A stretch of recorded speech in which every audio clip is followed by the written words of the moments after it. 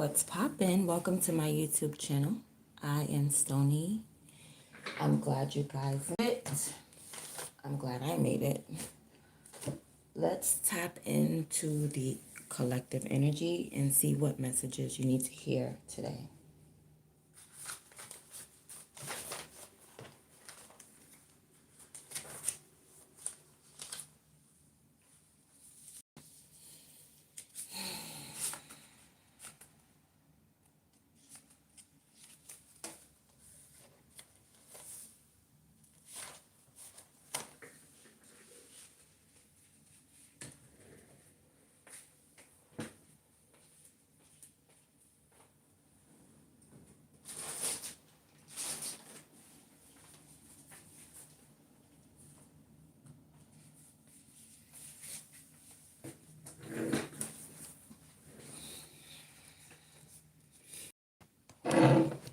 Okay.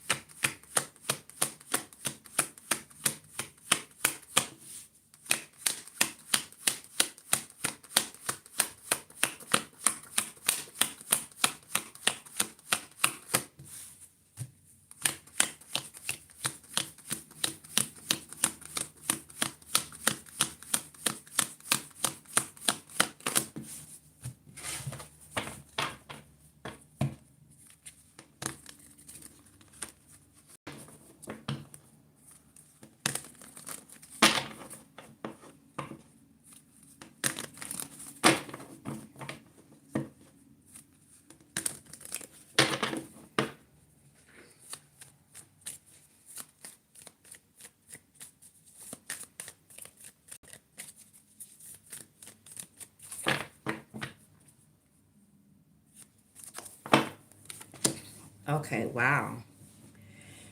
So, you could be a Gemini, Sagittarius. All right, so you're exhibiting self-love right now.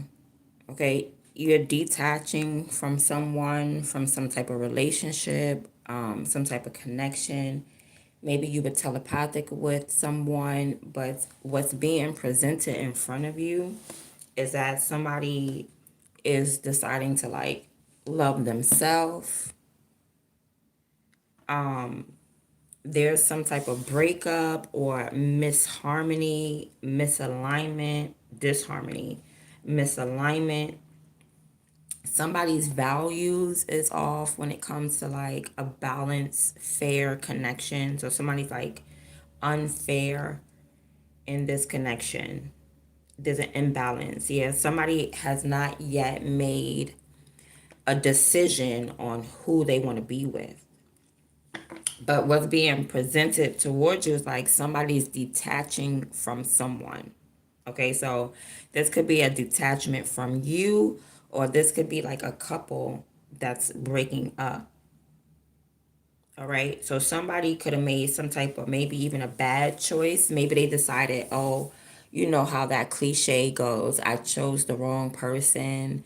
They didn't choose the wrong person, they chose who they wanted to choose, and now they have regrets. That's it. It's not that they chose the wrong person. They did exactly what they wanted to do, and they chose exactly who they wanted to be with. It's just that it didn't end up the way that they wanted it to. So somebody could be also showing you that they have a fear of like really locking in and having a commitment. Now, the truth is, yeah, somebody's definitely breaking up. Disharmonies, like somebody's, it doesn't look too bad because there's also self-love in here. So maybe somebody wasn't treating you right, they weren't doing you right, and you really had to get out of this relationship. You had to get out of this intimacy with this person. Like this person was too much in your mix. Somebody was too much in your business and too much in your mix, and now, like, yeah, what's being presented towards you is a breakup. Definitely is like misalignment. you're not you're not seeing eye to eye with someone, and there's no communication, or the communication is broken, you don't understand it. There's heavy imbalance here when it comes to love. Definitely a breakup. Someone is not trusting the other one. All right. So someone is like trying to break up with you, or you're trying to break up with someone, or this is just happening naturally. There's a breakup that is happening right now, with two people who is seeing eye to eye. This could have been like a twin flame connection, and all of a sudden, like, you're breaking up with your twin flame. I don't know why that is. Let's see. Somebody is trying to, like, maybe avoid conversation, right? Somebody's trying to think fast. All right, they're trying to think faster. I don't know what they're trying to do. Are they trying to escape? Okay, so someone may be trying, you could be breaking up with this person, and this person is like, no, basically, like, you're not going to break up with me. All right, so somebody is not going to let you go so easily. All right, they want a conversation with you. Maybe they want to yell at you and scream at you or something like that.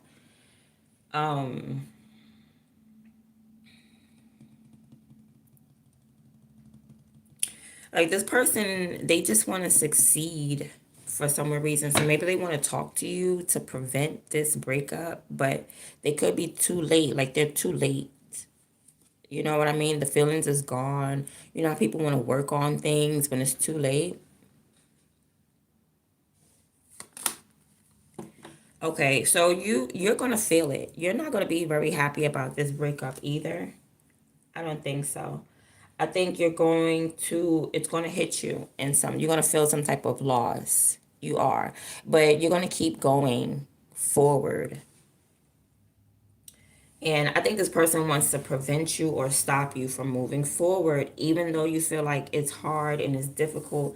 Even if you're lonely, you just do not care. You're going to move forward. Okay? You don't care if you ain't got the money. You're out of here. You're gone. And it is going to affect you. It's going to affect you financially.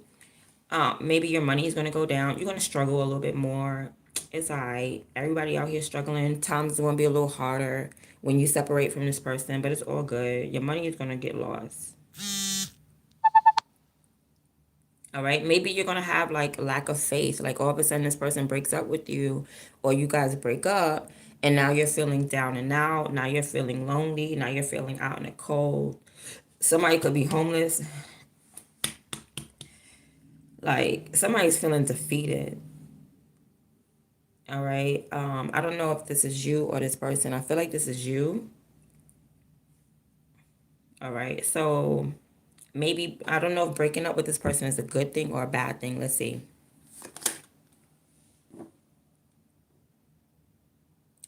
All right. It's saying don't make any moves towards this person.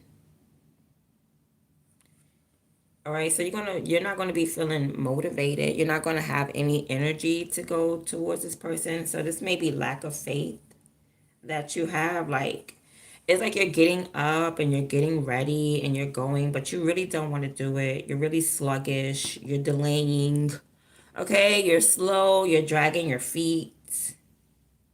So it might affect you energetically. Like, it might just bring your energy down. This whole breakup, like, this, a separation from someone is going to affect you physically, financially, energetically. And I feel like this person is like, no, wait, don't leave, don't go. Like, this person is willing to chase you out the freaking door for you not to go. And it's like, what's going, like, something is going to be unfinished. So I don't know. There's something is not going to be completed. So I don't know if this breakup is good or not. Take it the way it resonates. You know, I'm ready. I'm always ready to who we need to cut off. So I don't know if this breakup is like a positive thing on you. I mean, there's imbalance here. There's no chemistry. You're not seeing eye to eye. I'm not seeing no arguments. You know what I mean? At least there's no fighting. There's no spell work being done. I'm not seeing any of that. I'm just seeing people like falling out of love with each other. That's why I feel like, but Spirit is saying, no, it's not natural. Okay. Spirit is saying it's not natural. So this is not a natural breakup. So there has to be like interference somewhere. And I don't know where the interference must be coming from, what this person is trying to gain. No, they're trying to keep it together. They're going to talk to you to try to keep it together, keep the relationship together. But they're going to be too late because it's like you already left. You already checked out.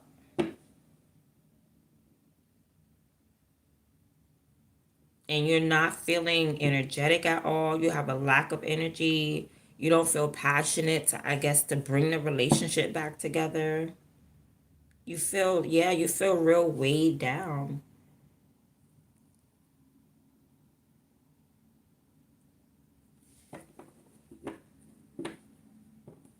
Let's see what else.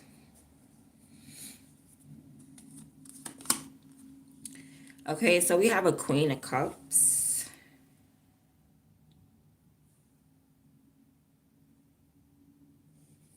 So someone is like holding a secret. They have some knowledge. Somebody also could be psychic. But this person in front of you is very compassionate. They're comforting. So this could be like a woman that is like breaking away from a man. But I don't know. Because she's loving. Like she's holding this cup before her. She could be pouring out, how she feels. She's like, Tom, you stop listening to me. You stop caring about me. It's something significant. Like this, somebody here has like thick calf legs, thick thighs or something. Somebody could be a Sagittarius. So this could be like a Sagittarius woman that's like pouring her heart out to a man that's like, I feel like we're separating. I feel like, she's telling you everything.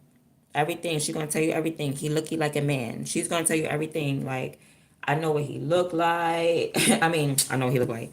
I'm so silly. She's gonna tell you everything, like, because I was still in character. I was still Miss Swan. Miss Swan. I tell you everything. He looking like you, man. All right, but she's gonna tell you everything. She's gonna explain everything. Like, why are you doing this? I love you. She doesn't. Somebody doesn't want to break up either. Oh my goodness. But it's happening. Somebody's like losing a big position. I don't know if there is a company. I don't know what this is. This could be two women. Okay. And there's a breakup between these two women. Okay. Take it the way it resonates. But someone is like really impatient. They don't want to create. Like, I don't want to take care of you no more. Someone's like, I'm not your mom. I don't want to take care of you. You're too codependent. Somebody's like, yeah, this they're not focused on their business, on anything. Somebody's like maybe even a bad mom out here, or just a bad woman, a bad business person, a bad boss. They don't want to nurture. Somebody doesn't want to nurture. This woman could be saying that. Listen, I don't want to take care of you. I'm not your freaking mom. Or maybe this is your mom. And she's like, look, you got to get out. You got to go. You're growing up. You're a grown woman. You're a grown man. You got to go.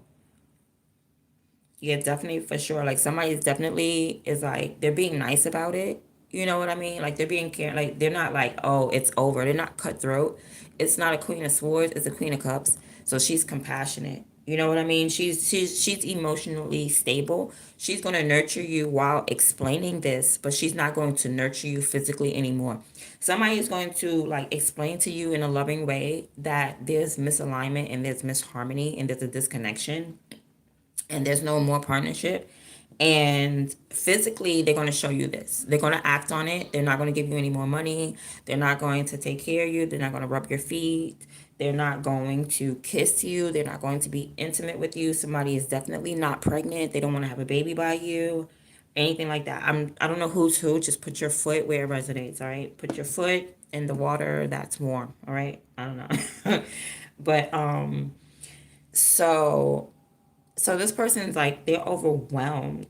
like somebody's being overwhelmed by having to always like balance things out or take care of someone, take care of a relationship. Like it's coming out as like somebody's not in a relationship, they're being taken care of like a kid, seriously. And they're grown probably. So this person is no longer being intimate.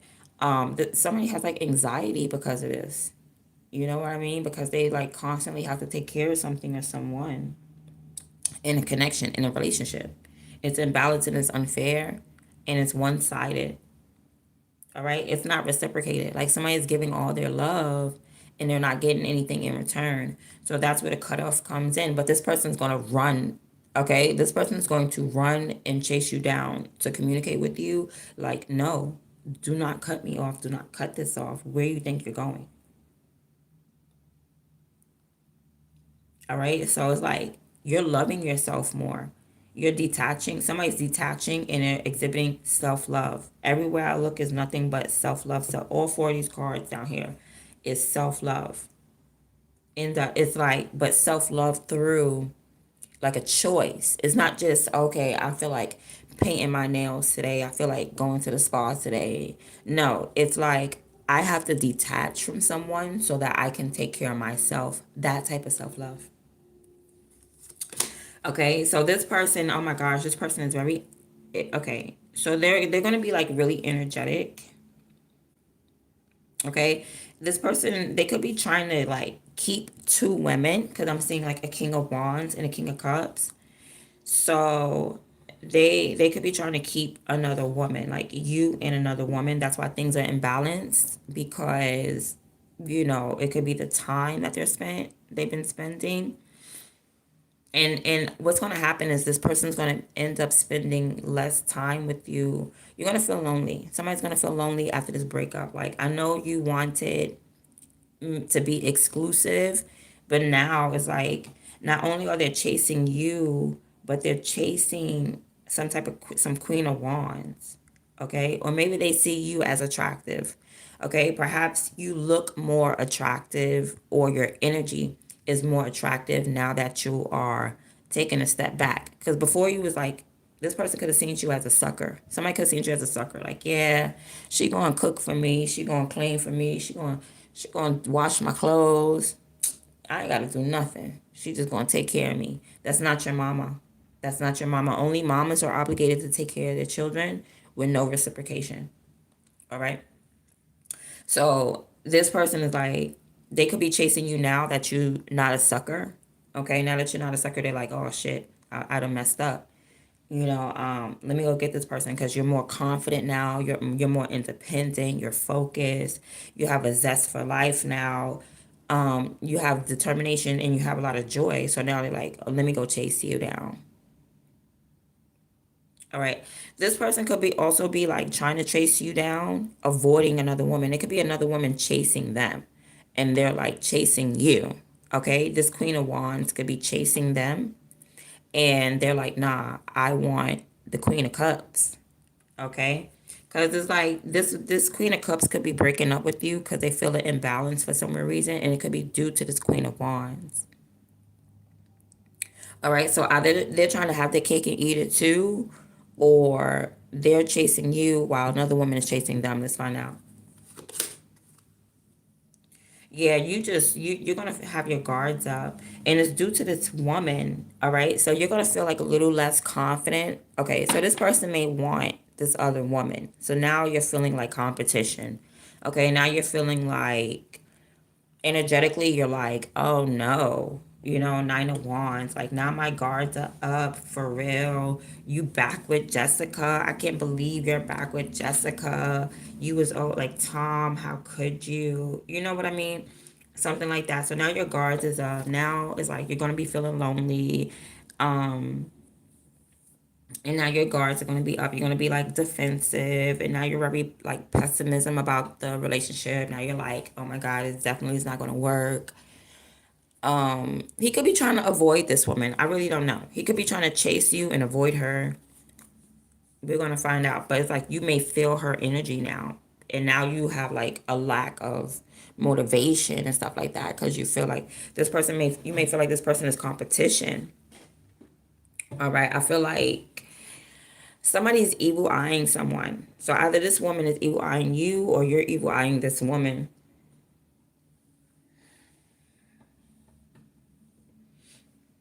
Okay, but whatever it is, you feel off. Now you feel a little bit off, right? So maybe that breakup wasn't the right thing to do, perhaps. You know what I mean? Maybe that breakup had nothing to do with your partner. Well, I mean, unless there was no reciprocity. All right, if there was no reciprocity, then I understand it. But if it was just like a woman trying to, like a witch or something, or a woman trying to come in between your connection, that may have been a problem because I feel like there was interference. I don't feel like this was a natural breakup. It wasn't natural about this. There was interference. I just can't see where the interference is coming in from. But I can see that it may be another woman involved. So that's a lead right there. Now, yeah, so I feel like you're gonna go back. You're gonna force yourself to move forward. All right. This could be out of anger. I feel like this woman came around and just, yo, that energy interrupted the whole connection. It's like now you feel this hot energy. You know what I mean? Now you feel the energy of this woman. It's like maybe behind closed doors you didn't know exactly who it was, and maybe now you know exactly who it was.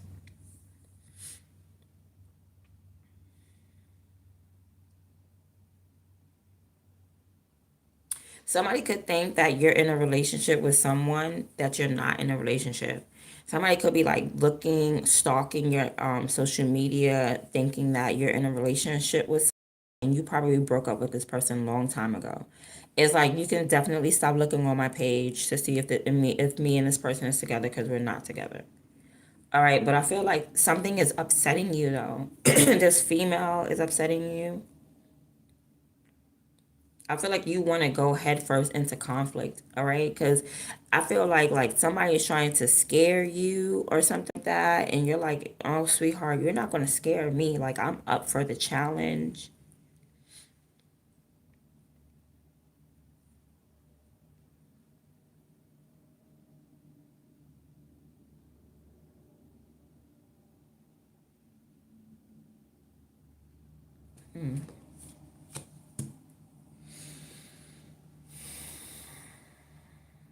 Infidelity. Somebody's cheating.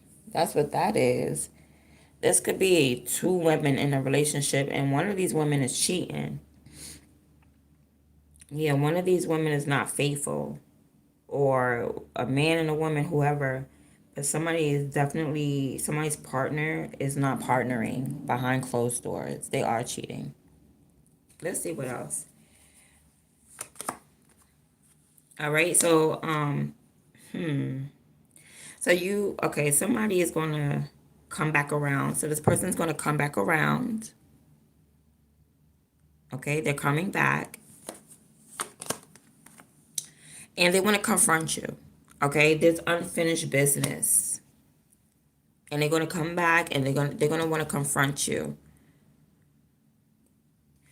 Now, this person may be trying to avoid coming to your house. Maybe they don't want to come to your home, but they want to communicate with you. They want to talk to you, but they don't want to come to your house.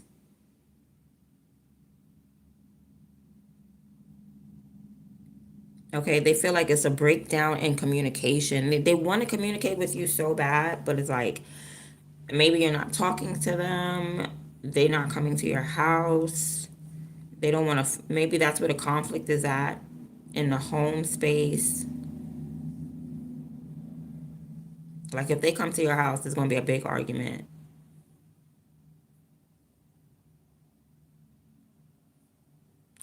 This person, they want to win something. Like they want to celebrate, win something. I don't know exactly what it is. It could be them wanting to win you. All right. Let's see. I don't know. I just see you still trying to move forward, but you're a little bit hesitant. Okay, you may want to go back to this person as well.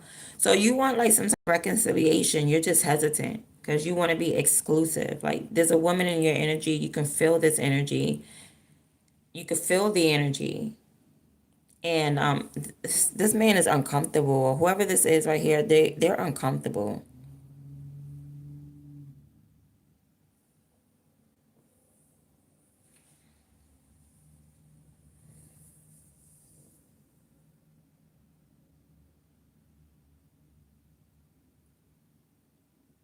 I don't know. I just feel like going back to this person is a bad decision because I'm seeing bad decisions. I'm seeing like somebody somewhere chose someone and the grass definitely was not greener. So now they're trying to go back to someone else. They're trying to go back to someone else. There's someone here, they just swip swapping. Somebody is swip swapping between partners. That grass definitely wasn't greener. Somebody could be getting evicted or trying to avoid getting evicted or being homeless. Okay, so maybe this person is around you because they don't want to be homeless. They could be going, it could be a man hopping from two women, like going from this woman house to this woman house to this woman house to this woman house to this woman house. It's back and forth, back and forth. I see somebody wanting to take a risk, like, okay, I'll just take a chance one more time.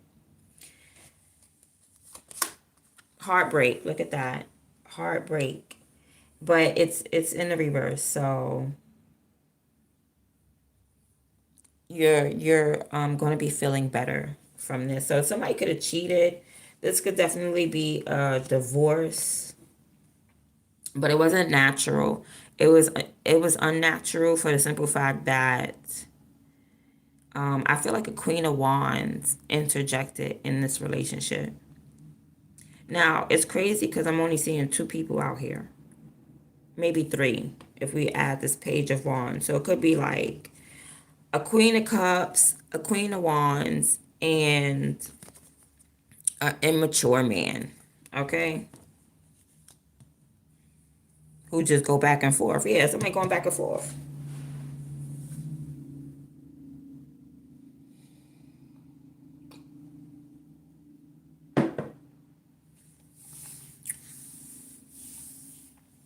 This could be even this man trying to shed tears, just to be in your good graces. Like, oh my goodness, baby, I made the wrong choice. Men will pour out their feelings as well. They'll cry and everything.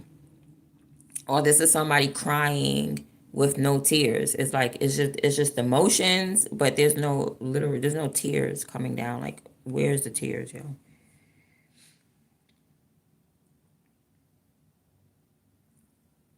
It don't make no sense.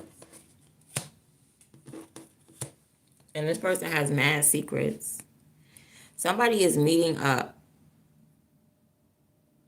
Somebody is meeting up. Somebody is definitely cheating. They're cheating on you. Yeah, they're cheating on someone. There's infidelity. They're nervous as hell. And they're meeting up with someone at nighttime. That's their meetup time.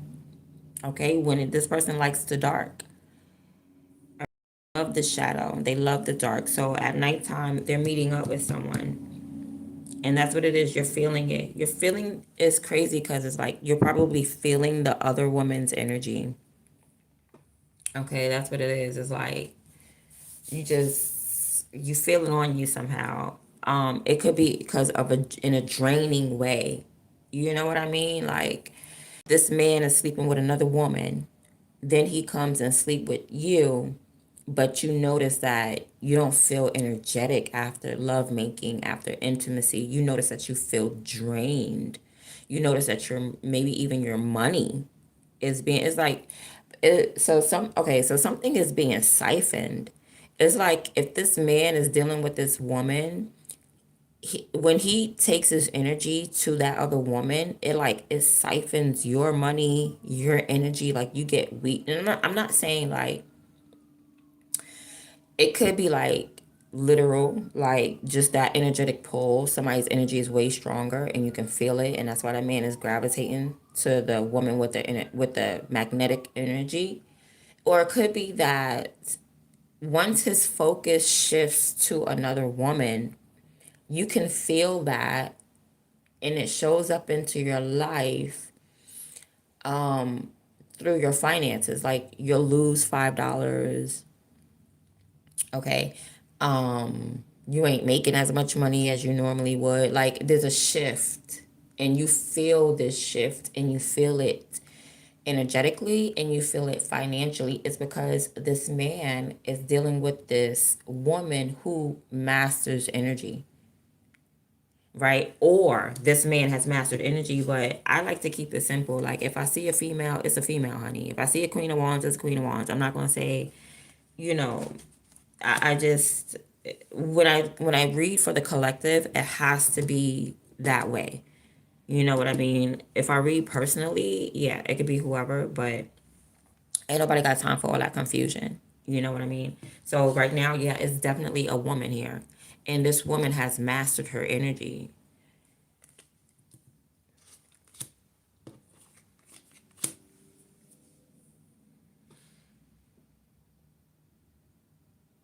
All right. And for some reason, you feel it, but you want to go back and do, like, maybe you want to reclaim your position.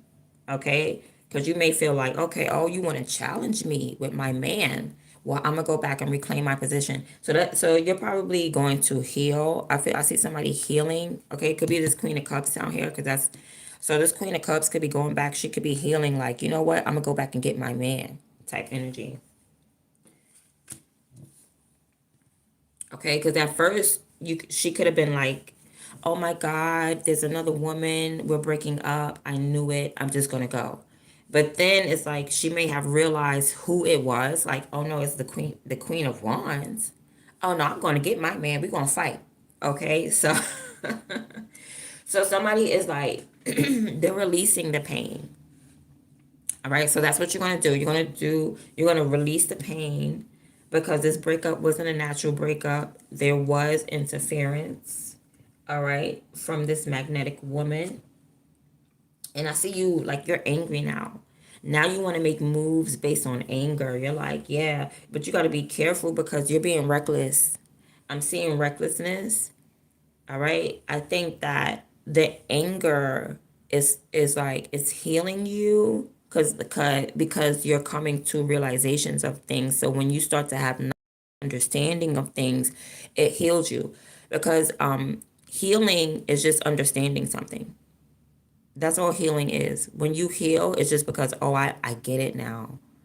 All right. So you're coming to an understanding. So you're healing mentally, right? Because you're understanding things, you're cutting through the fog, the illusion, you're seeing the truth. And the truth is going to set you free. The truth is going to heal you. Okay? Knowledge equals healing. Healing equals understanding. All right. The reason why people aren't healing is because they don't understand what they're going through, what's happening. And the minute that you have knowledge, the minute you will heal. So it's like you have knowledge now. Maybe you didn't know who it was. You could have felt defeated already. You know what I mean? But now it's like you have this knowledge, but you still have to be careful, because it's saying that you're being blocked from moving reckless. But once you have knowledge, for some reason, you're still going to move recklessly. I don't know why. It's like you, okay, you may hold back, all right? But I feel like you need to be careful, because you don't want to make another bad choice. Let's see. You don't want to, like, you just don't want to wild out. You don't want to go like Oshun, busting people cars open or something like that, or go into somebody's house. Somebody may recklessly go to somebody else's house, to start trouble. Like, are you dealing with my man? My man, my man, my man. I'll fight you for my man. Like, someone may be in that energy. Like, I will fight you for my man. Now,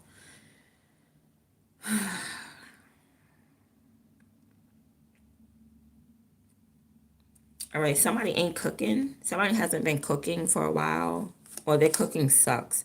Like, whenever they serve you, it is like, no, thank you. I ate already. I ate twice before I came. All right. But you may not say this. You may just be like, I'm not hungry. Okay. Somebody can't cook. Yeah, definitely was trying to have their cake and eat it too.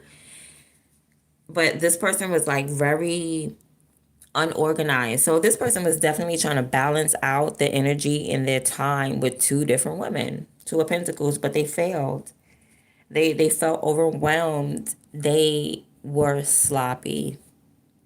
All right. This person had to try to have a woman over here and a woman over there, and then they got a little sloppy, or the women got messy, or I text the wrong one, and then you know what I mean. I said let's go to dinner with the wrong one, and then yeah, somebody got completely sloppy and reckless with trying to balance out two women. That's what happened. All right. And the problem with someone is like you're not getting any you're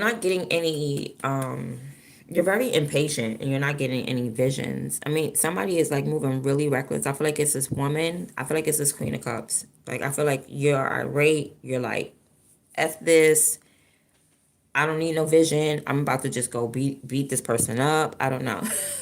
But I feel like you weren't receiving any visions, or you're not going to be receiving any visions. I'm not sure why God has you in the dark about this. Okay, you may even quit like drinking. Oh no, this is excess, extreme. Oh no, this is temperance in reverse. Okay, so you might start drinking. Extremes: alcoholism, addiction, self healing, re overindulgence. Okay, so just be careful because you might just hit the bottle. You might just be like, forget this, I'm gonna go get, because you know, some people, everybody have their vices and everybody has their coping mechanisms. Try to have a healthy coping mechanism to this, because it's like you're gonna find out this stuff and you're gonna be like, maybe you're gonna figure out like, oh, that's why this was off and that's why that was off. Like you're gonna figure out, you already figured it out.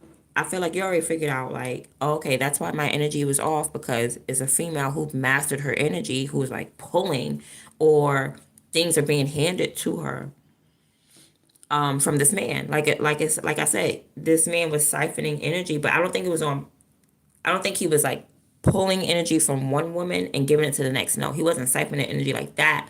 He may have been spending more time with another woman. It's like this man could be blessed, right? This man could be blessed, and wherever he goes, you are blessed as well. So that could be the feeling that someone is getting, like, okay, I know when he's with me, we getting this dough. But when the dough starts slowing down, you're just like, damn, the dough just slowing down. But in reality, he's really two of pentacles in reverse. He's really giving his energy to another woman. He's giving that time, paying that attention, entertaining another woman. So when he spends time and entertains that other woman, that's two of pentacles. That's when the money starts to shift in her direction. Because now his eyes is focused on her. You know what I mean? So it's like that. That's what I'm picking up. So it's not, I don't feel like it's purposely like somebody trying to siphon energy from someone to pull or play tug of war, but it's like when whoever this person got their gaze on, that's who's getting the finances. So you're gonna feel like drinking, because it's like you can't control who somebody likes, who they love, who they watch. So somebody's gonna like overindulge and be like, you know what, forget it. I'm just gonna drink. If I can't, like somebody's like being real reckless, and it gives me like somebody may be afraid to break up with someone else because of the choices that they make behind it. You know, and that's not good, because we're grown. I'm 42. And back in the day when you were like 18, you would play that whole I can't live without you.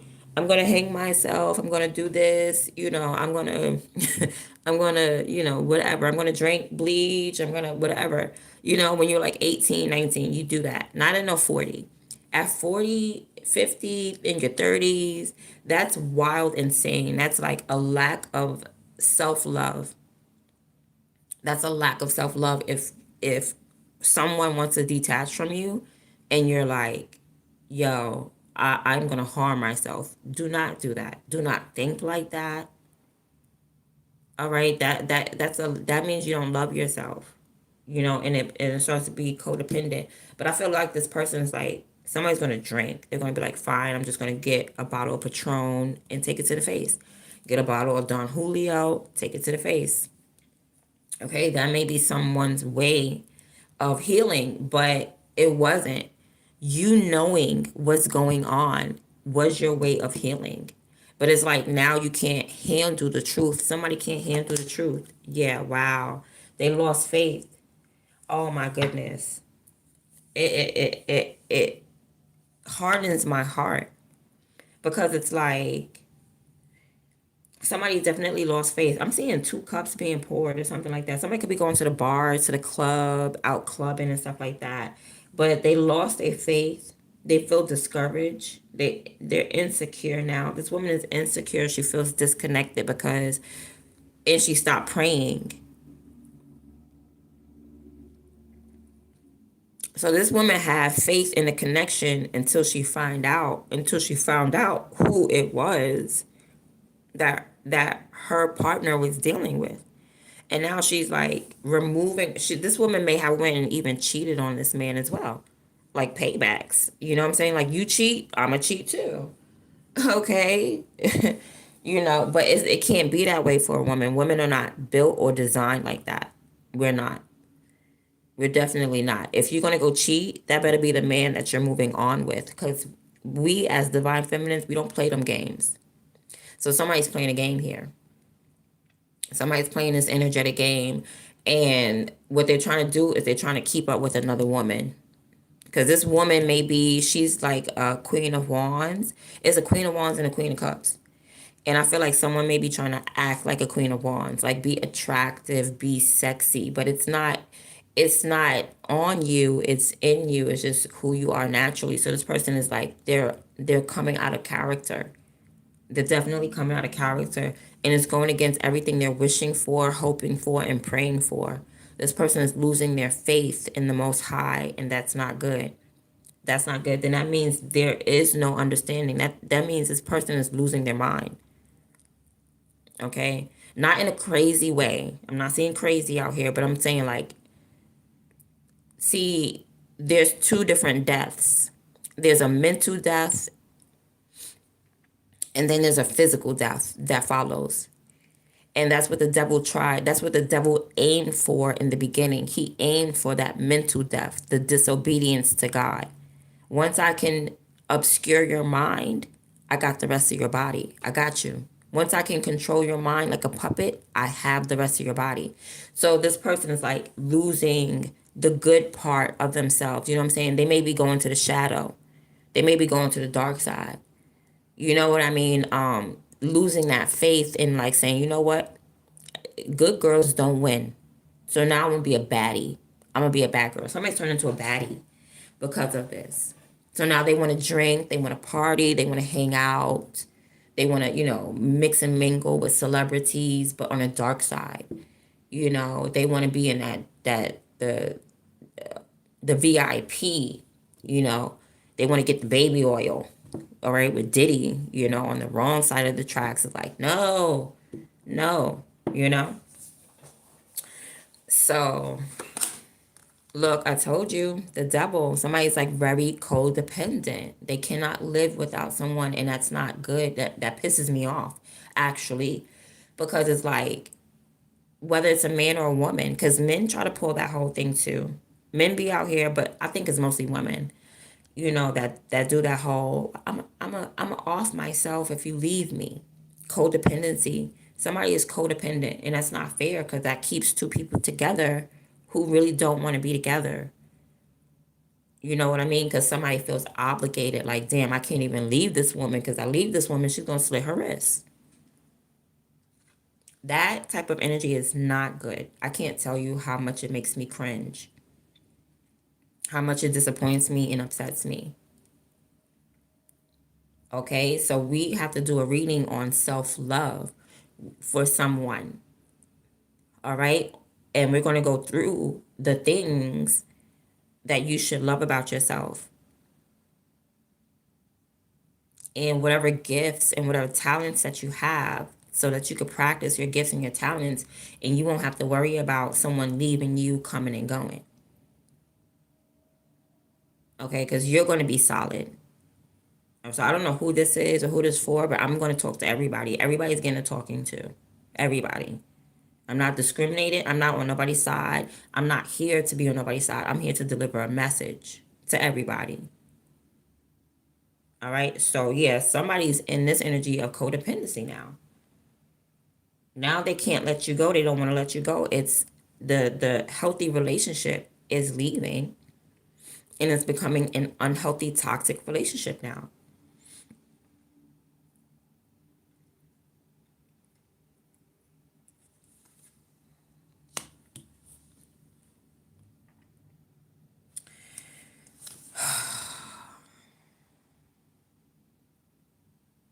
Somebody could be hiding a baby, child.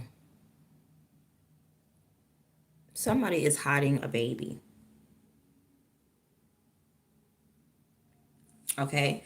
Or somebody is happy and they're hiding their true happiness. All right. At the end of the day, I feel like with this sun card, like destiny is being fulfilled though. I know it looks like chaos. It looks like a breakup. It looks like somebody trying to balance out two women.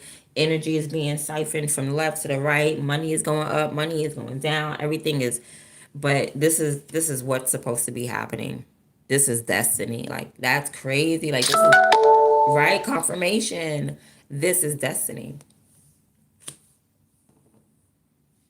Right? Behind closed doors, somebody is celebrating, somebody's happy, somebody is joyous, like they're in their full energy, they're being themselves. Somebody is truly being themselves behind closed doors, though. Somewhere you can't see, someone is like happy, though. So maybe in front of someone's face, they're arguing, but behind closed doors, they're like, yeah, somebody's happy. I don't know what that means. But yeah, somebody's definitely trying to have their cake and eat it too. They're trying to win. Somebody's trying to come off as a winner, victorious. Okay, so I don't know if somebody's trying to expose someone or something is being exposed, and then, but in the public, somebody looks like they won. Like, yeah, that's, I got that energy. It could be the Queen of Wands. The Queen of Wands could be in some energy like, yeah, I'm confident, I'm beautiful, I got your man. Like, I'm just channeling the energy. Ziggy, silence. The Yeah, time is 6 a.m. thank you. There are no reminders scheduled.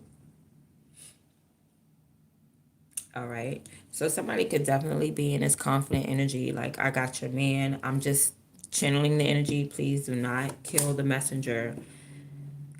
Now this person don't want to live in the past. Now, like this Queen of Cups, she don't want to live in the past no more. She doesn't feel, she feels like she's being poisoned now.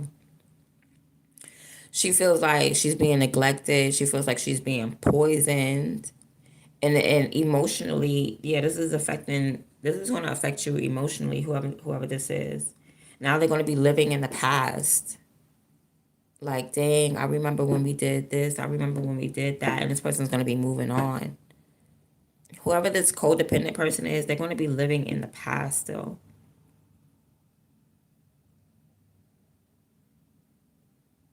Okay, someone could be moving out of a home or trying to move out. Let me see what this is. Oh, this is forgiveness. This person ain't going nowhere. Somebody is not going nowhere. That's why this man is probably all confident. Like, yeah, I got lefty and I got righty, and I'm gonna keep both of them. It's just that one of them is codependent, and I'm not really seeing much about the Queen of Wands. Let's find out about her.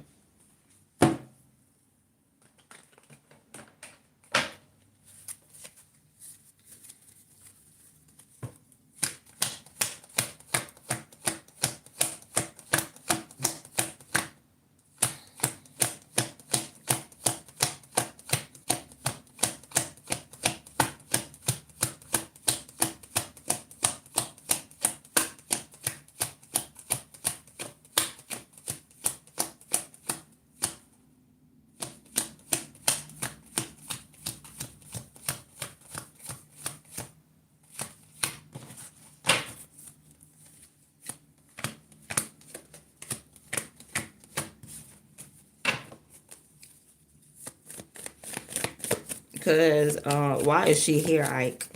Okay. But I see somebody being in like this Queen of Cups may be in a forgiving energy.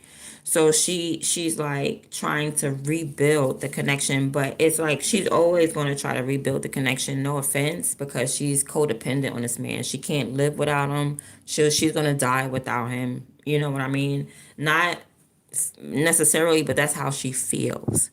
So she's kind of going to be like obsessed with him. You know what I mean? So he doesn't really have any worries about her going anywhere because he knows like she's not independent.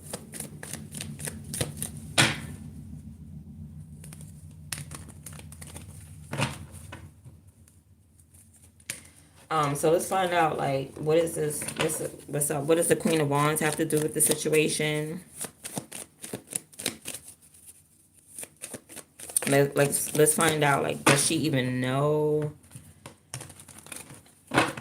Okay, does she even know about? Yeah, she knows about the woman. All right, she may even be pregnant, the Empress, so that he could be hiding her pregnancy. He could be hiding the baby that she's pregnant with, because somebody's pregnant, but somebody is not. I got the Queen, I got the Empress in reverse over here, and then I got the Empress coming out over here. So this woman could be like business oriented. She may even know about that he got a partner. Okay, Nine of Pentacles at the bottom. She could just be business oriented or financially stable, independent. She's not codependent at all. Okay, when it comes to this situation, does she know? More than likely, she does know. If she's this Empress energy, yeah, she knows. She knows, or she's just not really. She don't care, or something like that. Like she's an Empress. She ain't worried about nobody. That's the Empress. Tell me more. And she's single, so she's not in a relationship. Let me see.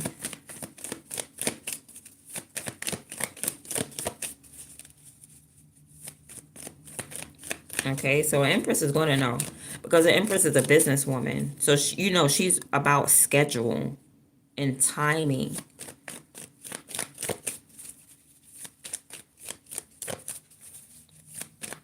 This could be somebody's mama or something. I don't know. But let me see. Two of Cups. She feels like it's exclusive. I don't know whether she knows or not. Okay, so basically it makes sense because the Queen of Wands, remember I told you the energy is being siphoned?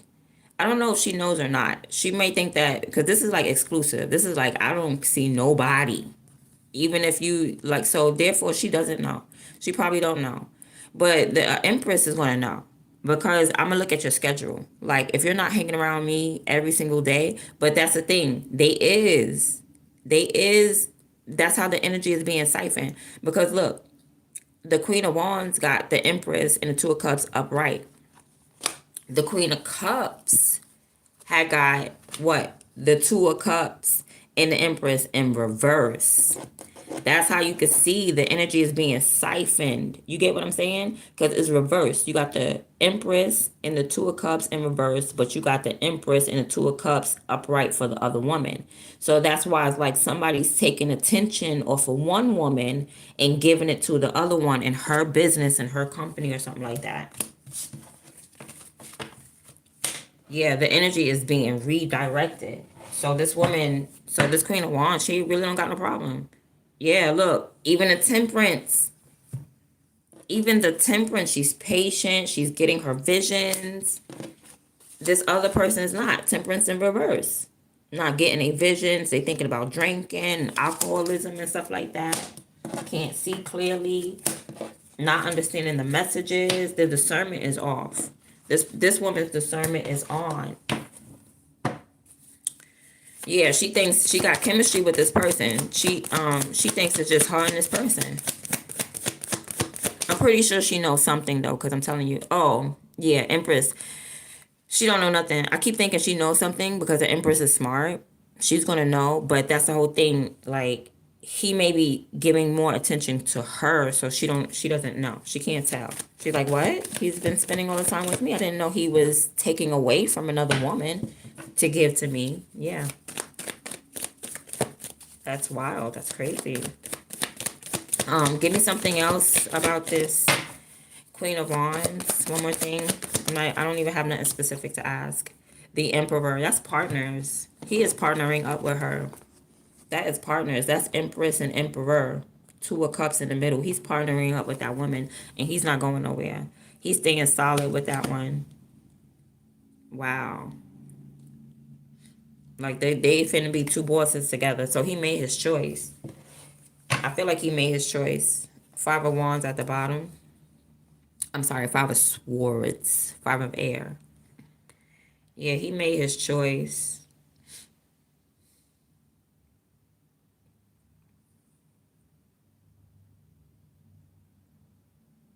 Somebody's getting put in their place. I'm seeing an argument, and then somebody's gonna walk off and like sit down.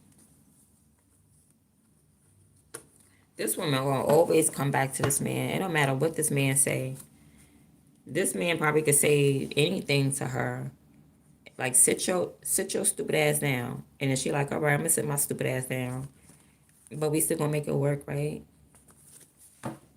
That's that codependency. You don't understand what be going on behind closed doors, all right? Don't believe everything you see on social media. Because somebody may try, that's the whole thing. I think this woman is trying to appear to be an energy that she's not. And it must be this Queen of Cups, this Queen of Wands. This woman is a Queen of Cups. Queen of Cups is soft, she's compassionate, she's sweet, she's calm, she's loving. This woman may be trying to imitate, right, but can't do it well. See, Three of Cups at the bottom. She may be trying to copy or imitate. Definitely somebody partying too much and overindulgence, right? But she may be trying to copy and imitate this Queen of Wands. Like, oh, I could be energetic, I could be sexy, I could be this. Huge fail. Huge fail. It's not working for her. Her imbalanced. Because she's probably more of a warm and sweet woman, the type of woman that's like, come here, baby. She's not that rah-rah type. That, come on, what's good? Let's get it popping. Like, she's not that type. I feel like she's trying to be that type in order to bring this man back in. And she's going to keep trying. Because she's, something about her that she's the type. She's soft. You know, and that's probably why this man didn't want to hurt her, because she's soft. But for some reason, she's trying to appear like, nah, I'm rah rah, I'm with it. No, you're just a girl. You're just a girl, sweetheart. You're just a girl, baby. You ain't about it like that. And this man may want somebody that's about it, because he could just tell her, like, she may be trying to play like, oh, I'm tough and I'm big and bad behind closed doors. This man probably be like, go sit your stupid ass down. Okay. All right. As long as we make it work. You never know. That's what I'm getting. That's what I'm getting. I'm getting like behind closed doors. Somebody's lying. Somebody may have lost their business or lost their company. They're not a boss anymore. Or someone's not being not nurturing. Chemistry is over. They're not seeing eye to eye.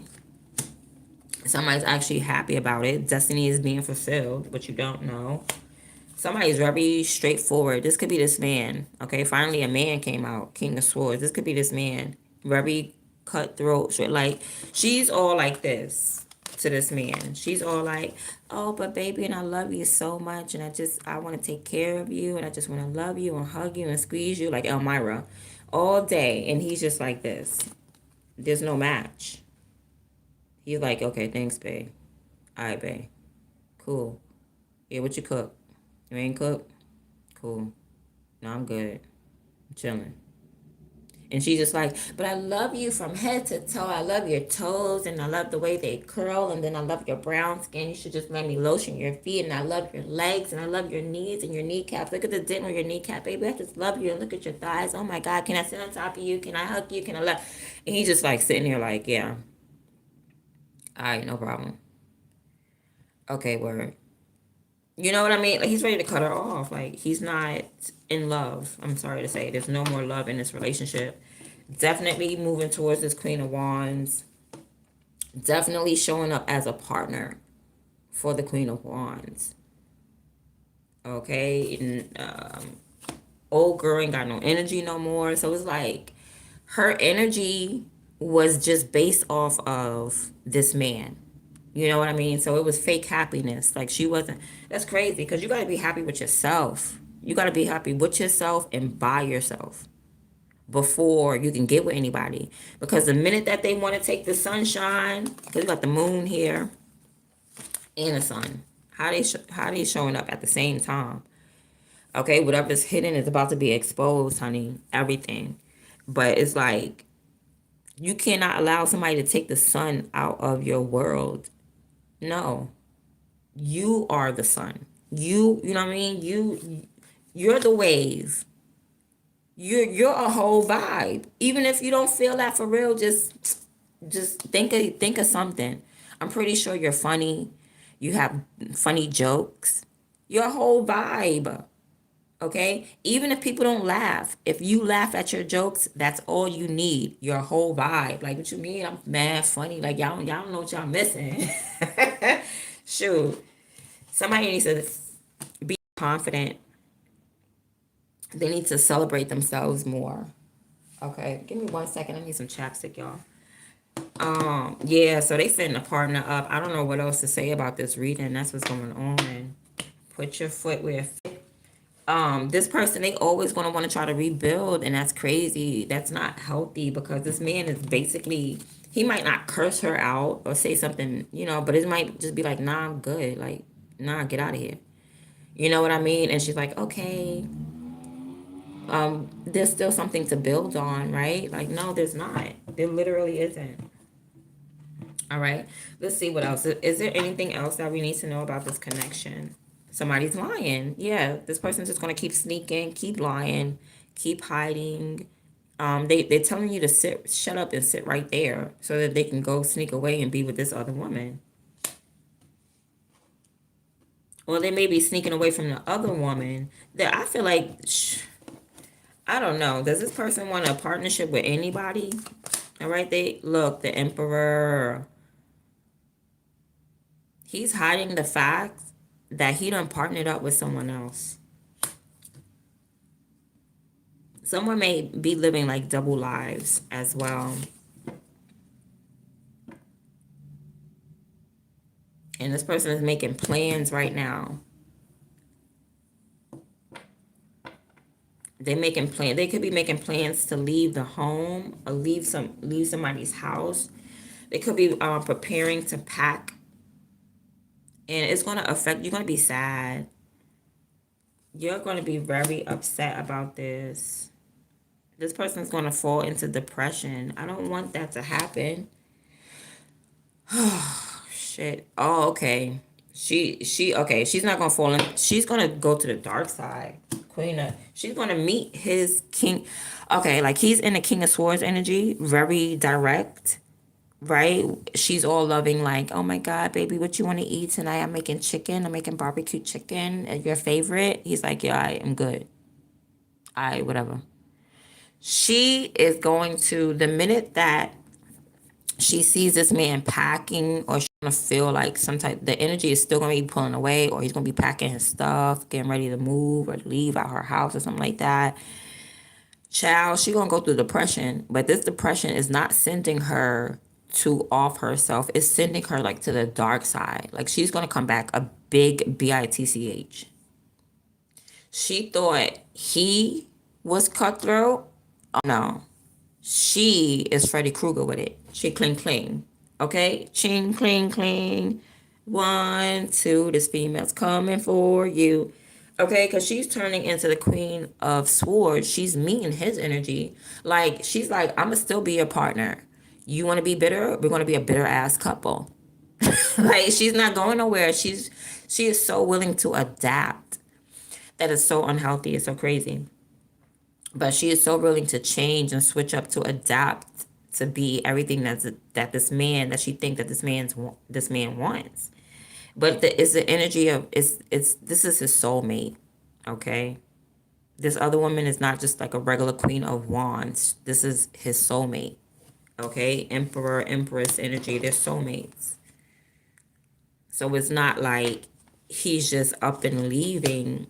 He tried to make the right choice and be obligated to this woman. He tried, but he felt like that was a bad decision. Like it wasn't working. Something wasn't working there. Okay, maybe he wasn't happy. He wasn't seeing eye to eye. Like he was faking it. The reciprocity is like, I don't love you. I'm pretending right now. Or I feel obligated right now. Okay, maybe they got kids together or something. Maybe they don't because the Empress was in reverse, but they could have kids together. I don't know. Because that will obligate someone. When you have kids, that obligate them to stay as well. But she turns into like, she's like, okay, we're going to stay together and I'm going to be on your type of time. So I guess we evil twins. All right. I guess we evil then. Evil twin, evil twin. Okay. So she's with the shits. She really is. She's gonna turn into a deceitful person. She's gonna be easily influenced, which is not good. So that means like she's gonna be doing like very mischievous, devilish things because she's now easily influenced because that door is now open to low vibing energy and she's just going to let it in because that's part of the depression.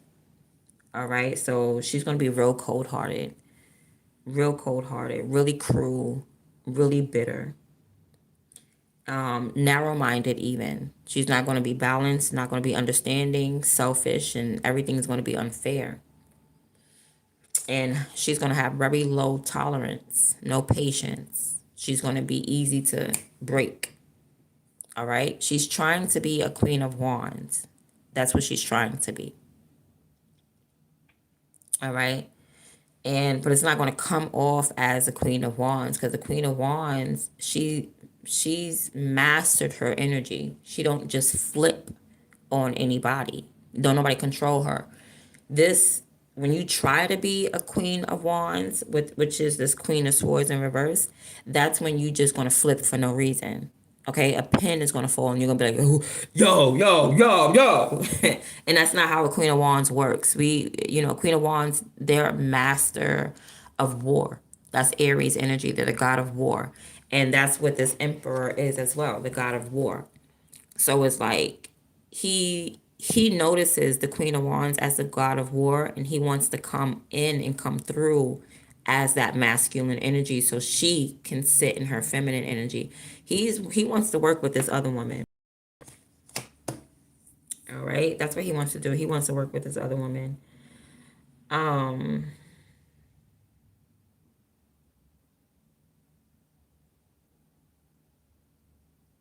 this man has authority. He could be an emperor, not necessarily a divine masculine. I'm not seeing divine masculine or divine feminine out here at all. But I am seeing emperor and empresses. So this is the type of man who would have a stable life. There's nothing wrong with an emperor. He just may not be spiritual. Okay? And there's nothing wrong with an empress. They're just not like spiritual. They're more, and it's not like you're not spiritual, but right now this is talking about your finances, your business, your you manifesting, you holding your life down. We're not even talking about spiritual. We're talking about straight physical and getting money and getting bread and being a stable person and taking care of your community. We're not even high level spiritual yet. Okay? Other than like this person may be like they may be soulmates. Okay, other than that, and this person wants to be face to face with their soulmate. They wanna make love to their soulmate. So that's why this woman is like losing intimacy with this man because, you know, there's no attachment other than physical attachment. But he is detaching himself physically from this woman, whether it be he got to move out her house or whether he got to take his money out of one bank account and put it into another. He is slowly moving towards this energy with this Queen of Wands. All right. Let's see what else is going on. Yeah, so she's going to turn very bitter, very cold, very narrow-minded. All right, anything else? All right, somebody is spying on someone. Trying to see, okay, because somebody is spending time with the other person, or these could be two kids, or one child is bad and the other one is not. That's coming up. All right, I'm seeing some major change. There's a blessing coming in. Oh Lord, somebody's gonna get off social media. This part, okay, so this woman's she's gonna seek personal closure. She wants closure, okay, but it's not worldly close. It's not like God saying, okay, this chapter is done. This woman is like, either she wants to keep the book open, she wants to close the book, she wants to have some type of control over the narrative. That's what it is. She wants her own type of closure, okay, and it may be in the form of money, right? Maybe she wants payment. Well, give me child support, alimony, pay me. She wants something physical. This could be like a wedding ring or something like that. Maybe she wants to take off the ring and give it back or something. I'm not saying marriage, like nobody's like officially married, but maybe she has a wedding ring and she's just like, well, take your ring. Okay, or because I'm saying something here, Ace of Pentacles, like somebody giving something, or if it's, okay, let me find out. What's this? What is this Ace of Pentacles?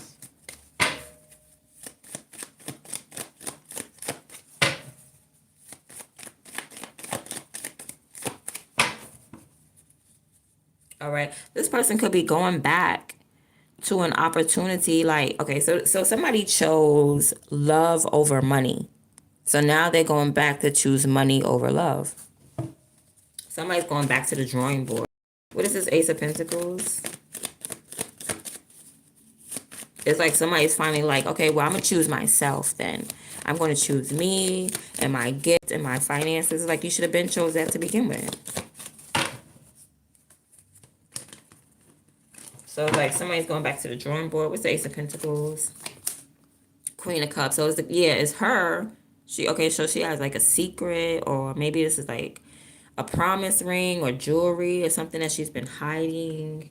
Okay, she could be a psychic. She could be, maybe she has like a crystal ball that she looks in, or she scries, because it is talking about somebody spying.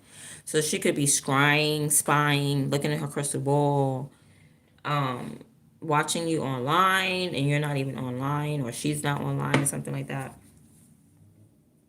Somebody's really good at scrying. Somebody's really good at being psychic or something like that. Okay, she wants to see where this man is going. She wants to see where he's going.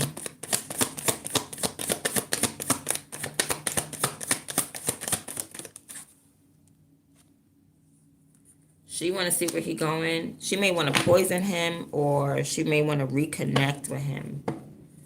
But I feel like she's gonna try to come friendly or loving. She may try to offer him something like, "Hey, boo, I got something for you." Okay, so she may be trying to buy his love or something like that. Like, "Hey, boo, I got something for you. Your favorite. Remember you said you wanted that T-shirt, that Yankee T-shirt. I got you that Yankee T-shirt and that Yankee hat, boo, huh?" She's gonna try to buy his love. This woman's not gonna quit.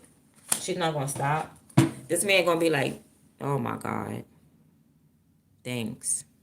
Like, he ain't even gonna be like, "Oh, thank you so much, baby." It's like, cause he already know what's up. He like, "Damn, she trying to buy me. Fuck." Excuse my language. Shoot.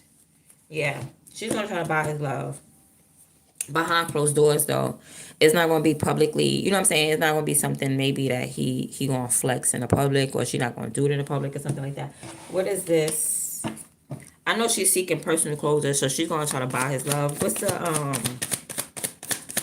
the Wheel of Fortune? I'm sorry, the World card in reverse.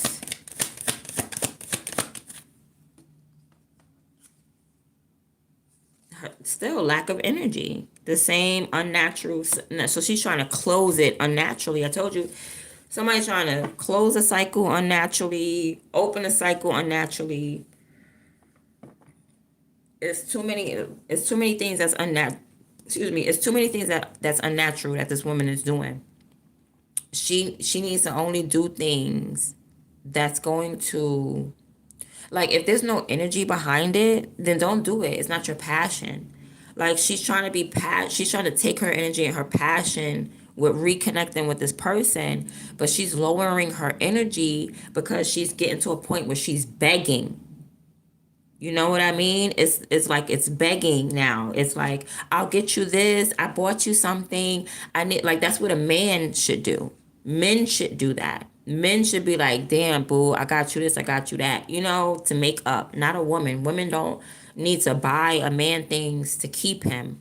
A man don't even need to buy a woman stuff to keep her, but that's more natural. Okay. I might love you. I just might. Okay.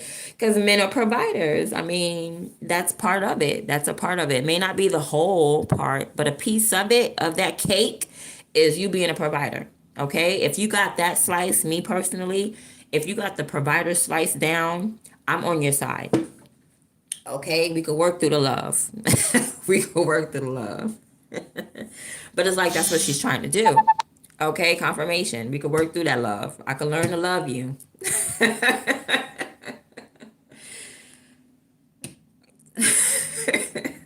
I'm afraid some of y'all don't know me, therefore y'all don't know when I'm joking or not. But anyway, so she's trying to buy his love, okay? Um, but there's like it's a catch to it, yeah. She's gonna try to buy his love.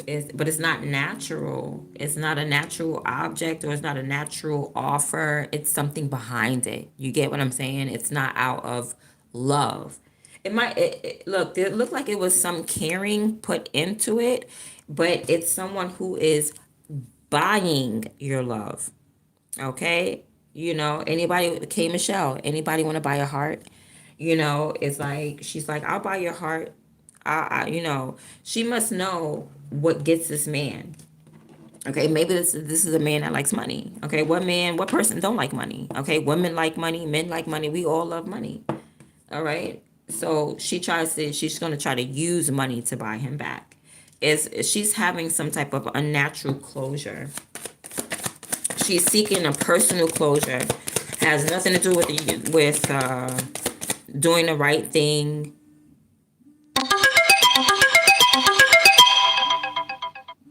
Sorry, y'all. Hold on. She's seeking a personal closure. It has nothing to do with her mission. God didn't tell her to do this. All right. God didn't tell her to go back to this man. And God ain't telling her that she needs to seek personal closure with this man. Hold on. Oh. Oh. Shoot. My back cracked. Dang.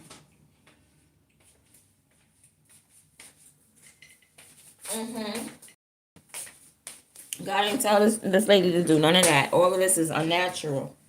Something about this is unnatural. That's what I'm getting.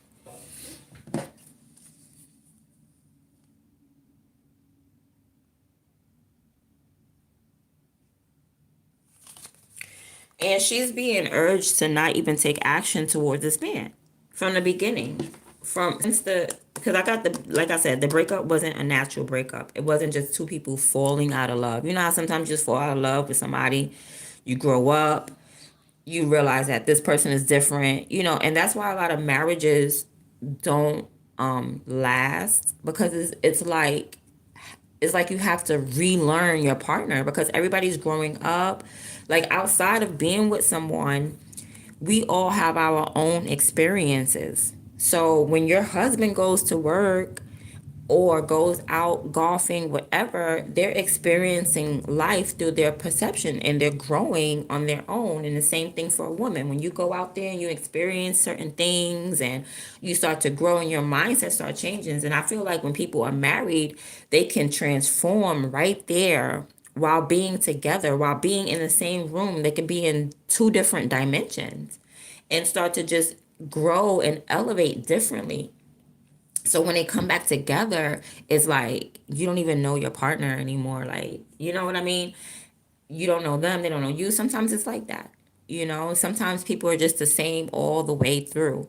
But just recognize who and where you are and recognize that everybody's fairy tale is not your fairy tale. Okay? Just because your cousin fell in love with somebody and it was like and he got a horse and carriage don't mean that's your same exact story. Okay, your love story is going to be unfold completely different. So there was some, like, God was not telling this woman, go chase this man, go after this man, go make amends. God wasn't even telling this woman to have faith in the connection at all anymore.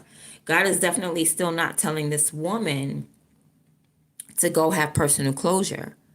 All right. God is definitely not telling this woman to go buy this man's love. God would never tell you that, right?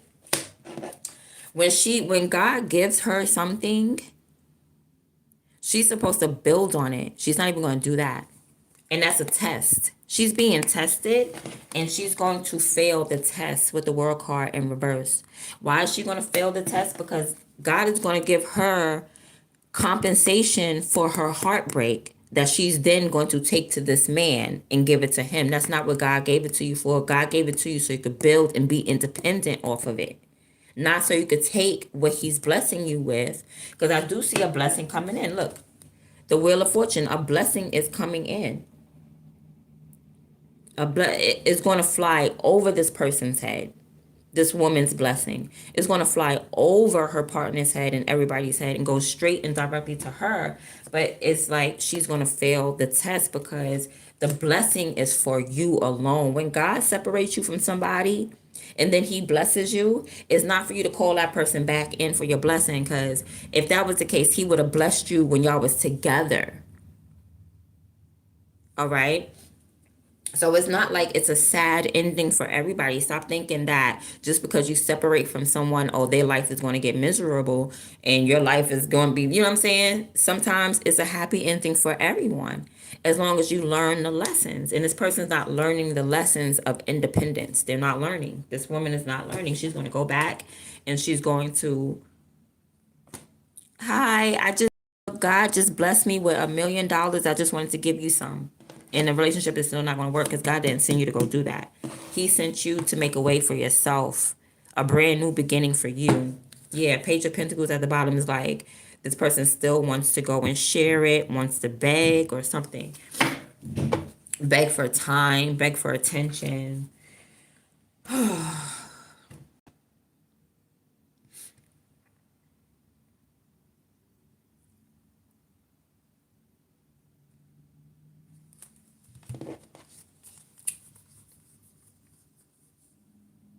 Yeah, this man wanted to avoid that conversation. He don't want to talk about this woman. He don't even want to talk about it. He don't want to say nothing about her. He's trying to avoid. So she may want to talk about it.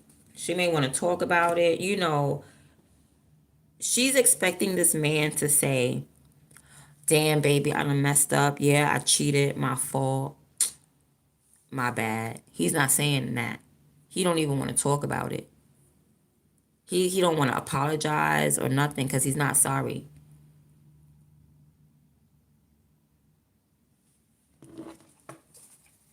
Okay, because at the end of the day, he has chemistry with this woman.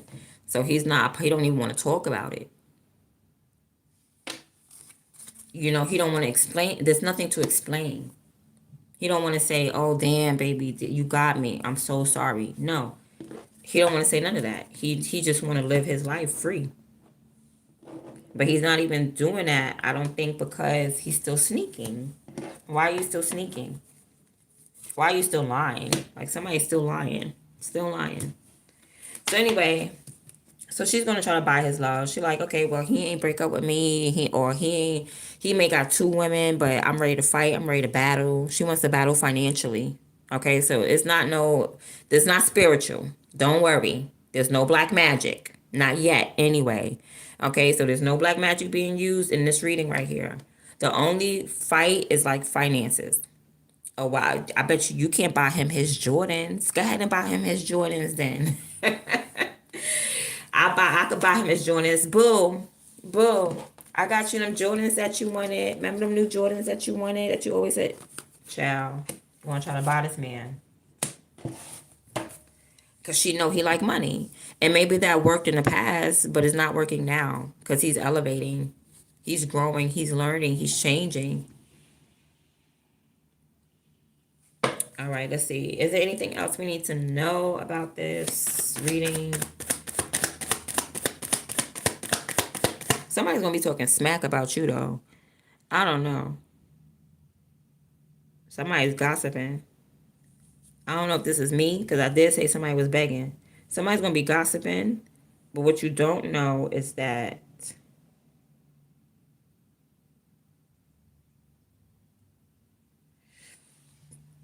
Excuse me, y'all.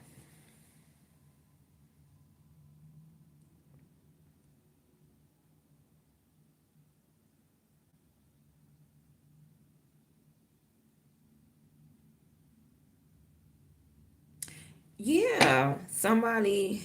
Hold on. It's like somebody's gonna be talking shit, but behind close, or somebody's gonna be devious. Yeah, that's what it is. Ooh. So this person, damn. Oh, I'm picking up so much good messages. Oh my goodness. So look, with the page of swords in reverse, somebody has an immature mindset. But check it out. God still gave this person something. Like God knew that this person was going to fail this test because they weren't even in the right mindset to receive it. They were in a deceptive mindset, an immature mindset. So when God had gave them something, they already knew that this person was going to fail. It was coming through as a blessing. I'm telling you, God gave this person a blessing, gave this woman a blessing. She failed the test. Somebody failed the test tremendously because they want to take what God gave them to go give back to this other woman. But it was like a setup or something from the jump because this woman wasn't even mentally able to handle this blessing. Wasn't even mentally able to handle it. So that was to show this man who this woman still was. That was her test, and as well as a revelation to show this man, like, damn, she's still the same. She's trying to buy your love now. Crazy. Because God let her manifest something. She manifested something. Like she got like a big check or something like that. But that was a test to see where she was going to take it. Are you going to take it and love yourself with it? No, she didn't. She didn't. She going to take it and give it to this man in order to reconcile and rekindle. And she going to have on sexy clothes too. She going to have on a trench coat with a red little bra. And she going to be mad sexy. She going to be sexy. She thinks sex and money is going to get this man. This man is elevating. This man is elevating. He wants something more. Okay, it ain't about the flesh because behind closed doors, this woman may show that she's all tough, but I'm telling you, behind closed doors, she buys people. That she buys friendship. That's not cool. I didn't even know that. Like, wow. Like somebody's what they call it, pump faking. That's what it's called. Somebody pump faking. They pump faking. Oh, I'm saying that right because I'm from the hood, but I'm not of the hood. Okay, I don't know everything. All right, I don't sleep on the streets. So I don't know everything. I'm in the house reading books. Okay, I'm reading. Don't believe everything you think. Okay, I'm reading books. I'm reading the inner work, trying to deal with myself. Okay, I don't be knowing all the slango, but I think she pump faking. Like she act like she a boss, but she's a beggar, and I'm not talking about financial beggar, like begging for love, begging for attention, begging for friends. Whoever this woman is, she's the complete opposite of the Queen of Wands. It's like the Queen of Wands. She the complete opposite. She's trying to be a Queen of Wands, but she don't know how to do it. Queen of Wands would never beg, would never buy anybody any. Like that's not how a Queen of Wands would give it up. Like if we giving you money, we giving you money, and that's it. Like there's nothing attached. There's no strings attached to it. And that's not even the Queen of Wands. That should be like anybody with a good heart. Anybody with a good heart, if I give you $1,000, I'm not looking for that money back. Cause why would I give it to you? I don't loan people money. When you loan people money, that ruins a friendship. Because somewhere in your crazy mind, you think that when you loan someone money, they can pay you back the very next week. That don't make any sense. If this person was in a hole they're going to be in a hole for a while. Don't expect that money back for at least a couple of months. You know what I mean? Like, you're not borrow lend or whatever those companies is, but you pay lend, pay go. I don't know because I don't do it, but ask Dave or whatever the case may. What do they call them? Lenders or payday lenders or something like that. Advances, whatever. Okay, you're not that. You're a human being with a good heart. You're not a company, you're not an agency. And if a friend come and ask you for money, you should just give it to them because they're never going to be out the hole. And if that's your friend, when you're in a rut, then they'll give to you. You know, if that's your friend, there's reciprocity. So there's no reason for you to like, you should just be giving, not giving to get something back. Definitely not buying someone's love or buying someone's friendship because the love and friendship is way more valuable than money. Money can't buy that. And for this person to think that, I can see why they're in the Empress in reverse or why there's an Empress in reverse here.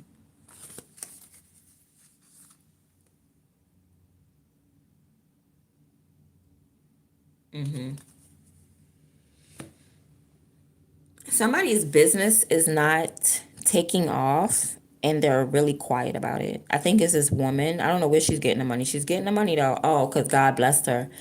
That's what it is. So when this man left her, she went broke. It affected her money. That's how she knew somebody was tapping in, or I mean, that's how she knew the energy was being siphoned to someone else because she was getting broke. She was feeling lonely. The attention wasn't going to her anymore. She felt it. The money wasn't going to her anymore. So God blessed her with a financial opportunity. She goes and take it back to the same person that, like, come on. Maybe she thinks that he can multiply it. But God is trying to say, no, I want you to be independent now. Whatever I give you, I want you to multiply it. But she's still caught up in memory land. Like, okay, whatever I give to this man, I know we're going to multiply it. Baby, let's put this in the bank account. Baby, I made $200. Let's put this in the bank account. All of a sudden, that shit flipped to $500. You know what I mean? So she notices that he's blessed. He could be blessed by God. The same way Israel or Jacob was blessed when he was in his father's brother's house, when he was in his uncle's house, Laban, and when Jacob went to go find his wife, Rachel and Leah, and he had to work there for 21 years. But the reason why Laban, his uncle, made him work there is because his uncle went and got a tarot reading and found out that Jacob was blessed. Like he was like there's energy on Jacob that like you're blessed wherever you go. Oh, that's why Laban was seeing riches. He was like his cattle, like everything. Like Jacob had the Midas touch. Everything he put his hands on would multiply. So when Laban had found this out through divination, he got like a tarot reader to do divination or whatever. When he found that out, he would not let his nephew go. He kept on saying, "Oh no, well just work for me a couple more years. Just work for me a couple more years. Just work for me a couple more years." And it was really because he I think he ended up like telling like, "Okay, fine, you could go now."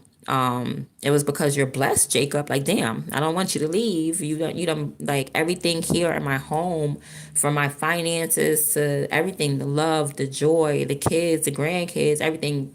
It'll multiply because of you. This man has the same type of energy, so that's why these women are like, nah, I don't want to let you go, huh? Whole list. I got you sneakers, boo. I got you that new outfit you wanted. I got that new PlayStation 5 you wanted. I got you, hey, whatever the case may be. I don't know what men like. I got you that brand new football. I got you this, whatever. I got you a new car. It don't matter. It's like this woman does not want to let this man go because of his energy, right? So what God said was, listen, you got to let this man go. I'm going to bless you, okay? I'm going to bless you. Don't worry about the energy of others. I brought this person in your life for a reason, okay? Maybe to put you in a position, but not to be codependent on them. All right. You still have a life to live. So God is like, I'm going to bless you. I'm going to bring in something for you. I'm going to give you something. And it's going to be a blessing. And it's going to change the energy and change your life. This woman said, "Nah, I'm good on that. I'm probably this unfinished business, and I got to go back to the past. I'm not trying to close out, Lord. I'm not trying to follow fate. I understand you want me to follow this fate and destiny, but nah, I'm gonna take matters into my own hand because I got my own personal beliefs, and I'm gonna go back and I know this man. I'm gonna buy this man. I know he's still the same man, and I'm gonna buy him. And he's not the same man. He's actually a transformed man, brand new, and sharing energy with upright empress and stuff like that. So ciao. Anything, any final messages? Any final messages? I should do that with an oracle card, right? Any final messages? I'm ready to get out this story. This was exciting. Yeah, so this woman go back because it's like, okay, so let's find out, does he take it, which I doubt it. I don't think he's going to take the offer. Knight of Pentacles. Oh, somebody gonna take it. Knight of Pentacles, it looked like he took it. All right, he took it. Or somebody's being like very cautious. Right, somebody's being very cautious. Knight of Pentacles. Let's see what's going on. Somebody needs to be aware. Okay, so all right, so somebody has like a hidden bank account. Somebody has I don't know what they're doing here. All right, so somebody's gonna present something to you. It could be the same person. Like, I don't know. Somebody's putting in some type of hard work right here, or they're taking their time. You may take. All right, so this man may take the funds and put it in his bank account. I mean, oh, her timing was impeccable. So he could have been down and out or something like that, and she came right in the right time. So there's something about her timing that's impeccable with this man. Like, she knows when he's hungry. I mean, I guess because of their routine and being together, so she still feels his energy. So she still try to cater to him, knowing that he needs it. You know what I mean? Ah. So he did take it. He put it in like a bank account, or he held on to it, put it in his pocket. He's holding on to some finances, or he's holding on to something. It's going to prevent him. It's working. Whatever it is, it worked. It's preventing him from moving forward because he's happy now. He's like, damn, I need it, yo. How you know I needed this $500, yo? I'm gonna take this. He's taking it, so he can be bought. Old dude could be bought, son. He could be bought. I'm just saying. Yeah. Yeah. It could have been a wedding ring or something like that, or an engagement ring. Because now she wants to, like, I don't know, she felt like she did the right thing. Or somebody felt like they're doing the right thing. Or they're feeling like things is balanced out. Like, someone feels like, yeah, that's karma. I knew I could buy him back. Like, somebody's like trying to balance things out, or there's some type of cause and effect this person is realizing. So now they like, it's like a child, when children be like, oh, if I knock this over, or if I cry, my parents would give me candy. So cause and effect, let me keep crying and then I'll keep getting candy. So this person's realizing cause and effect. They're like, okay, so if I keep buying this man stuff and what he need, he'll always be happy with me. All right. But there's like, it's going to lead to no communication at the end of the day, because this person is going to, God is not going to let somebody use you. God's not going to let you be used. Four Pentacles. Four Cups in reverse. All of a sudden you're happy because I told you I was joking when I said that, but it's the truth. People will warm up if you give them stuff. That's the truth. Like, this woman is logical, but she's logical in a deceitful way. She's logical about knowing how low vibing people work, but she's not logical when it comes to high vibing people. So this woman, she speaks to the lower energies of this man, while this Queen of Wands speaks to the higher energies of this man. Like, she speaks to the king in him. She knows she's not going to bribe him or nothing like that for his love. It's either going to be mutual and chemistry, or it's not. So God is not going to allow for this man to use you because she's talking to the lower vibrations of him. And she's connecting to the lower vibrations of him. That's not good. That's not good. Because she's realizing the cause and effect. Oh, if I could buy him. Oh, he's buyable. God is going to end that. God is going to cut this connection off because it was just a test. It was a test for someone to realize something. So either this man had to realize he's buyable. This man had to realize she will buy love. This woman had to realize who she is. Like, damn, I would stoop so low to buy something, to buy someone. But yeah, it's going to be a painful ending at the end of the day. All right, because that energy is too low vibing. See, it's on the ground. It's too low vibing. You can't do nothing with the energy. She's gonna like get off of social media. She is going to like I'm saying she's gonna go ghost, but maybe off of social media. Like she's not gonna post anything for a while because her finances is going down. She's gonna have to go right back to God. She's gonna have to go right back to God because she's gonna go bankrupt. She's gonna go bankrupt because she figured out something bad though. She figured out like, oh, I could buy this person and they'll give me attention. I don't know. I want to say that people are gonna, I want to make it a happy ending and say, oh, everybody's gonna realize this, but I'm trying to figure out what the test was for. The test was for the woman and she didn't pass. So that's it. The test was for the woman. She ain't even passed, so now she's gonna go bankrupt because she tried to take her finances and go buy somebody when God said, I'm gonna give you one more chance. Build yourself up to independence. When you build yourself up to independence, then you will attract in a partner. She don't want to do it that way. She want to buy this person. So now somebody's gonna be real defensive now. Now somebody's gonna be real defensive. There's a challenge.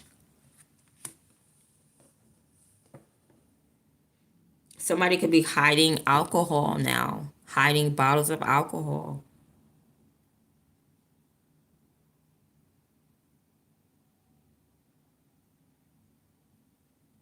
Somebody could be hiding a baby, still hiding a baby.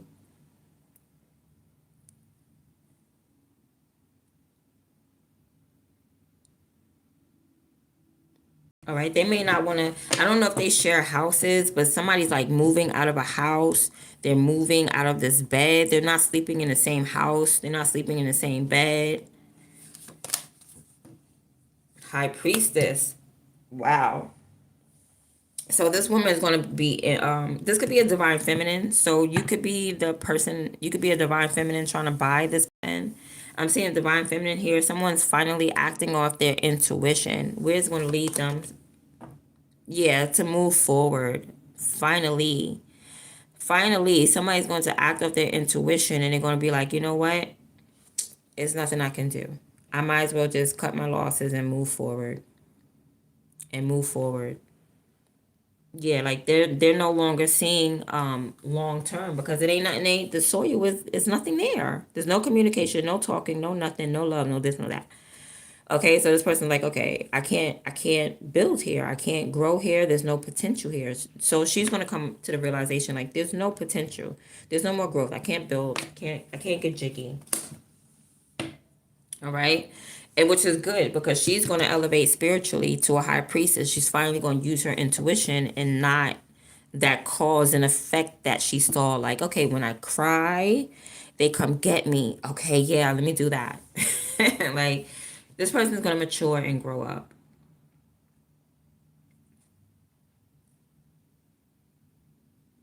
Okay, because they're not going to see any results. There's them getting with this person it's a no-go. It's a no-go. All right, so yeah, that's the end of the reading. I'm gonna stop it right there. I do want to see what the overall energy is or what the final message is before I head out. And I'm gonna take a look at the I'm gonna take a look at the comments, the chat. I'm gonna take a look at the chat to say hi, okay, before I go. So let's get one overall energy or the outcome or whatever.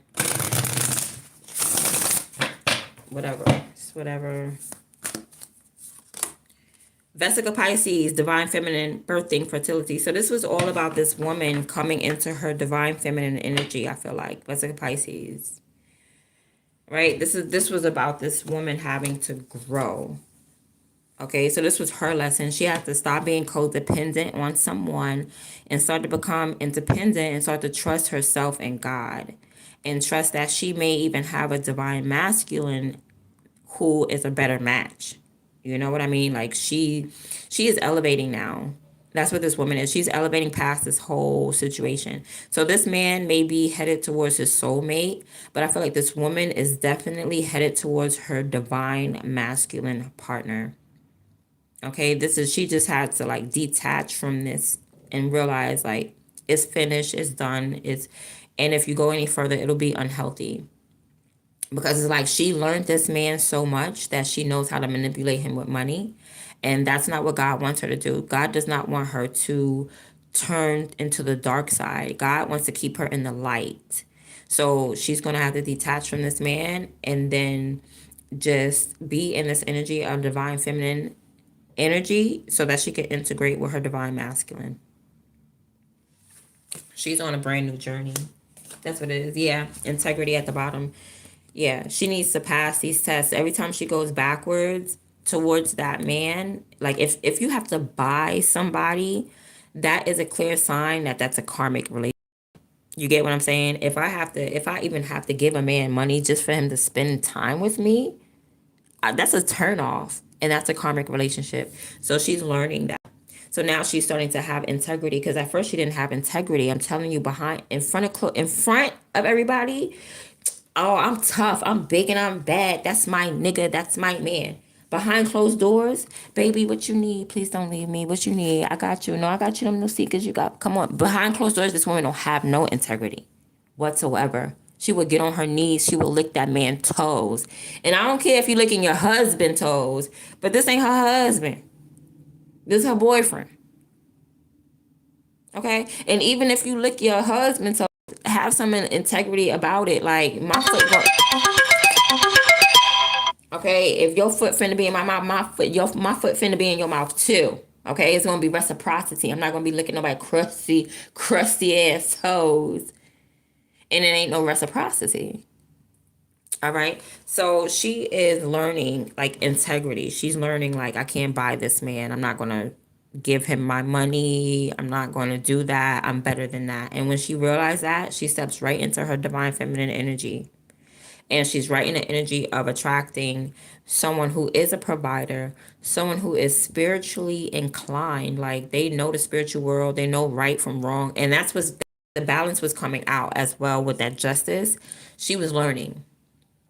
She was definitely learning, right? She was learning what fairness was, what balance was, what equality is, and stuff like that. But she just had to learn it the hard way by giving to someone, you know what I mean, that was karmic in her life at that point, you know? So yeah, she's using her brain now. Look, she's more strategic in everything. With everything that she does. She's even like tapping in heavy and hard body. She's tapping into her Akashic records now. Okay, so whoever this is, they're definitely on the right track. And she's like, it's all about me. Let me find out about me and who I am and my potential and my growth. And that's what's up. And then when she find out who she is, yeah, she is going to be like strong and courageous. She's going to be, because this is a gentle woman. Mind you, she started off as a queen of cups, so she's compassionate, but she's just going to have like strength now. You know, it's going to be like that compassion, but raw if need be. Okay? If need be. And she's going to have a lot of challenges now because look, they're going to be after her. They're going to be like, oh no, we lost one? Go get her. Bring her back. Bring her back into this darkness. She's going to evade that darkness. Yeah, but there's going to be, I'm telling you, there's someone who wants her. So she needs to be careful. Because once she step into that divine feminine energy, this is the Alpha Draconian. You got the big boss. You got the devil looking at her. The devil is like, how dare you elevate? How dare you? All right. And he's going to be ready to uproot her. So she has a whole journey ahead of herself. You feel what I mean? Look, the journey. Yeah, she has a whole journey ahead of herself leading to prosperity. Like, she's different. She can't be around the same people, the same neighborhood. She can't. All right. Especially if she have a child. Some of you may have special children. Okay. I feel like you're telepathic with these children. All right. But you got to be aware because there's a war going on and there's people that want to capture these, like use them as batteries. You know what I mean? Capture these geniuses, these star seeds. Because there's a active battle going on and it will show up in your life even through love, okay, through karmic lovers. So don't think that, oh, it's just going to be a op. No, it'll come in like a lover. That's an op. Okay, yeah, definitely disguised in men in black, but nothing that you can't see through. Okay, so take everything like a grain of salt. Like just because somebody say, "Oh, I love you, boo," be like, "I don't know. You looking real men in black to me. What's love got to do with it? You looking like, okay. I don't care if it's your mama. You gonna see through it. Okay, anything you do, you're gonna take that energy and alchemize it. So you have the ability to take low vibing energy and turn it into high vibing energy. You too are going to have that Midas touch. All right. And when that happens, you're going to have to protect yourself fully. But you're going to want to like share this knowledge or communicate with people who are on your level. Just take the bubble with you. All right. Take your protection with you. There's no problem. Like, trust nobody.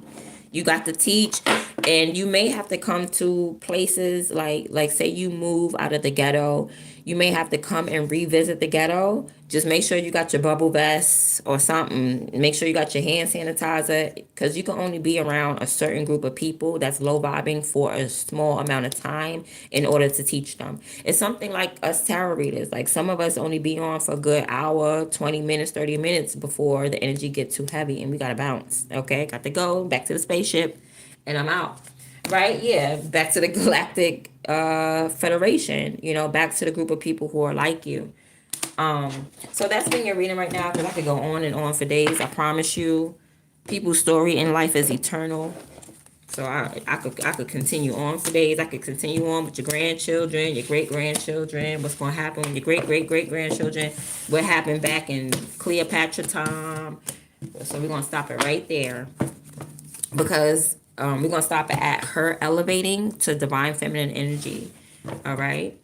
So that's been your reading, guys. I hope you enjoyed it. I'm going to see you in the next one. Mañana. Oh, let me say hi to the people. Let me say hi to you guys. Okay, let's start from the top. From the top, make it drop. We have Giolo Akula. Hi. Are those cards helpful? Very much so. Yes, they help. They're tools. They're tools. You can have any type of tools that you want, but I like my cards. When I need them, they really do come in handy. I also look at the horoscope. So if you download Astro Matrix and you look in Astro Matrix at the placements, that also helps you with basically predicting what's the future, basically. It's the energy. Okay. Do you think you can give, do I think I can give you advice like with fortune or predicting? You want advice? Okay, the only advice that I have is learn the cards generically, the book. Learn the cards. After you learn the cards, pull a card for yourself every morning. So you would go something like this. How is my morning going to be today? Focus on, or how is my morning going to be today, right? My morning today is going to be King of Cups. So you could be talking to people, very loving, in a very loving energy. You could be a shaman. You know what I mean? You practice like that. You do this early in the morning, pull one card. That's how your day is going to be. Could be talking to a man, King of Cups. I feel like you're carefree.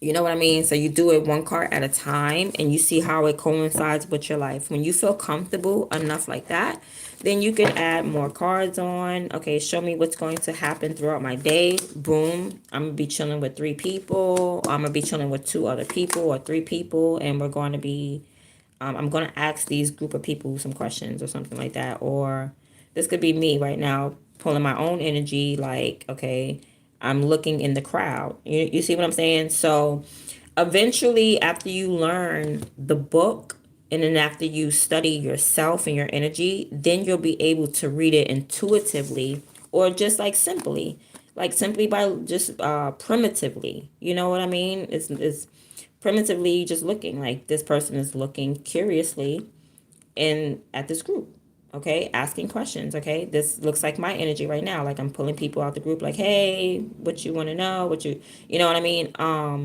So just eventually you'll use your own intuition, and then you may even go by anything. You may go by the colors, you may go by the number 3 here. The number 3 could stand for the third house. You start to sprinkle your little stuff all over it. Okay, you become the witch, you become the creator, you know what I mean. So you use your own intuition and your own ideas. Me, I would take it to like the third house, and I would be like, this is communication, this is happy communication. Somebody could be singing a song and you're wondering what that song is, you know what I mean. So it could be so many different things. It's up to you. It's up to you. You are the tool as well. Okay, so what are you a tool for? Are you a tool for the devil to spread lies and rumors, or are you a tool for God to spread knowledge? And you know what I'm saying? So you are a tool too. So when you become a tool, then you'll be the tool to use tools in order to pass the message down, whether it's whether, like I said, you could either be used by the devil or used by God. So that will be pertaining to your message. That's a message that you're going to relay. All right. So you just make the choice. Are you going to work for the good side or the bad side? All right. So your message is going to be to help people and guide people, or is it going to be to misguide people, mislead people, and misinterpret? So it's up to you at the end of the day. All right. So that's how it can help you. You said like fate. Hey, comp. Elizabeth Mahoney. Hey. Maybe a Taurus. Okay. The James. For one, you're not homosexual. She is a he because I'm a straight man. I don't know. I feel like that. For one. Okay, my bad. Elizabeth Mahoney, yes. Hey, hey, hey. Lady Me, what's up? Danelle told two. Who you talking about? What are you talking about? Okay. Lady Me, you doing a collective reading or for someone? Definitely collective. Personal readings are paid and they're private. You said you've got communication issues with everyone. It'd be that way. Steel Hunters, hey, SH Fan 454. What's up, John Lores? Hi. Jesus is King. Yes, Desmond Bryant. Jesus is King. Stony, Jesus is way. Yes. Yes, Jesus is the way and the light and the life and all that dope stuff. I will pray for you all, guys. Okay, just make sure they're good prayers, okay? 'Cause we don't just accept anybody praying over us, okay? Cuz some people don't really know God too much. Like, y'all don't read this book. Y'all listen to your pastor and your preacher, and you never go and open this book ever. And because of that, I don't really take so much about people praying over me, because who you don't even know who you're praying to. And so just hold off on the prayers. Okay, hold off on the prayers for right now until we really know if we're in alignment with the God of the Bible. Okay. But yeah, stop listening to your preachers. Like, when you go bake a cake and you look on the back of the box and it has instructions, right? You bake that cake, you add 2 eggs, whatever it says. The Bible is the same way. I don't go to my pastor and be like, Pastor, I have this Duncan Hines here, and I mean, you would assume that they would know, right? Because they're supposed to be the chef, right? But no, not every pastor is really read this book and really know God. Some of them are just regurgitating what they heard, what they thought, and there's a lot of rumors going around when it comes to this book.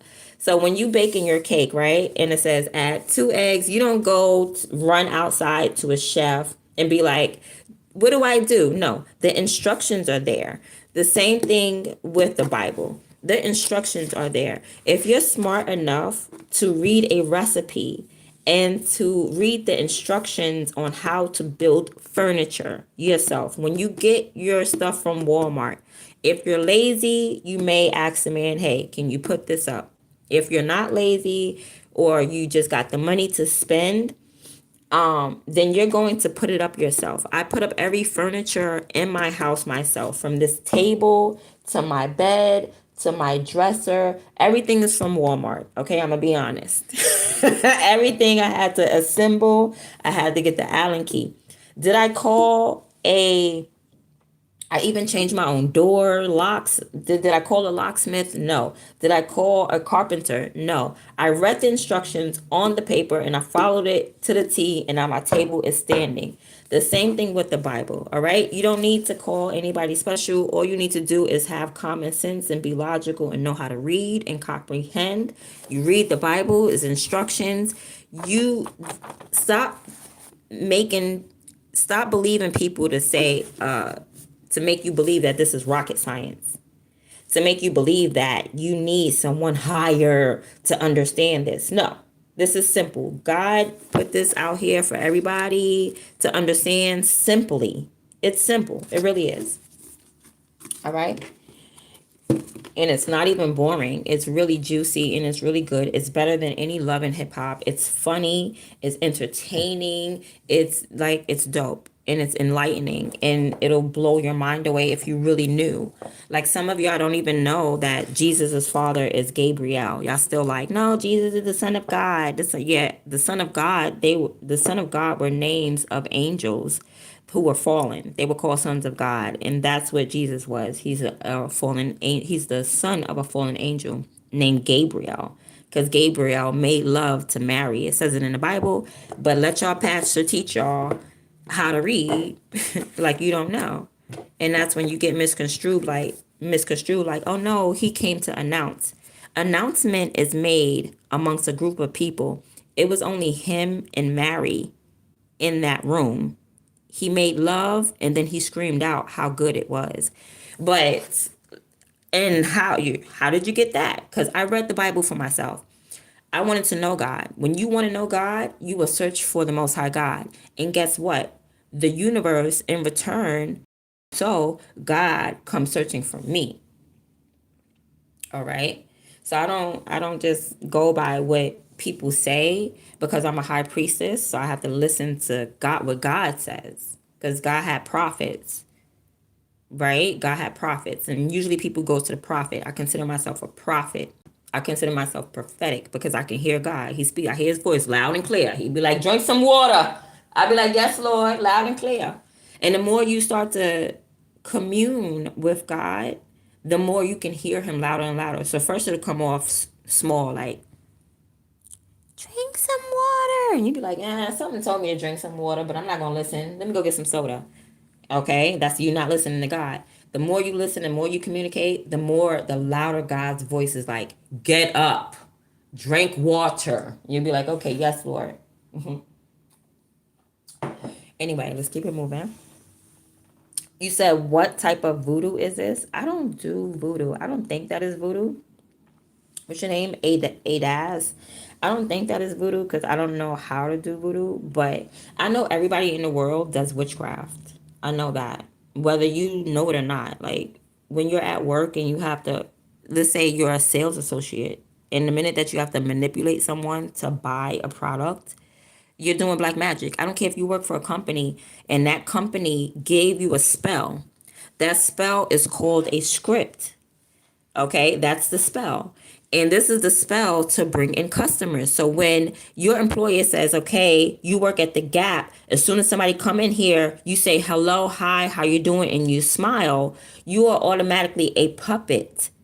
All right. So nobody is exempt from witchcraft. Everybody performs witchcraft, which is just manipulation. You're manipulating that customer as though you're happy so they can come in and buy them shirts.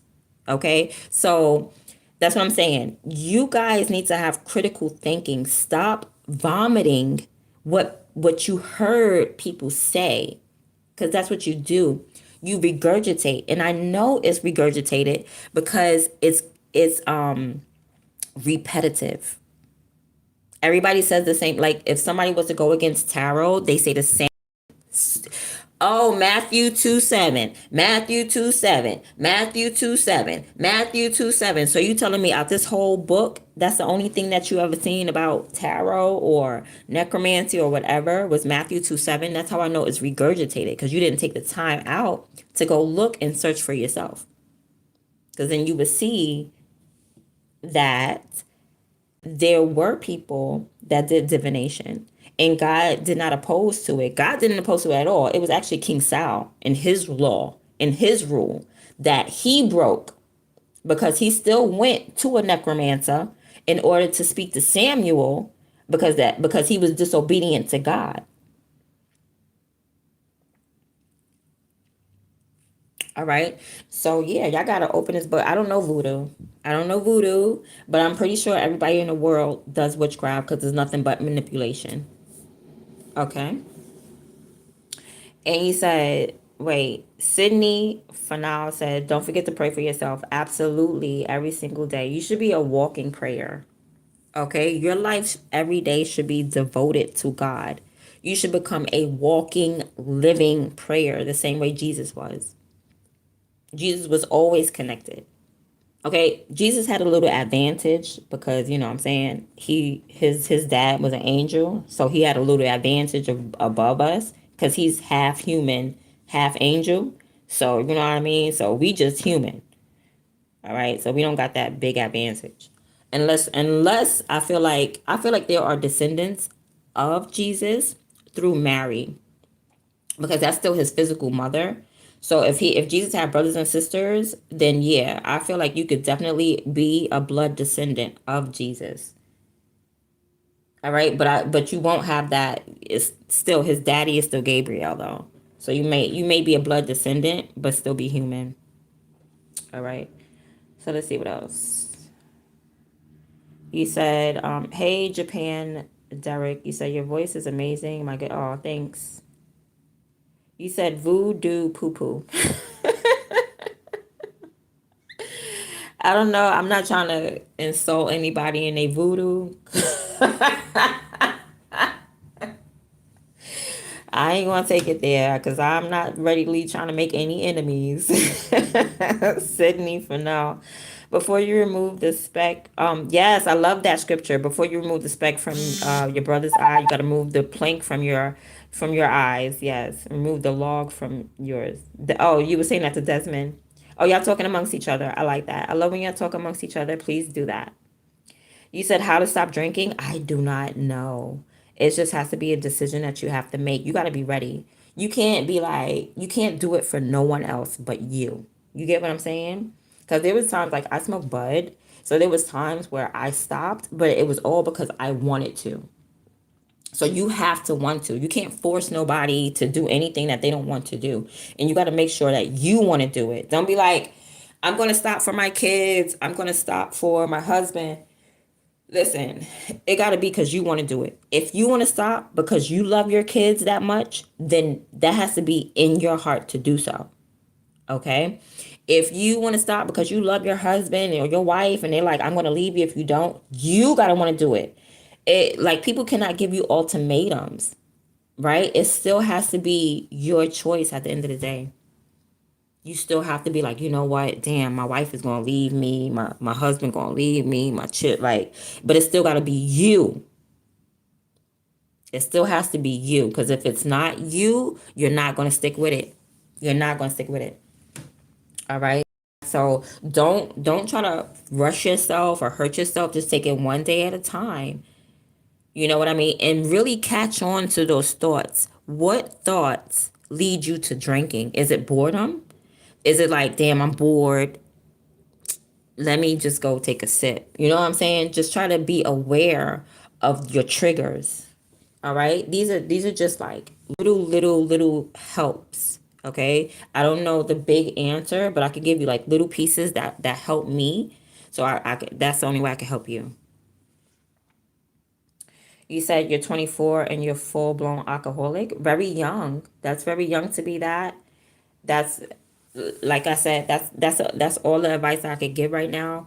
But it has to be, you have to want it. You have to want that change, and don't force it. Don't force yourself, because then you're going to be disappointed in yourself. So don't force it. Just be like, and take it one day at a time. Maybe slow down on the drinks. Maybe take one drink, take a sip. You know, just put a little on your palate. Just a little on my palate. Maybe dilute it with water. You know, there's so many things. There's so many things. Okay. Can't drink bleach at 40. You could drink bleach at 40, but I would hope that your mentality ain't there no more. That's what I'm trying to say. That's something like 18-year-olds to do. But mentality doesn't have anything to do with age. And I'm just teasing when I say that. When I be like, damn, too old. To be honest, it's just all about your mental. And some people aren't really that mature or haven't really experienced certain things even in their 40s. You know what I mean? So, but I'm just saying, yeah, you could do it, but I would hope not. I would hope by 40 you're like, fuck these people.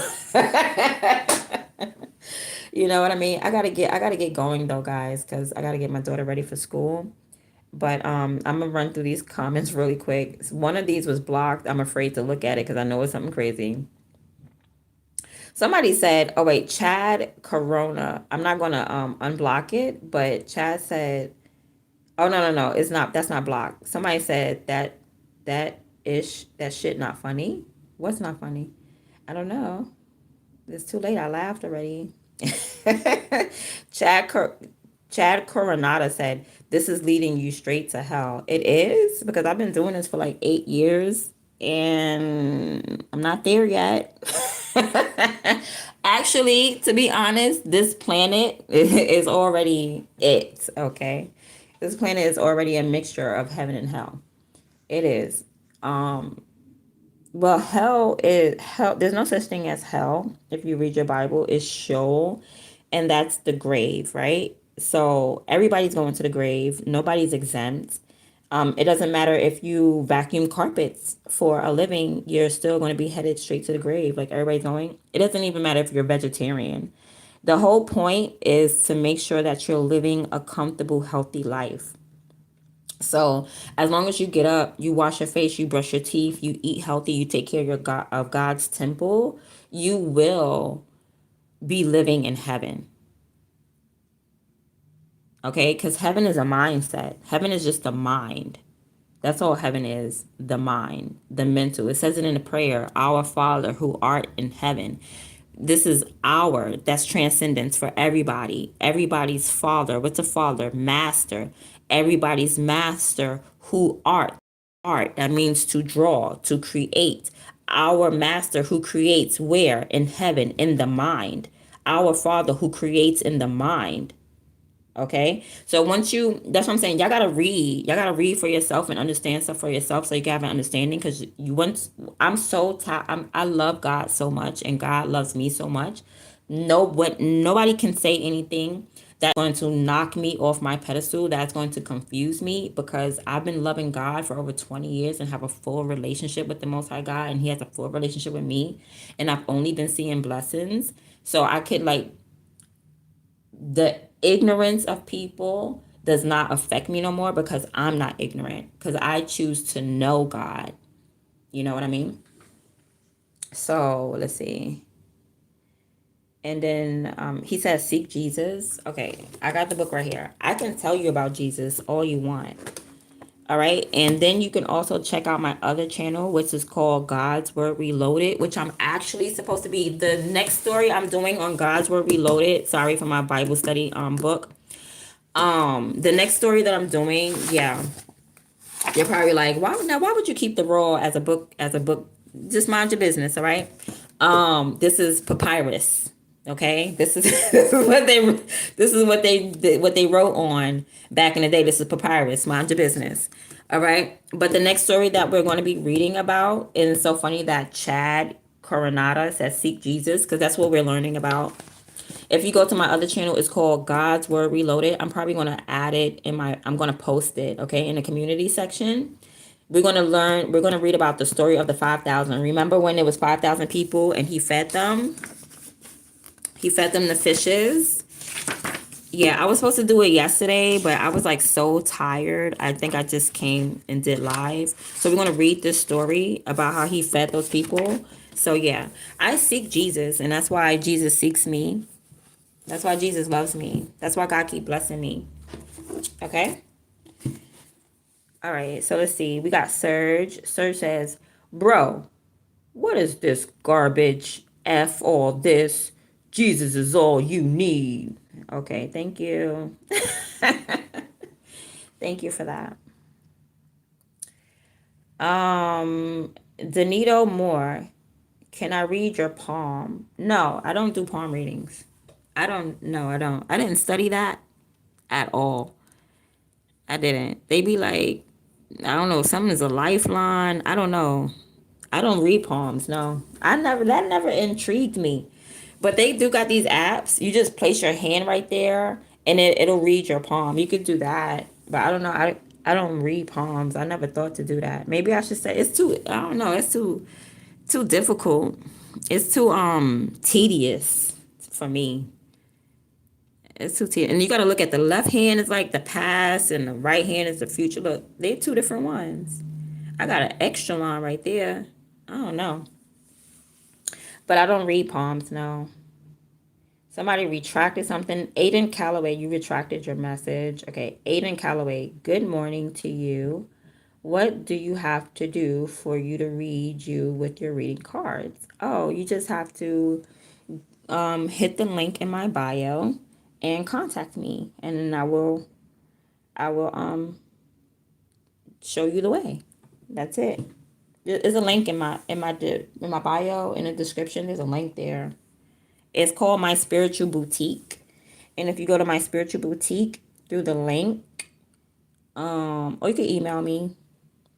Okay. I think my email is there as well. But if you go through that link, you can get a personal reading. I do private readings. Hi, Nova Vibe.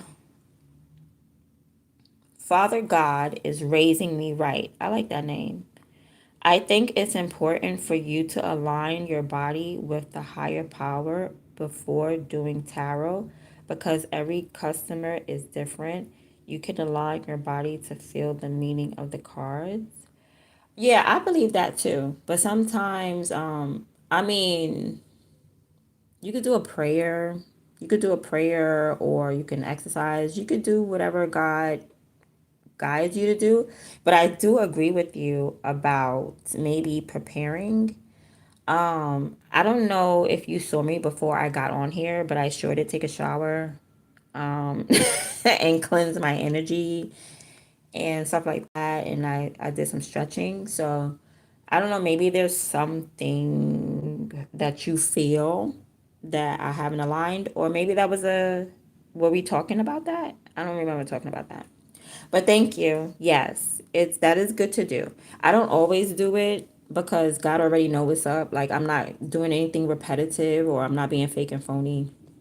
Like God knows that this is my job. He made this my job. So we're always present. God is with me always. Emmanuel, God with us. He's with me always, you know. And that's the whole thing about the Jesus thing as well. Like Isaiah has said Emmanuel was supposed to come, not Jesus. But anyway, um you said Margie Sullivan, I don't buy anyone lies, lies, lies. Okay. Margie said, oh, good morning. Okay. Oh, Margie, you're trying to say you don't buy people. Okay, I didn't say it was you. I said it was the Queen of Cups. Are you the Queen of Cups or are you Margie Sullivan? Okay? Y'all have to know who y'all are. Do not take on any, that's the problem. I think that's a problem. Y'all be taking on energy. Just because I said she has on a red shirt and you have on a red shirt, that could be the only thing that resonate. You don't have to take everything else. Because if I said she has on a red shirt and black shoes, then you're going to be like, I don't have on black shoes. Then it's not for you. The part with the red shirt was just for you. The part with the black shoes was for someone who had on black shoes. Okay?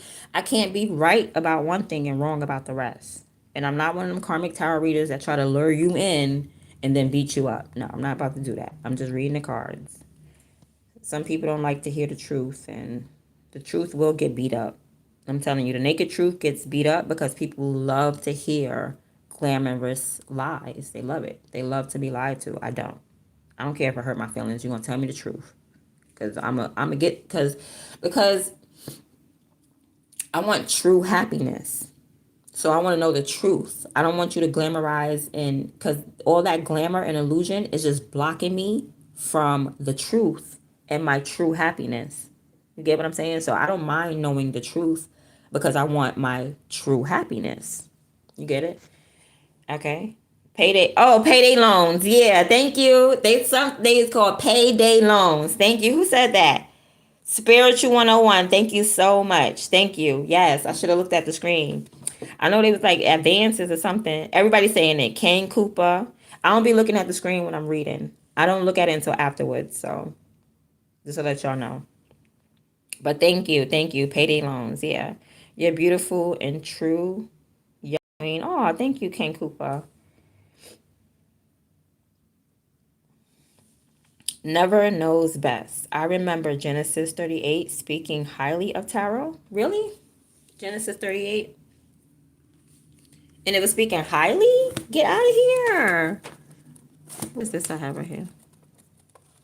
I have bookmarks all through my Bible because all these stories are so good. It's like I start reading it and I don't really finish. And I want to finish this whole book because it's really not as boring as we think it is. I'm telling you, the kings, and these about wars, and you see how kings was not obedience to God, and how God treat these people, that he put people in high places. All he wants for you to do is do right by him. Once he put you in a high place, he wants you to be obedient. Some of these kings was not obedient. These is lessons.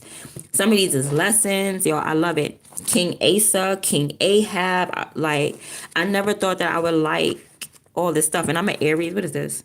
Oh, this is what I was telling y'all about. It must be in this part, Isaiah 38. But this is what I was telling y'all. Our Father who art in heaven. I was breaking it down. All Father's master. Because I do tarot and I work by the houses. So this is like 12th house. This is the 10th house. Who art, create. That's the 5th house. In heaven, the mind. That's the 3rd house. Like, I was breaking this stuff down. Like, y'all don't do this. So please don't try to come in here and judge me talking about I don't know God and I don't know Jesus. When I tell you I try to break the Bible down to a T, I want to know God. I love God so much. You understand that? No, you're not going to understand that. I am not overly zealous. And if I am, let me tell you, I'm not in spiritual ecstasy. Because spiritual ecstasy, I wouldn't even be on this phone right now. If I was in spiritual ecstasy, I wouldn't even be doing this. It would only be people around me that would see the miracles of God. You know what I mean? But I just remember the love of God, and I keep that with me, and he stays with me. I feel his energy all day, every day. Even the days that I don't feel him, guess what I do? I start talking to him. Like, Lord, what's going on? It feel like a dark day today. And God talks to me back, and then I'm good. Like, man, you said Genesis 38. It talk highly. I'm gonna look that up. Let me get another. I'm gonna have to read that on my own. Okay, but thank you for that. So I'm gonna look that up. But let's see. Well, back in the day, they had high priest, and the high priest actually had two balls, right? They would call them, it's called the Urim and the Thummim, and one was black and one was white. And then they would ask questions, and if the white one lit up, then it'd be like a yes. If the black one lit up, like it's a no. So the high priestess, it was called, it was on the breastplate. It's called the breastplate of Israel or something like that. And it was two gems along with 12, like altogether 12. So it's two gems, the black and white one, with a whole array of colorful ones. The other 10 were colorful. And it was, and the high priest wore it. And that's how they did divination. Like, we're playing yes or no. But y'all wouldn't know that because y'all don't read the Bible. Y'all just ready to regurgitate what y'all heard, what y'all saw on Google. Okay. I read my Bible. I love God. And I like to stay 10 steps above people who swear to God they know him. That's why I read my Bible just for that. Because it's a weapon. That serious, it's a weapon. See this? Manual of spiritual warfare. Like, I do not play with y'all. All right? I do not play with y'all. And the first thing it says, number 1, know your enemy. Be sober. Be watchful. For your adversary, the devil, as a roaring lion, goes about seeking someone to devour. Resist him steadfast in the faith. And I keep the faith. That's 1 Peter 5:89. And the devil is always seeking you. So I have to be vigilant. I'm always on time. I'm always aware because I'm frontline. I'm a fighter. All right. So this is my job. This is my duty. So I'm always aware. Everything is spiritual. I don't care if my kid is going on a trip to the zoo. That's a spiritual matter. Okay. And I'm going to deal with it like that. Okay. Libra. Whoop, whoop, Libra. Are you my twin flame? I already have a twin flame and already finished my twin flame journey. Thank God. So I'm done. You the chef? I hear that. G Rob, what's up? The devil know the Bible? Yeah, he does. The devil knows the Bible. The devil knows more than the Bible. Okay? Because the devil, Satan was actually a cherubim.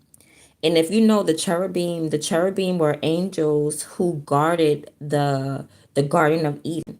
Okay, so the devil knows more than the Bible. He was there, all right, at the gates. He could listen. He could eavesdrop.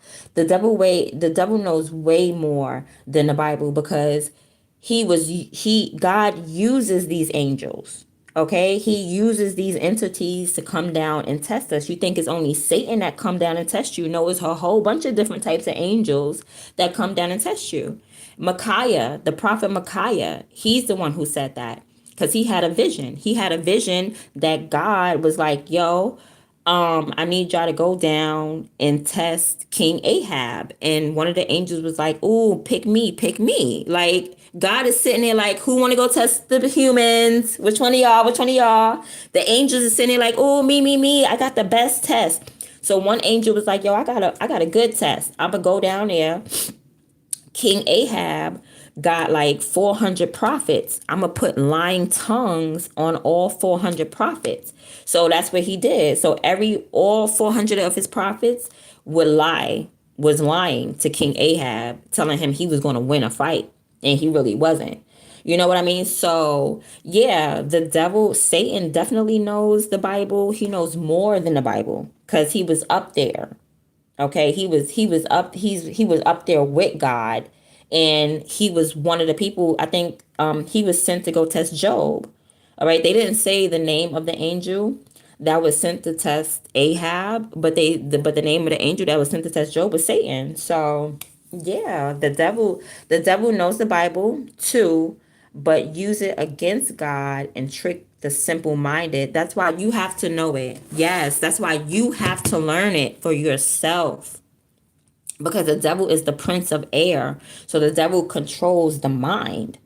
You get what I'm saying? Or the things around it or something like that. I'm not going to say he controls because we're not going to put like all that control in the devil. But when they say he's the prince of air, he knows how to manipulate the mind. Put it like that. He knows how to manipulate your immediate environment even.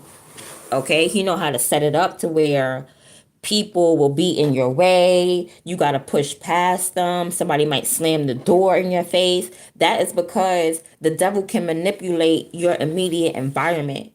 That's why you don't take up every challenge, because some things are just distractions from the devil to throw you off. You know what I'm saying? And you are not to take the bait all the time. Keep your mind in this Bible. It's God who creates in the mind. Our Father who art in heaven. It's God who creates in the mind. It's up to you to manifest it, because he said through the heart is how life is how reality is made, right? Was that Matthew 4:23? Guard your heart because life flows from it. Okay, so if your mind in your heart is connected and they're obscured, then you're going to have an obscured life. You're going to manifest an obscure life. The only way, that's why my name is like I am Stony, because in the Bible it says, let thine eye be single. That's why I always push that I am, because thine eye is single, which means it's only one way, and that's God's way. There's only one mind that you should be tapping into, and that's God's mind. That's it. That what they call it, Krishna consciousness or Christ consciousness. You have to be conscious like Christ.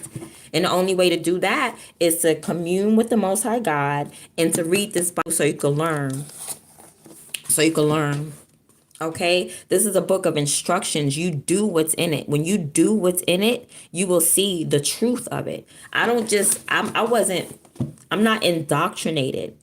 I opened this book and I tried it. I experimented. I am a scientist. I believe in logic. So when I opened this book and God said, listen, get on your knees and pray and watch this happen, and I did it and it happened, that's all. That's all I needed. That's all I needed. Because the devil ain't going to come through for you. The devil is never going to come through. The devil's always going to trick you and keep your soul and never fulfill for you. And if you do feel like you've been fulfilled by the devil, I'm pretty sure you had to lose your integrity to do it. You took a loss to do it. You lost your soul to do it. All right. So let's see. Let's keep going. And the carpenter, you said, wait. G Rob said, that's a effing lie. Sad. Another lost soul. I don't know what he's talking about, guys. Okay, King Koopa, we have a relationship with the Most High, not religious schnit. Okay. All right, we finished with the comments? That was okay. And G Rob said, girl, fudge. Bye. And G Rob said, lies. All lies. Okay, Sean O says, admit that you're powerless. Yes, I am powerless. I am powerless. I am completely powerless. You know where my power comes from? You know where my energy comes from? The Most High God. Yes. All glory goes to God. Nothing is of me. That's how you give God the glory, and that's why God continuously exalts you. When you humble yourself and you say, it's not my intelligence, it's not my energy, it's not my love, it's not my power, it's God's power working through me, that's when God shows up more in your life, and that's when God exalts you. Yes, I am powerless. Hell yeah. It's all God's power, all God's energy. I give all glory to the Most High God. It's not my intelligence at all. I'm a prophet and a high priestess, but I give all glory to the Most High God, because without him, I would not be in the position that I am in. I don't know everything, but I'm obedient. I don't mind being dumb. I don't mind not knowing everything, because God knows all, and that's all that needs to be done. And shoot, I follow God. That's it. I don't need to know. I could be stupid all day, but I'm obedient. So my obedience makes me come off as though I'm highly intelligent, when that's not the case. I'm just listening to what God tell me to do. And I don't know why God tell me to do it, but guess what? You think I'm going to question the Most High God and be like, Lord, this don't sound right. This is illogical. No, we cannot understand or fathom God's plan and God's mentality. You get what I'm saying? So I'm a be powerless. And the more that I admit that I am powerless, the more God seeks me because the more I am powerless, the more I have faith in the Most High God to control and to have and to bring justice. Okay, the more I know that it's not my will and that it's God's will and it's not my desires and that it's God's desires, the more He gonna keep blessing me and exalting me, boo boo. Yes, I don't. Yes, Lord, do it. Please do it, because I don't got time to. Just use me. That's all I ask God to do, is to use me as a vessel. Lord, I am all yours. My mind is yours. My body is yours. My soul is yours. My voice, the voice you gave me, I will always praise the Most High God. Amen. Amen. Okay, y'all don't understand that type of love. Y'all don't understand that type of love. Because y'all got your own desires. You're like, God, I want a car. Can I get some money? Can I get this? Can I get that? Or y'all want materialistic things. But y'all not obedient. You don't want to do what God tell you to do, but you want something from Him. But you don't want to go out there and love people when it's hard to love them. You don't want to go out there and preach the word when it's not, when you feel like nobody's listening. You know what I mean? Y'all don't want to do the hard things, but y'all want the rewards from it. Where they do that at?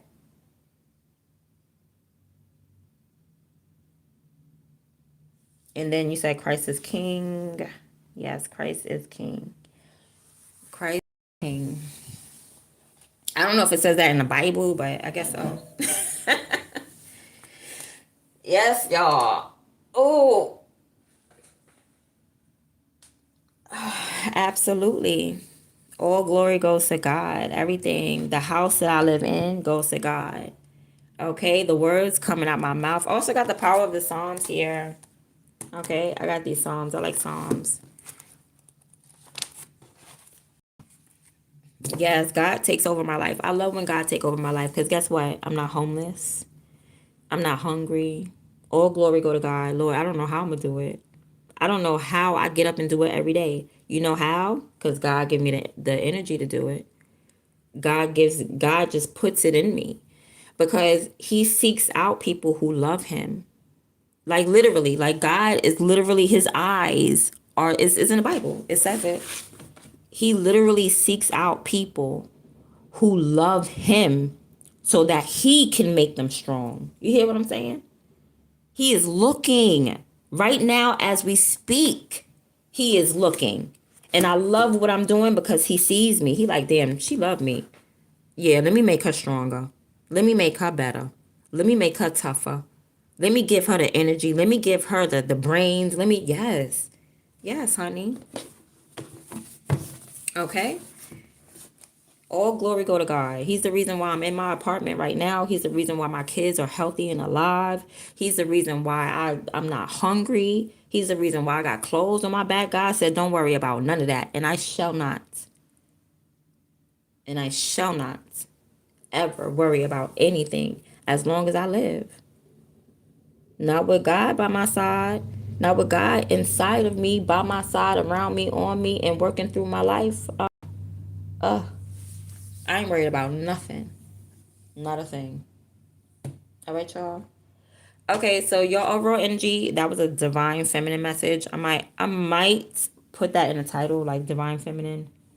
I might not. I don't know. So that's it. Anybody else? Curbzilla, Book of Bombs. You got, is that like a book or something? Is that something that you want me to read?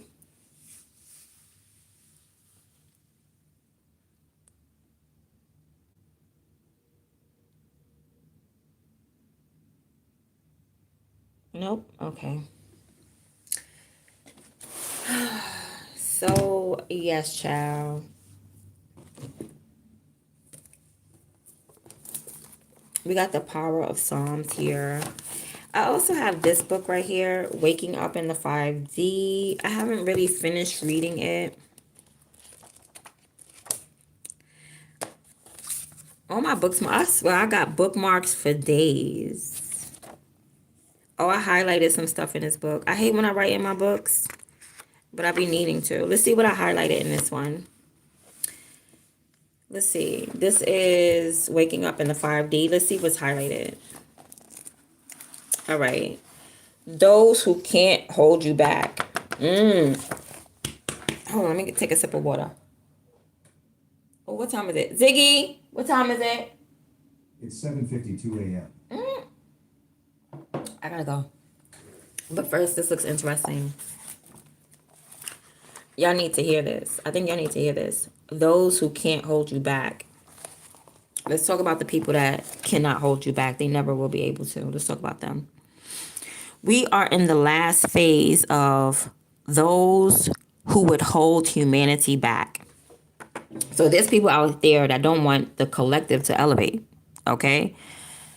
I am not attempting to address that problem. I'm simply identifying the very real fact that there is a power and force whose agenda is to hold humans from their ascension, from becoming fifth dimensional God selves. So there is an active force, we call it the devil, who is definitely trying to hold you back from your ascension. Okay, these are the men in black. These are the agents. They're going to come disguised. Like as soon as you learn something, they're going to come with that little flashy thing so you could forget what you learned.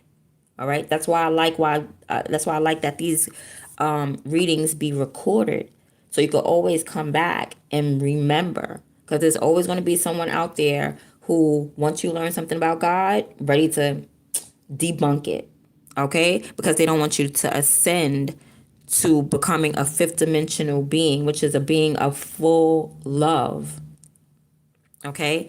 As I mentioned in the previous chapter, humanity has been held back by energies and beings that have a vested interest in humans remaining locked in the concept that it is not possible to change or improve your lives.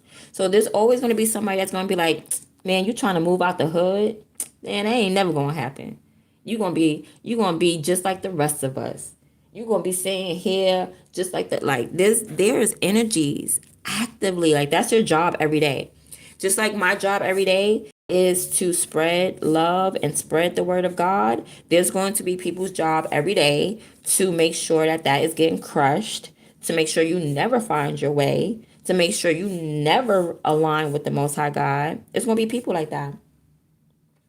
Okay? So just learn how to recognize them when you see them and then treat them accordingly. Okay, not necessarily with hate. You see there's people on here, they're saying all types of crazy things. They're like, girl, F you, F this, F that. I'm a being of love. All that's going to do is make me laugh. And maybe you heard something that you didn't like. I'm not the reader for you. Maybe you're the karmic and you don't like the karmic message. Maybe you are in that energy and you don't like the mirror. Whatever the case, I'm the bad guy. And I don't have no problem with doing it because I'm doing it for the Most High. I'm doing it for God.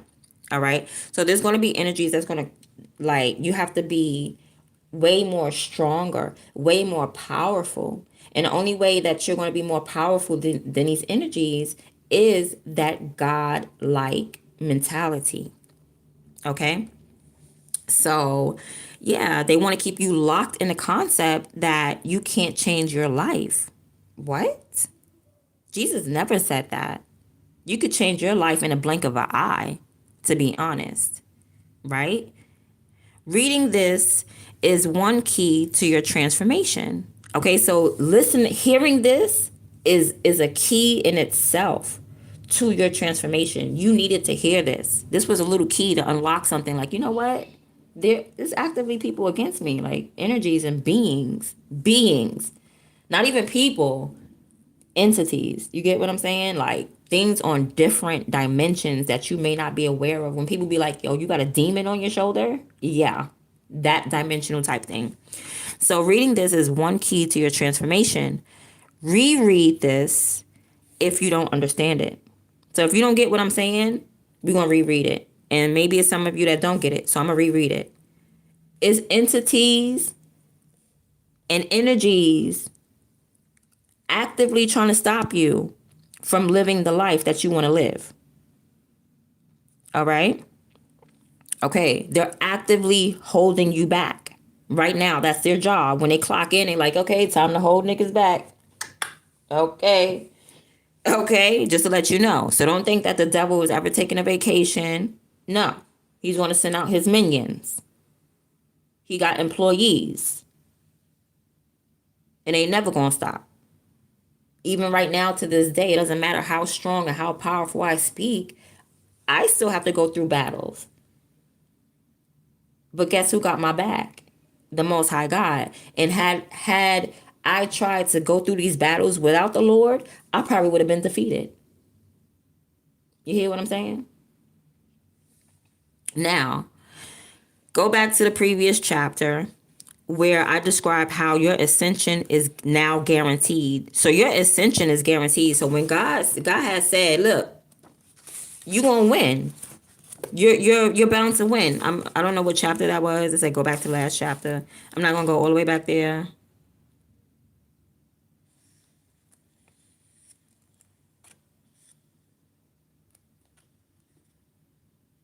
Yeah, I'm not gonna go all the way back there because I don't know. But it says what it says. Your ascension is guaranteed. They cannot hold you back any longer. So this is like a collective book. I feel like whoever wrote this, they wrote it on a collective level. Probably around 2018, probably from 2016 till now, because that's when the shift happened. I'm looking for the year. What year was this? Because I'm pretty sure this is a 2016 because there was a collective shift, okay? If y'all aware of the age of Aquarius coming in, all right, some people was feeling it. I felt it. I felt the shift and I wrote a book. Okay, this person must have felt it as well and wrote a book as well. Because I'm trying to see what year this book came out. Hold on. Because I know I got little messages in here that's not very ready to see. Now, what type of book ain't got the dag on? Am I looking in the wrong place? Is it in the front? I've never seen a book. It's supposed to have the year. When was this published? Okay. Oh, excuse me. 2017. What I say? I know what I'm talking about. Between 2016 to 2019 or 2020, 2021, you should have been felt this shift, right? If you're really tapped in, you should have wrote a book already. I wrote a book. This person wrote a book. It's people, okay? We're creators on this planet. Anyway, or it's like the way you express how you alchemize the energy. All right? So we alchemized the energy and we explained it so that like what we felt, we explained it through books. So yeah, I wrote my book back in 2018. This person wrote their book in 2017. So it was a collective shift and not everybody felt it. Okay, it's like an earthquake. The last time there was an earthquake, I think we all felt it, but there was an earthquake in 2011 and I felt it in my house. Okay, I was scared to death because I never had an earthquake. But when I looked outside and I looked out the window, people were just oblivious to it. So it's the same thing. All right. Some people will feel the energetic shift of the last 2,500 years shifting over to the age of Aquarius now. Some people ain't feel that at all. Okay, it's just like that earthquake. When that earthquake had hit, people were just still walking, going to the store. Like, what? There was an earthquake? I ain't feel nothing. So put your foot where it fit. Either you ain't feel nothing, so you don't know what the hell I'm talking about, or you felt something. And those that did, majority of us are doing something about it, or we wrote a book. Okay. Now, it says go back. Okay, they cannot hold you back any longer. So this is that collective energy. We can't be held back any longer. We're waking. We're awakening. All right, and we're doing something about it. You have considerably more power and resources than you can ever suspect. All right. So anybody try to tell you that you're powerless, that is an agent. That is the person that's supposed to come in to stop you from elevating. So do we have someone that fits that? Yeah, we do. We have Sean O. Admit that you're powerless. And I didn't do this on purpose. God sent me to this. Now, so that's when I try to tell you, when you are obedient to God, God will take you to the answers. Okay, God will help you to conquer and defeat anybody who is trying to tell you that you cannot ascend or change your life for the better. As an example, what was the name again? Sean O. Admit that you're powerless. This is somebody that wants you to be powerless. Okay, this is someone who doesn't, but the book says, clearly says here, they cannot hold you back any longer. You have considerably more power. Not only do you have power, but you have resources. So you got all the tools that you need and the energy to get it done than you can ever suspect. The key is your imagination. That's the key. As long as you can see it in your third eye, in your mind's eye, that's all that you need, and you act towards it. Tools for 5D living and signs you're there. Okay? So yeah, we might continue that on another day or something like that. That book is very interesting. I love it. And I got a few here. Okay, I keep these around. These are my tools as well as the cards. All right, I got the Inner Workbook. This is a really good book as well. Oh my God, I love it. This one actually talks about, let's see what I highlighted in here. Okay, we have something highlighted here. It says, you must decide what life you want to live. You hear that? Nobody else. It's not something. I hate when people be like, they won't let me. They keep blocking me. They keep doing this. You don't got God on your side, honey. That's somebody that don't got God on their side. Now, people, I'm not gonna say that people are not gonna block you. Yeah, they're gonna block you. But who could beat God? That's how I know who love don't, because God is gonna get you up out that situation. Okay? God is gonna get you up off the floor. All right. So I'm not denying that people are blocking you. It said it itself that there's agents and there's energies that's actively going to stop you. But who is going to beat God? I haven't seen anybody beat God yet. Ever since God been in my corner and I've been in God's corner, I ain't nobody came up against me and won yet. All right. Not ever since the Lord has been behind me. Hell no. All right. So you decide. Don't let these agents decide how you live your life. This is your life. You're the only person that has control over your energy. You're the only person that can live it. And you must decide what life you want to live. You must choose. All right. When faced with the unknown, you must have the willingness to let go of the way you've been living in order to enjoy the life you always dreamt of. So let go of all that past BS, which is holding you back. Let go of the people that said you can't do it and start to refill your mind up. Empty out all that bull and refill your mind up with positive thoughts, with yeah, I'm going to live this beautiful life. I'm going to work towards it too. I'm going to do what I have to do.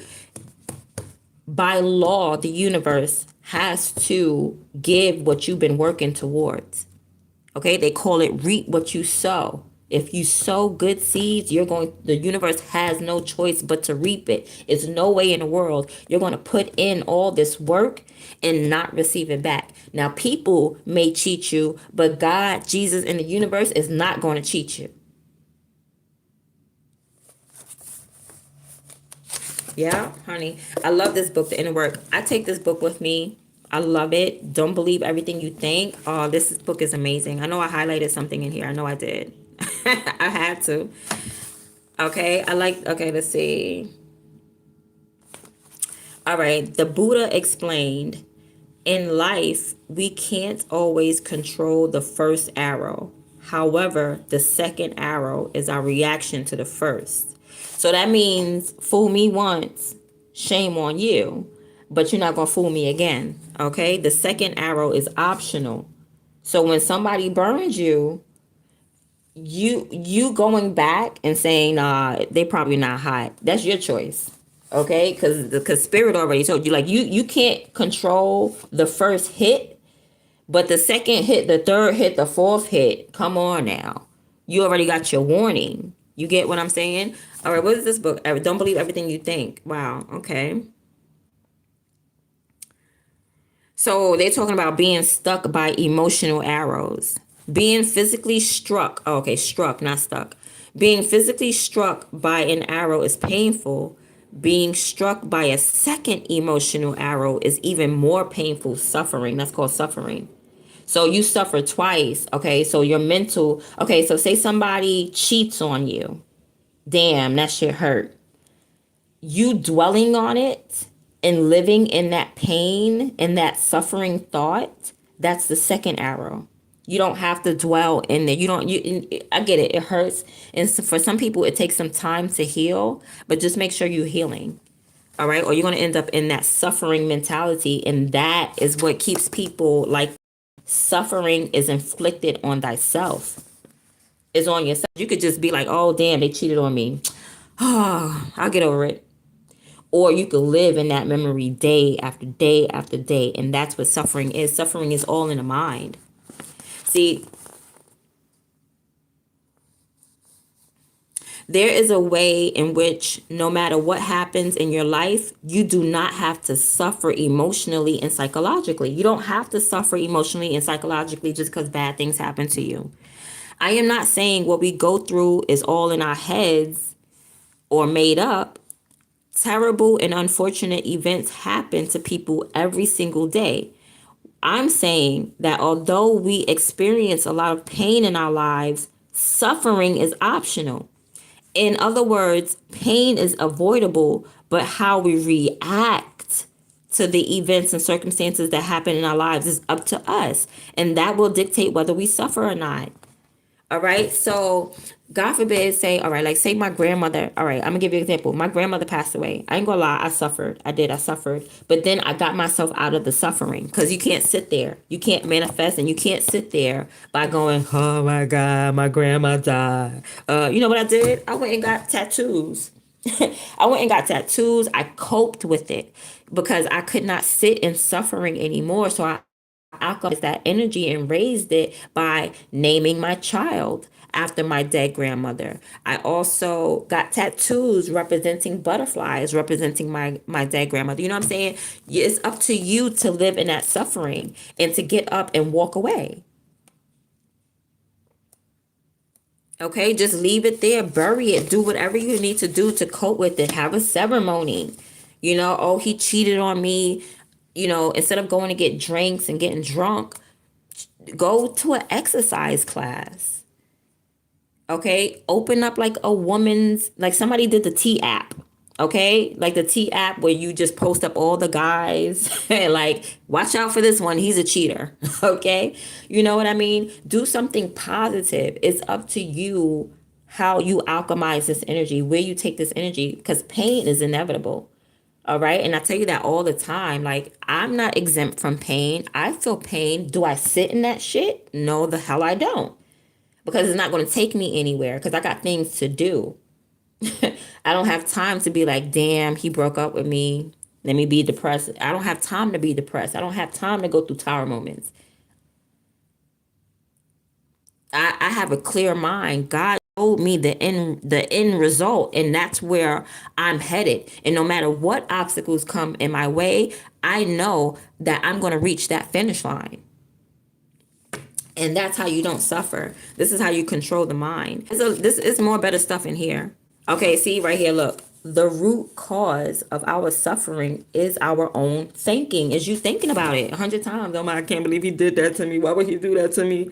Why would she hurt me? I can't believe she went up there and she gave him head. Oh my goodness. And you thinking about that every single day. No. Think about it, write it in your journal, and then that's it. Don't sit in that negative energy and wallow in it. Before you throw this book across the room, okay, and light it on fire, I'm not saying that this is all in our heads. That's the second time you say that. So this person is not saying you're making up the pain. This person is saying, take the knife, pull it out. Okay, put the band-aid on it, put some peroxide. You don't have to sit there with a knife stuck in you saying, oh, they struck me, they hurts me, it hurts so bad. It's not in your head. It is real. Your pain is real. Your emotions is real. Everything you feel is valid. Your hurt is valid, son. You don't need nobody to tell you sorry and to be like, you know what? Damn, you is hurt. I regret doing that. You're hurt. God knows you hurt. God knows your pain. God knows what you feel, and it is valid. But do you sit in that shit? Okay? You take a dump on yourself. You're like, dang, I took a dookie on myself. Do you sit in that? No. You be like, okay, I did that. Let me go wash off. Let me pull this knife out. Let me clean up the wound. So it's not that it's all in your head, and it's not that it's not real. It most definitely is. It's just that our perception of reality, our perception of reality is very real. We will feel what we think, and our feelings are real. So just think about that. Whenever you think about something, you can actually feel it. That's why sometimes you can't really tell the difference in a dream, if the feeling is real. Like, some people actually have feelings in a dream, they can't tell if it's real or not and stuff like that. Okay, because your mind don't really know the difference. Your mind just think that you're running. Okay, even though you're running in a dream. So whatever you're thinking, you're feeling it. That's why they call it nerves and nervousness, because when you overthink, it makes you shake. It affects your body. Okay, so we know that what you're thinking, you can feel it. It's very real. That is completely undeniable. However, our thinking will look like an inevitable, unchangeable reality until we begin seeing how our reality is created. So you have to get to the root. That's what they were saying, the root cause. The root cause of why your reality is the way it is. Like, damn, why am I going through this? When you get to the root, then you'll be able to change it. You get what I'm saying? So if we know what we can only ever feel, what? Hold on. If we know that we can only ever feel what we are thinking, then we can change our feelings by changing our thinking. You get what I'm saying? So instead of dwelling on how Shawnice, excuse me, I'm belching a lot. Instead of dwelling on how Shawnice cheated, you could just change your thought. Be like, damn, Shawnice cheated. And that's when people be like, let me go make this money. You know what I mean? But it's all about your mindset. And in the blink of an eye, you can change your karma by changing your mindset. You could go down a completely different path just by changing your mindset or how you think about it. We're not denouncing that this person hurt you. Yeah, this person hurt you. It's just that you're not going to sit in that shit. You're not going to sit in pain. You're not going to sit there on the floor. You're not. You're going to get up and you're going to be like, damn, Shawnice cheated on me. I'm better than that. You know what I'm saying? I deserve a better woman. I ain't do nothing wrong. It's how you talk to yourself now. I ain't do nothing wrong. Some people, they suffer because they like, damn, I should have took care of her better if I just had a better job. Is it because I look ugly? Am I like that type of mentality? You could change that mindset and you will not suffer. Changing your mindset and saying, you know what, Shawnice didn't even deserve me because I took care of that shorty. I gave her anything she wanted, and for her to go cheat on me, yeah, she a real big time whore. Like, just change your whole mindset and get up and be like, you know what, I'm gonna go back to school and I'm gonna do better for myself. Now you're not sitting in that misery. Now you're not suffering. Okay, now you're not wallowing. Now you're not having a pity party. Because some people like to have a pity, hey, everybody, I'm down and out, come party with me. No. No. All right. You could change the way you feel by changing the way you think. That's it. You ever seen somebody turn off their tears? And I used to get mad because I used to listen to like love songs and I used to be boo-hooing and crying. And then my kid would come and say something funny and the next thing you know, I'm laughing. And I used to get mad because sometimes I want to wallow in my, like, I was just listening to Ashanti. Like, I was just listening to what's the name? Don't try to make me go to rehab. What's her name? I was just listening to Amy Winehouse. What's the song that she got that's so mellow? It's so it's emotional. Back to Black. You go back to her and I'll go back to black. You know that song? I'll go back to black or whatever the name of it. Yeah, like that song. I'll be sitting singing that song, crying. You go back to her, and I go back to black. Um, we never said goodbye with words. I cried 1,000 times. I don't know the words. I don't remember. You go back to her and yeah, but that's a sad song. You know what I mean? You could sit and be in that song, and then my kid will come and do a funny face or something. Next thing you know, I'm laughing. And just in a matter, and that's just how fast it is that you could just get up out of it. But some people want to be there. They want to be sad. They want to be crying. They want to have puffy eyes. They want to not breathe. Like, child, ain't nobody got time for that. Ain't nobody got time to be crying and your makeup is all messed up and your eyes are all puffy. You can't go outside. Look like you've been crying. You can't breathe. Your nose is stuffed up. Ain't nobody got time for that, boo. Change that mentality. Just and fuck it, their loss. Or whatever the case may be. Okay? Find some type of way to mentally cope with what's going on. All right. Thus, we can change our experience of life by knowing that it comes from our own thinking. I'm going to read that again. We can change our experience of life by knowing that it comes from our own thinking. Our Father who art in heaven, heaven is the mind. Allow God to, okay, it says our Father who art. That means draw, right? Art.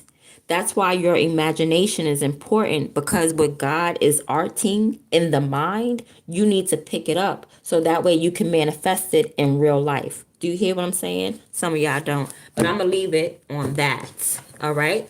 Our Father who art in heaven, hallowed be thy name. Thy kingdom come, thy will be done.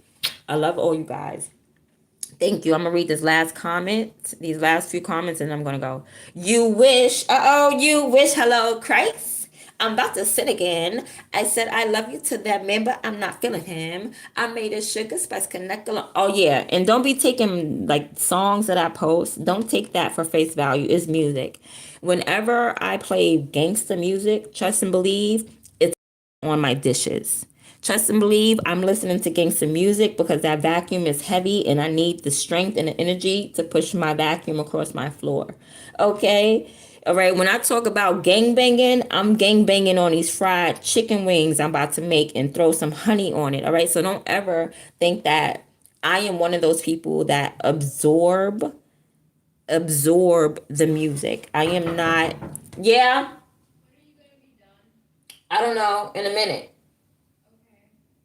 I know this child, you just come ask me when I'm be done. I'm working, sweetheart. Like, when am I gonna be done? When I'm done. When I'm dead, that's when I'm gonna be finished. Anyway, before I was rudely interrupted. Um, yeah, I'm gang banging on chicken, all right? I'm not one of those people that play video games and then go out and shoot people. I'm not one of those people that listen to is 95 degrees. I ain't got no nigga and no nigga ain't got me and I'm out there with my Daisy Dukes. No, that's not me. I have a mind of my own, but I do like beats and I do like music. Now, should everybody listen to that type of music? No, because some people have weak minds and they really think that what is shown in the public image or public eye, like there's a whole bunch of people who I'm friends with and I hate their public image. They act so freaking cocky, but when I talk to them behind closed doors, they are so humble and so sweet. Don't ever get fooled by somebody's public image. This is just a persona that people put on. Okay? It's just a public image, that's all. Okay? You come across me, I'm real. Okay? So this is me in and out. And that's rare. Okay? You know it's gonna be rare. Y'all getting some rare energy from here. This is me. Okay? Um that's it. Let me read. Okay, so, and when thou prayest, thou shalt not be as the hypocrites are, for they love to pray standing in the synagogues. Yeah, people love, yeah. Not only people like to be seen praying, but I don't like those people that like to be seen giving to other people. Like, I'm out here feeding the homeless. Here you go. No. That's those people swear get to them people too. Y'all need to quote on them people pages when they be like, I'm giving back to the homeless. Here you go, you need $10, and they want to shade, they want to embarrass people. That's embarrassing. Cause I'll be damned if I'm gonna let you record me at my lowest. Like you're bugging. Just for what? Because your reward's supposed to be from God. You're supposed to give in secret. Like it's to the point where when I give to a homeless person, I sneak the money. Like I don't even want nobody in public to see me giving. Like I'm dead serious, but that's my own kooky thinking. But that's how like secretive I am. Like, take this, hold this. God bless you. Get on your feet, boo. You know what I mean? I'm not out there like, look, everybody, I'm giving my money to a homeless person right here. Look, he's really homeless. Yeah, him. See, everyone? Like, I'm not doing that. I feel embarrassed when I give. Like, I feel embarrassed for that person. Like, you sneak it like how grandma sneak money in your purse. Baby, take this. Get better. God bless you. That's me. You know what I mean? So you're not supposed to be doing stuff for a show. It's not for publicity. It really is real. Like, man. But God knows. If people don't know, God knows. I'm telling you. And them people ain't gonna get blessed. Okay, you said, verily I say unto you, they have their reward. That's what I just said. Yep, they have their reward. You know what their reward is? Publicity. Oh my God, you are such a good person. Wow. You think God is gonna bless them? God ain't gonna bless those people. You're gonna have your reward. That's it. You just gonna have people clapping for you. And that's about it. Hey, Jory Love. You said Jory Love food reviews. What's up? Hey, love and blessing. Good morning, beautiful. Good morning, guys. I'm about to off though. Miguel D. Casanova, multiple people. You see all of them, Miguel? Good. Dan VGC, only thing ascending is that hairline. You mean receding, not ascending. You mean receding. That was a good one, but you used the wrong words. Miguel D. Casanova, no weapon formed against you shall prosper. Okay, that's dope. Yes. Yes, you got this. You absolutely do. Miguel D. Casanova, exactly. Everyone that came against you, now no, God doesn't mess around when it comes to you. Yes, that's one thing they're gonna figure out. God do not play about you. God do not play. I don't care if somebody just stubbed their toe. They gonna learn not to play with you. Yes. And there's a verse in the Bible, and God do not care who it is too. Whether it's children or whoever, if somebody disrespects a person of God, oh, they gonna feel it. They are gonna feel it. God do not play with nobody. They don't care how old you are, old to the young. Do not play with one of God's people. Yeah, they're gonna learn. Thou Daniel, glory, hallelujah, yes to Jesus, amen, amen, and amen. Miguel de Casanova, of course. Cut, soul ties, and location ties. Yes, heavy on the location ties, yo. Because where you move, it really has an effect on your energy. Like it does. And it can also hinder you. It can hinder your blessings. Like me, for instance, like I live in the ghetto and I know it's hindering my blessings. So I'm trying to like mentally battle my surroundings because I live in the hood. I'm telling you, where people rob and steal. The hood. I'm in New York City, the ghetto. All right. So imagine the cloud that is a complete cloud over New York. So when I move, I probably move to California because I feel like and it could be something anchoring you there as well because there's definitely something keeping me here. Like God put me here for a reason. So I like wherever you are, you're supposed to be where you are. So I don't care where you are, do your best. You are needed and be yourself. Okay? So God put me here because he needs me here, but I can't wait till he need me in California under the sun, honey. Under the sun. Oh Lord, I can't wait till he need me somewhere else. Cause God done put me in this ghetto. I can't wait till he need me somewhere else, boo. But yeah, so I feel like God will anchor you places, and there's also places that you may be in that are like going against your energy as well, like energetic blocks. It's harvest time. Yes. Miguel D. Casanova. You embrace everything. Knowledge is everywhere. It absolutely is. In knowledge, you will keep learning at any age. Like, I don't think I'm the smartest. I'm telling you, I feel like I'm dumb. I don't know nothing. God knows everything. And I allow God to fill me up. And that's it. That's all I want. That's it. You said, Shamel D's, go work 9 to 5. Are you telling me to go work? I can't work a 9 to 5. Like, this is my 9 to 5, but I can't get a regular job because some, like I said, some people felt the shift of the age of Aquarius and some people didn't. Okay, if you're still working a 9 to 5, it's because we need you there. Okay, but there's some of us who have ascended and we can't no longer be in the matrix. But if you're out there in the matrix, kudos to you. Yes, arm muscle to you out there. We need you there. We need people out there. For others, this is an ascension and an elevation. So I couldn't go work a 9 to 5. I probably would catch coronavirus and die. So I would love to work face to face with people, which I've done in my past. See, I reap what I sow. See, the reason why I'm here is because I put in my hard work. What's the word that they say? Not that I pay my dues. Like I was out in the field, or what's the word I'm looking for? The phrase I'm looking for. Like, I was out there. I paid my dues already. You know what I'm saying? Like, I was already out in the field. I was already front line and stuff like that there. Like, I'm coming from being a home health aide. So I was already out there, and that was since I was 16.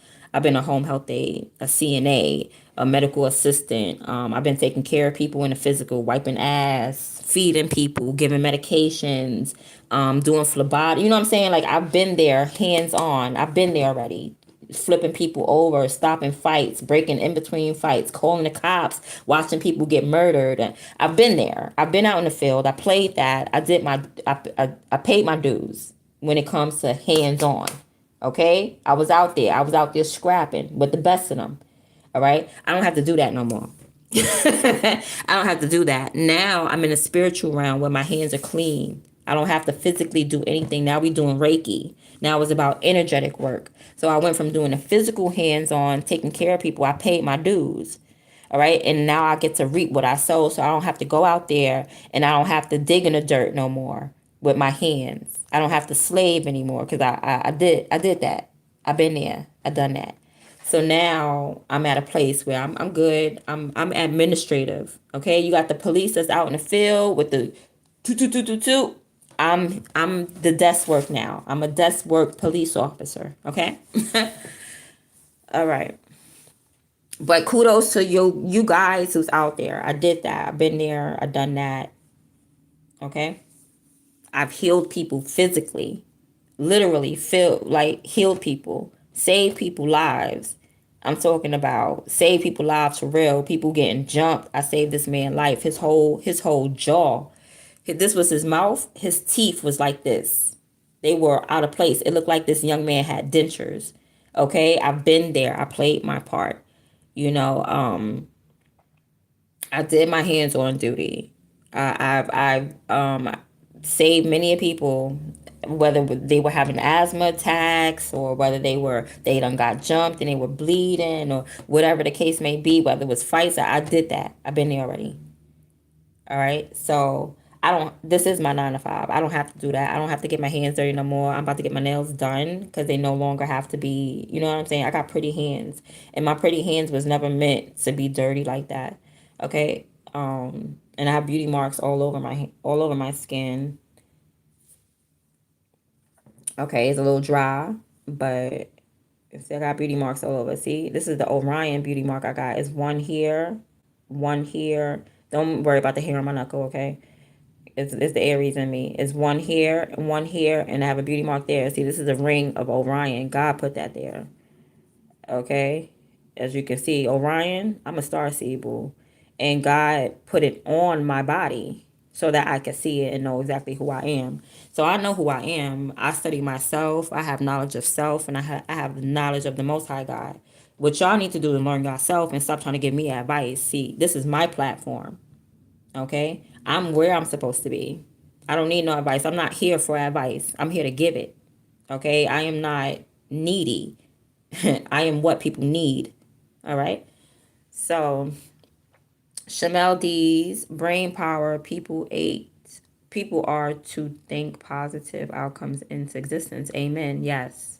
Yes, Shamel. Absolutely. I don't know about the working 9 to 5, but you're right on that, on the thing. And I'm not getting on a 9 to 5. It's just that know your position.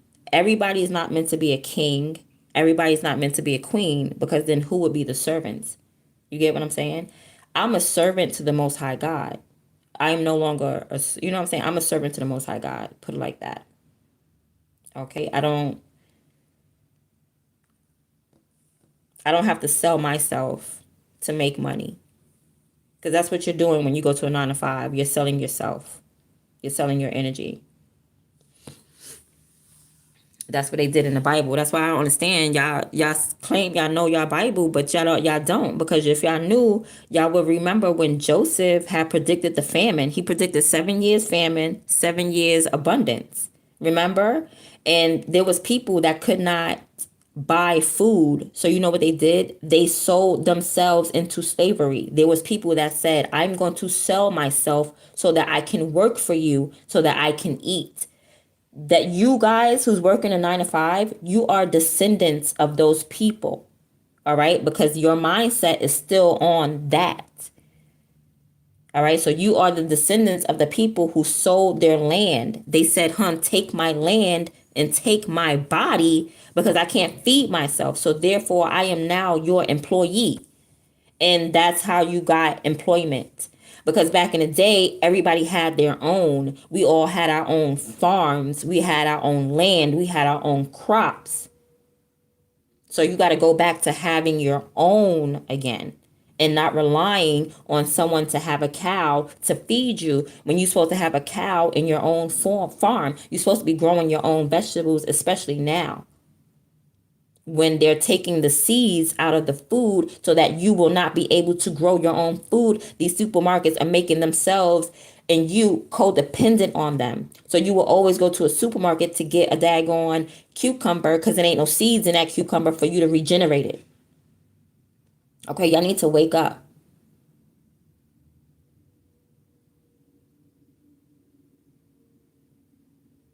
When I tell you I read this book because this book is real life, I love God. It's not an act. It's not just words coming out my mouth.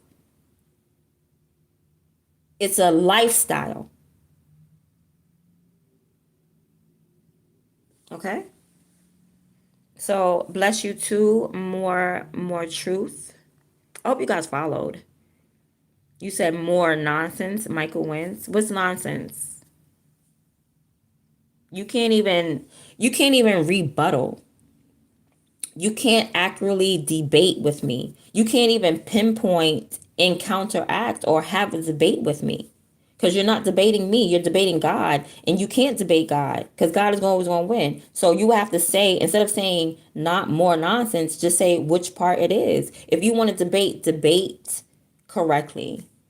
Otherwise, you would just come off as an agent that's basically trying to block people from ascending. You're just coming off as an example of what I'm talking about.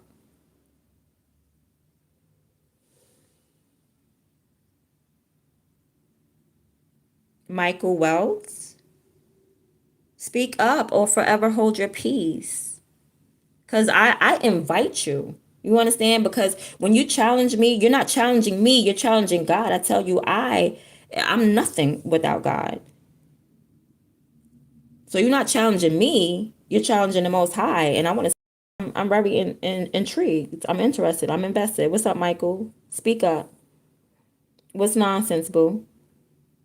Not a damn thing I'm saying is nonsense. Exactly. You just don't believe it because you got a miserable life and you don't know how to change your mind or your mindset. That's not my problem. That's your problem. And don't even try to make it my problem. That's right. I'm speaking life. That's all I know is life and living. That's all I know. That is God. I'm speaking life into my people, not nonsense. Just because you don't believe it, I don't know how to see. That's one thing I don't tap into. I don't understand. I've been there, but I can't go back there. You get what I'm saying? I've been an atheist, but I can never go back there. Once you know, you can't unknow. So I can't, you know what I'm saying? I cannot connect with you or understand you because I don't tap into the mindset of someone who is spiritually impoverished. I'm not spiritually impoverished. You know what I'm saying? I'm not poor spiritually, so I wouldn't even tap into that. I can't even talk to you for too much. And that's what I've been trying to explain to you guys with these cards right here. That's what I was showing you. You need to be around people who are like-minded. You can't, like, I can only come and talk to people but for so long because my protection bubble, yeah, you're in like the world is so low vibing. People don't can't even come and speak good. Look what happened to Jesus. Jesus came and spoke good and they killed him. You think I'm gonna sit here amongst you people for that long so I could lose my own life? No. And I won't. And I'm about to go. But yeah, I'll be back tomorrow though. And if you want to follow me, I'll be on TikTok too. I answer questions on TikTok. So let's see. I gotta go, y'all. You're speaking life. How do you trust in God when you playing with tarot cards? I'm not playing. This is serious.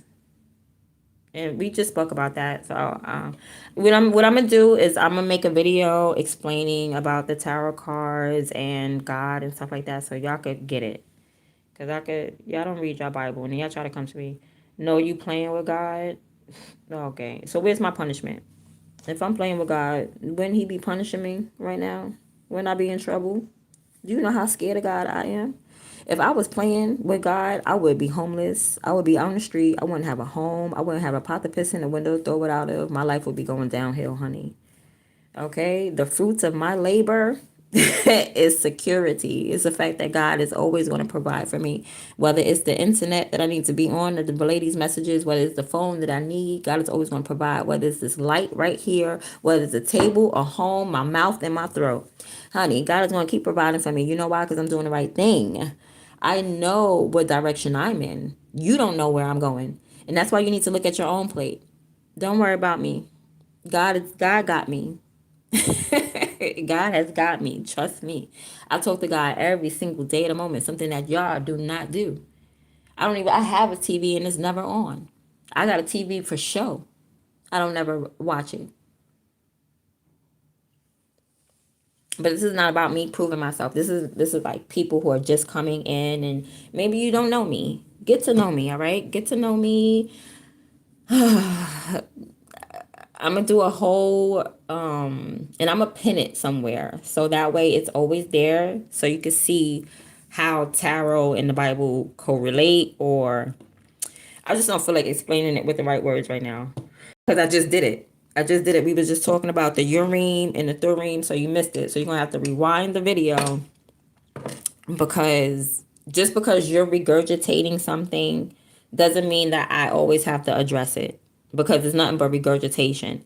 So being that you're just vomiting what you heard and never really did your research, because if you did your research, you would not be saying what you're saying. That's how who loves God and who doesn't, because you're regurgitated and indoctrinated mindset. And don't worry, I was indoctrinated too. I was indoctrinated. Like, I listened to the pastor and not read my book. Indoctrination means you just listen to somebody talk and you don't question it. No, I questioned it and I went to the Bible and I asked and I read it for myself. I didn't just listen to what the pastor said. I didn't just listen to what my mama said, because if you ever played the game telephone, people be messing up the messages. Okay? So it's just better for you to go to the Bible yourself and understand it and interpret it the way God intends for you to understand it and interpret it for yourself. And then you find other people who read it and see if y'all see eye to eye and y'all go on the same accord. Y'all don't be reading your Bibles, and I could tell by the way how y'all try to throw biblical scriptures at me. I could tell you don't read your Bible. I could tell you don't know God.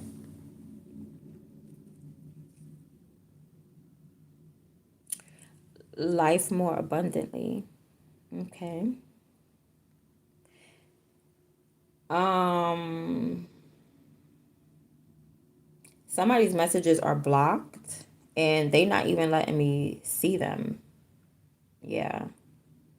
Which I'm kind of curious, but try not to curse, okay? You can say what you want to disagree with me, but try not to curse because if you curse, that it's going to be filtered and I'm not going to be able to read it. So, PGA Bishop said you was just complaining about being in poverty. No, I was complaining about being in the ghetto. I said I'm in the ghetto. I'm in the hood where people rob and steal. You see? You see how y'all see how y'all can't even hear, let alone read. PJ Bishop, you trying to mislead people and send them to hell. How am I trying to mislead you? What did I say? Did I say go kill? Did I say go steal? Did I say do any of the 10 commandments the other way? How am I sending the people to hell? Did I say cheat on somebody? Did I say go and did I say any of the 10 commandments? Don't do it. I got my Bible here. I'm encouraging. Oh, wait. Wait. Time out. They did the same thing to Jesus. Oh, my Lord. Because Jesus was like, what did I do bad? Now I see, Lord, you're going to get persecuted regardless. It's like if I'm not on here selling crack, I got to be on here selling crack for y'all to be like, oh, she real. But if I'm selling love and I'm selling peace and I'm selling mental clarity, what he said, I'm misleading you. I'm encouraging you. I said, open your Bible and go interpret it. I'm leading you to hell by doing that. Are you serious? You cannot be serious. How many people is here? Only 3? Oh my gosh, I'm talking to nobody right now. Wait, so that's how Jesus felt because Jesus went around healing people. Jesus went around healing people and they was like, you the devil. Jesus was like, how? Where? I just healed this man. He was blind, now he see. This man was dead, now he alive. I'm speaking life into people. Where's the misleading to hell? Now see, follow Jesus and you will get persecuted just like him. Just like him. Because what wrong did I do? I'm telling you to go to God. I'm telling you to please go to God. He like, nah, you misleading them.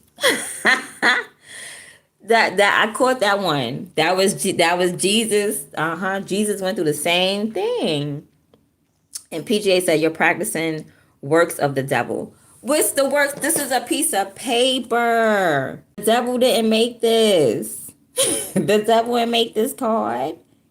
This is pictures. You know where they use this? You know what?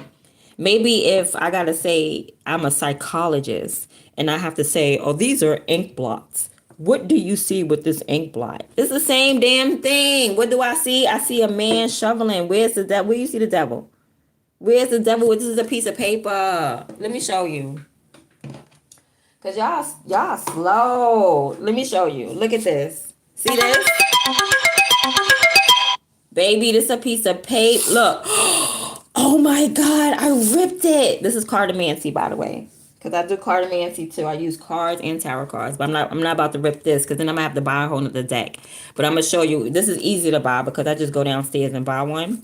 This is not easy to buy because I got to wait. And it costs more money and I got to wait. Okay? But I would do it to that one too. Matter of fact, let me just show you. I know I got some old stuff here. Okay? I know I got some old cards here somewhere. Okay, just because the old boy said. Anyway, when I find another card, I'm gonna do it. I got some old cards here somewhere. But look, sweetie, look. That's paper. This is paper. Cindy, that's bones. This is bones, Cindy. You scared. And that's the whole thing, because fear mongering is real. And that's how people will control you through fear. They will fear monger you. You know, this is a piece of paper, baby. You ain't got to be scared of the paper. What you need to be scared of is a person. Okay? That's the only thing the devil can really control is people. All right? Yeah, this is paper. All right? Now, let me show you what's evil. Is a car evil? No, a car is not evil. But a drunk person controlling that car can knock over many people, right or wrong. But does that make the car evil? No. Does that make these cards evil? No. What makes it evil is the person behind it who is trying to manipulate you. Now, I could take these cards and use it, and you could use anything to kill somebody. You could use a knife. These are just tools, okay? Is the knife bad? No, the knife is not bad. The person behind the knife is bad. Is a car bad? No, the drunk driver behind the car that just hit mad people is bad. Is the light bad? No, it's only bad if I shine it up in your daggone face. You know what I mean? So it's the person that's bad, all right? It's not necessarily the cards or, nothing fit. This is an inanimate object. This is a table. These are called inanimate objects. They can't move. This card can't get up and get you. It's not going to come to your house. It's not going to knock on your door. It's not going to get you. Okay? The cards aren't evil. So, yeah, if you're going to talk to me, talk with the most highest intelligence that you can speak to me in. Otherwise, I'm going to start cursing because that's what level I feel that you're on. Because I'm like 2 seconds from saying, like, shut the fuck up. Like, like, and that's because it's like you can't understand or fathom regular simple life. Like a 2-year-old knows that this is just paper. And if you as a grown person don't know that, I'm gonna have to say something weird like shut the fuck up, please. You get what I'm saying? You get me? Or no? Okay. All right. And he said, witchcraft is nothing of God. I'm not okay. That's okay. Yeah, you messing up the messages. You're not saying scriptures. You're saying things from out your mouth. Where am I supposed to say it? Where am I supposed to say it from? I got to use my mouth to speak. And how you figure I'm not doing scriptures? I just went through the whole thing of script, like the Bible right here, baby. The Bible right here. Did you just walk into the class? Because I've been here for almost 3 hours. And I think you only are enjoying only like 5 minutes of it. I think you're only enjoying 5 minutes of my time and you wasn't here. You're going to have to go back 3 hours back. I'm telling people to take their trust from God and put their trust in tarot cards. No, I'm telling people to trust God. I didn't say trust the tarot cards. These tarot cards are mine. These are not yours. These are my tarot cards. I'm trusting the tarot cards. I'm trusting God is showing me what I need to see to deliver the message. These are my cards. If you want to interpret, you get your own cards. These are for me. So now, what you want me to do? Hide the cards and just give you a message like this so you don't see the cards, so you don't think that I'm telling you to trust the cards? No, I'm telling you to trust your intuition and trust the person that you're listening to or not trust them. I mean, it's up to you and your intuition. The only way you're going to find out the truth is if you walk the path. Okay? And a lot of you don't walk the path. A lot of you, God will tell you, hey, go make a left, go make a right, and y'all will never do it. And y'all would think God is not real because you were not obedient to him and you didn't find it out for yourself. You got to find it out for yourself which way to go. I'm not the one that has misdirection. I know exactly where I'm going. I know where I came from, I know where I am now, and I know where I'm headed. It's other people that don't know where to go. I advise you to listen to the Most High God. If you can't hear the Most High God, then God will use me to send a message to you because that's what he does. He sends prophets. I am what is called a prophet. So therefore, I'm a prophet that uses a tool. What kind of tool do I choose to use? I choose to use cards as a prophet. You got it? You probably don't. You probably don't. Hey, Brenda. Thank you. Praises. Aw. Thank you. More truth. Okay, I hope you follow, though. I hope you subscribe so that way you can stay connected. Because sometimes I see people, I would see people and I forget to like their stuff and I forget to follow them and then I never find them again. And I'll be like, ah! Especially when they just pop up on my timeline, because YouTube has a way of knowing exactly what you need to see, right? And plus the universe as well. So, yeah, I try to like just remember to subscribe just in case so you don't lose me, okay? Oh, Pokemon, gotta catch 'em all. Okay, PJ Bishop, are you still talking? And you are what's bad. You let the devil take over you. Okay, thank you. Gracious to you. Thank you for your information. Thank you for that message, PGA. Okay, thank you. Thank you. Thank you. Brenda said, but that's just the point. You can't get on their level. Stay on your level with God once you. Oh, thank you, Brenda. It's okay to say a little STFU once in the blue.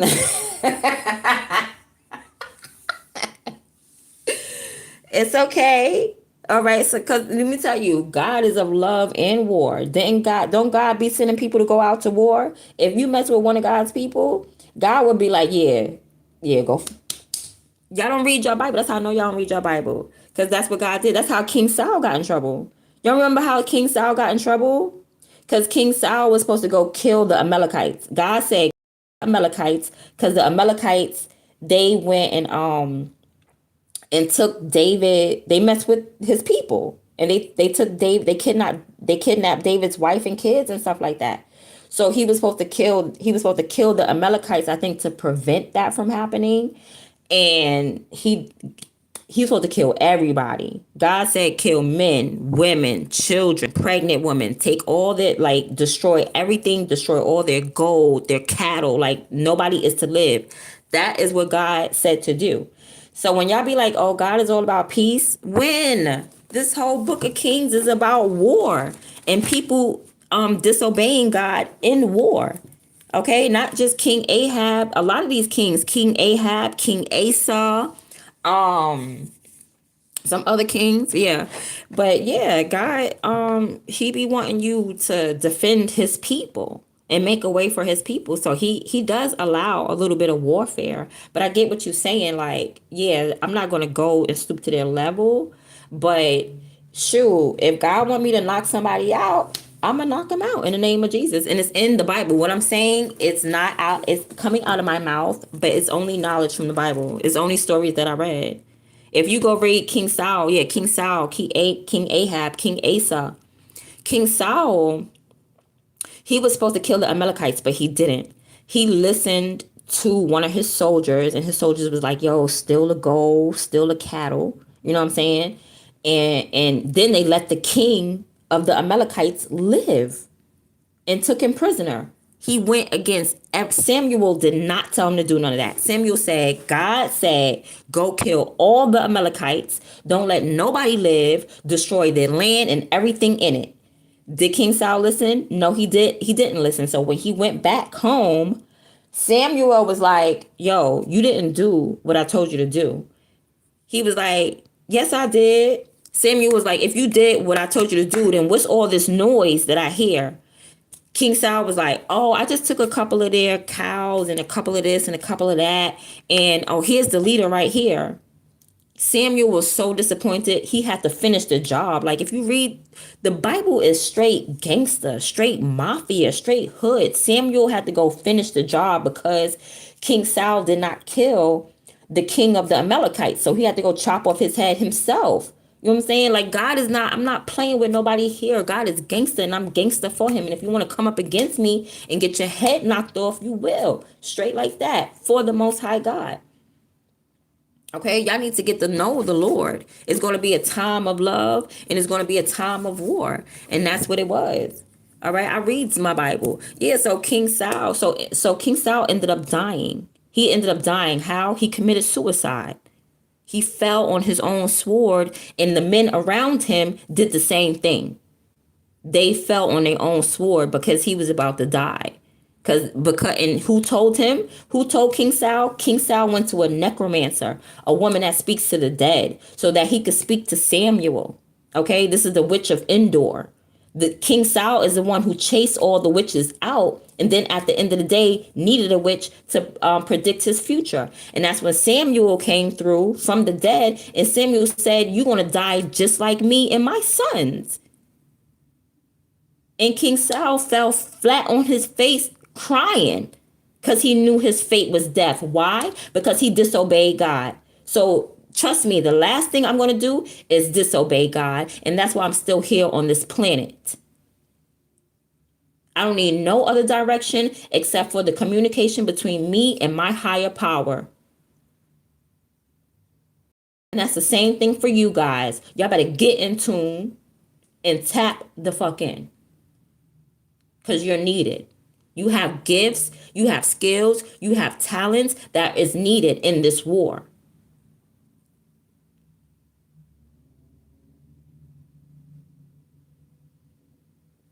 Okay, so if you think I'm gonna be like King Saul and be disobedient and not knock off somebody's head when it needs to be knocked off, when it comes to my people, you're bugged out. I'm gonna do whatever. If God said hug you, I'm gonna hug you. If God say knock your head off, I'm gonna knock your head off. I'm gonna be obedient. And y'all need to read your Bible because that's what happened to King Saul. King Saul was not obedient. He was greedy. He listened to his soldiers when he's the king. His soldiers is like, come on, let's just take the gold. Let's just take the silver. Come on, ain't nobody gonna know. God is gonna know. God is gonna know. Ain't nothing you gonna do behind closed doors where God ain't gonna know. God know everything. He knew before you even knew.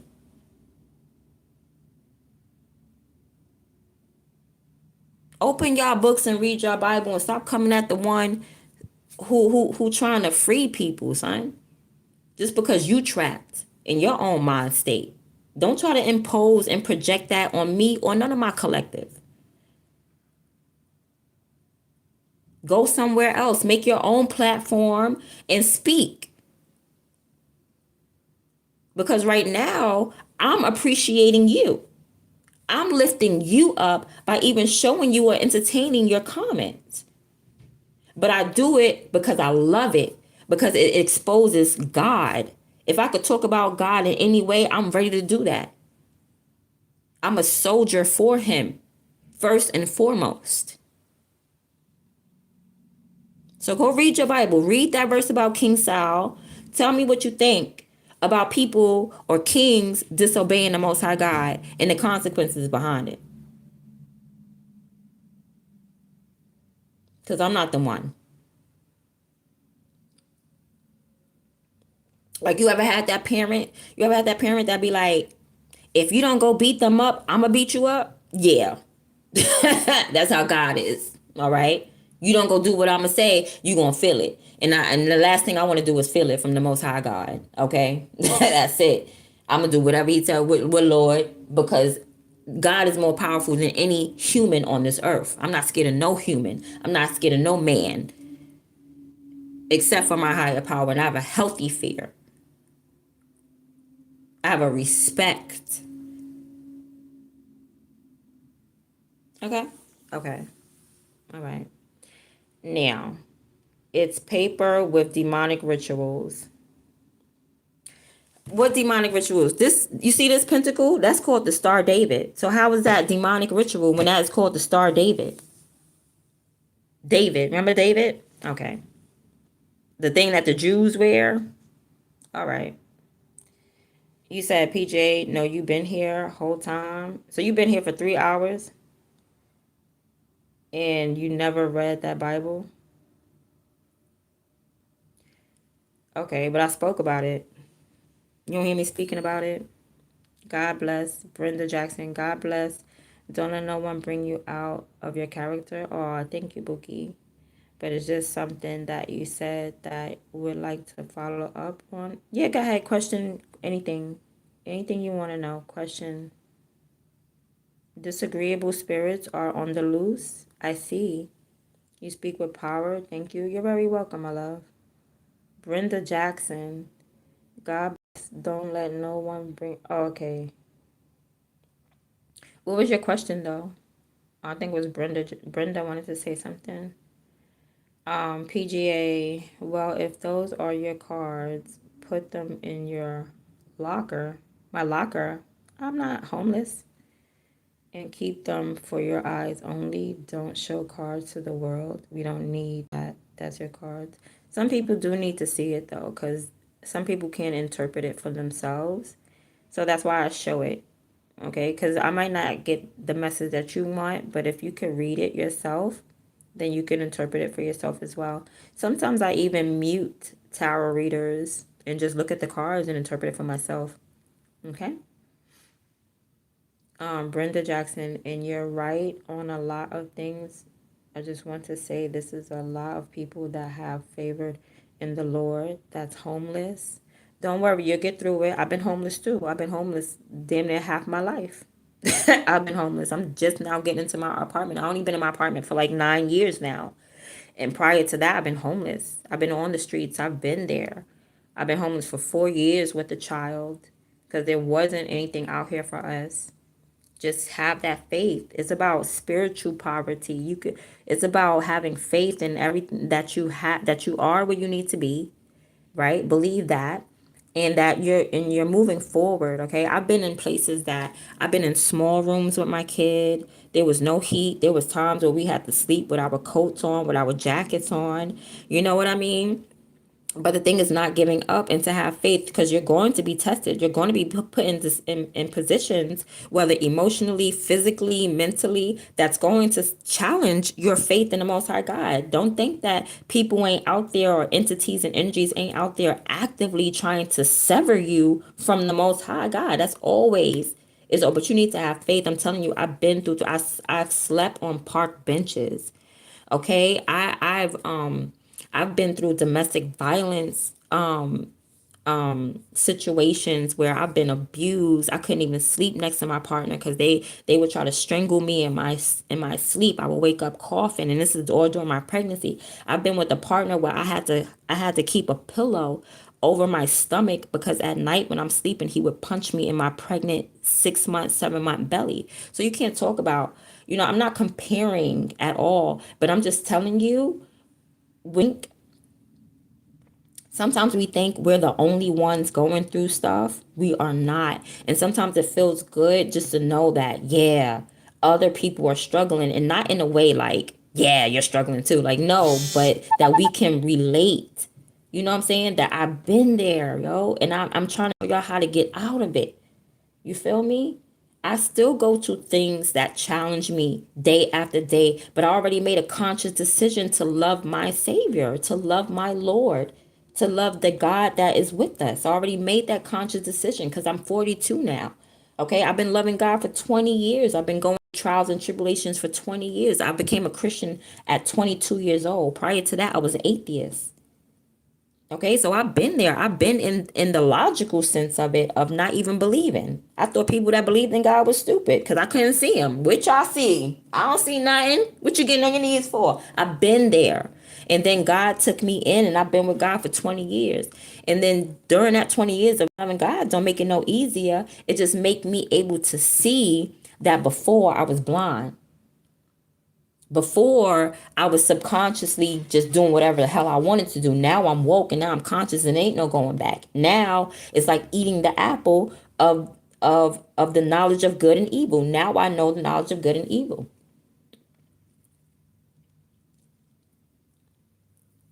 It don't make it any less challenging. It don't mean that just because I have a home now that is less challenging. No. You could be married, I'm not in a relationship, but you could be married, and it's still going to be challenges.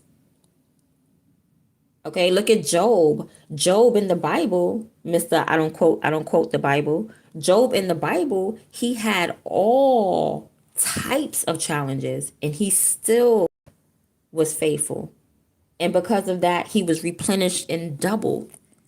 You get what I'm saying? So everybody's going to go through a struggle. It's just going to be a little different. Okay? But then you're going to pass it, and you're going to elevate. And when you elevate, you're going to be so freaking happy that you learned that lesson. You ain't got to go back to being homeless, or you ain't got to go back to abusive relationship, or you ain't got to go back to that because you learned it already. But guess what? Every new level is a brand new devil. So just because you learn one thing don't mean that it ain't going to be another challenge. It's going to be a challenge until the end of your life. Okay? And he said, Lord, that's homeless, I feel is so damn been tested. What do you think on that? Yeah. Yeah, homeless, anything in life. That's a physical challenge. Like I said, I've been there. I've been there for 4 years in one place, 2 years in this place. I've been homeless for a long time. I've been kicked out of my home since I was 12 years old. My mother been kicked me out at 12. I've been had to learn independence at a very young age. You know what I mean? And even though I wasn't conscious of God at that time, He was always protecting me. God always knew I was going to awaken. So, God knows that you're going to awaken to Him. And I told y'all before, God gives the strength. It's in the Bible. I gotta find what scripture it is, but God gives His strength to those who believe in Him and that love Him and that's devoted to Him. It says it in the Bible. All right, God actively seeks out those type of people that love Him and that's devoted to Him. Excuse me. Excuse me. No matter what, so He could give them strength to get through what they're going through. I don't ever ask God to ease it up. Sometimes I do. I'll be like, Lord, damn, what is this? But then I just ask for the strength. And He gives me the strength to get through it. It's a lot of things that I'm going through right now. But guess what? I gotta go through it. But guess what? I go through it with God with me. And that's how I get through it. That's how I get through it. I don't even go to my brain anymore. I just get up and do it like Nike. Because I know God got me. I mean, without a doubt, without a shadow of a doubt. Excuse me. I gotta go, y'all. But you subscribed this morning. Thank you, my love. Thank you. Warriors for God all day, front line. I gotta go though, so I'm just gonna read these. I probably won't comment on it, but I'm just gonna read it real quick, just to let you know I acknowledge you. Brenda Jackson, yes, most definitely he does, but not with people that don't comprehend. If you understand what I mean, yes, I do understand. PJ Bishop, what if I told you that love make things happen? And what if I told you to leave all that behind and come to Florida? Aw, I would not, because Florida, first of all, my abuser is in jail for the rest of his life. He got life in jail because he murdered his girlfriend. And thank God it wasn't me. But she used to call me all the time because I was able to stop it. But I got tired of it and I blocked her. Cause I'm like, girl, you gotta stop it yourself. Like you gotta leave like how I did. I got a whole child by him and I still left him. And I was telling her just leave him, but I guess she couldn't leave him. So one day she would always call me because I don't care. I'm gonna call the police on you. I don't care if baby daddy, I don't care who you is. You hurting a woman, you're going to jail. So she used to always call me like he hitting me, he doing this, he doing that. So I would always stop it because I'd be ready to call the cops. But after like the fourth or fifth time, I got tired of it. And that's the week that he killed her. And I felt so bad. I felt so responsible behind that. You know what I mean? Because I felt like I could have did something. But anyway, his family lives in Florida. So I would never move there. Okay. And I'm about to leave New York because he may come back here. So, Brenda Jackson, any Spanish for you this morning that you just spoke of? The beauty marks, because you got them everywhere. Even have one that just popped up underneath your eye. Oh my God. Yeah, I don't know what to say about it. I don't have too much knowledge on it. I just know I feel like they're kiss marks from God. I feel like they are, if you need like discernment is like when you can see something concrete or whatever. They're concrete physical evidence of you being a star seed. That's the only way I can see that as. Okay. Just concrete evidence of like I feel like they're little kiss marks, you know what I mean? But I feel like it's just concrete evidence of you being a star seed when they're like in such of an abundance. Like they're all over, like boom, like bam, like everywhere. And then especially if they pop up, it's like, oh my God, this my hand or you know. Yeah, I feel like it's just like kiss marks from the Lord. It's just Lord reminding you. Look, the little star I ripped up. It's just like God reminding you of you being a star seed. Okay. He said, yes, that's because you love you some Earth Angel Michael. Yes. Yes, that's okay, Brenda. Yes, that's because you love you some. Okay. And you're right, everything that they say in the Bible that was going to happen is happening. Yeah, here on earth. And yep, earth, but people have to pay attention. You're absolutely right. I'm even studying the Revelation with the four horses as well. I'm starting to see that, but that's a whole nother discussion. A whole nother discussion. Um, you said, yeah, that's how you learn to fight. Okay, I needed the cards this morning. I'm glad. I'm glad. Thank you for your delivery. You're very welcome. More, more truth, Brenda. You get what you're saying. But God also said you have to look over babies and fools. Yeah, God does protect his babies and the fools, and I'm his biggest fool. I'm damn. I'm an Aries, so I'm his biggest fool. But you gotta know it. You gotta know, you gotta know who you is, child, cause I'm his biggest fool.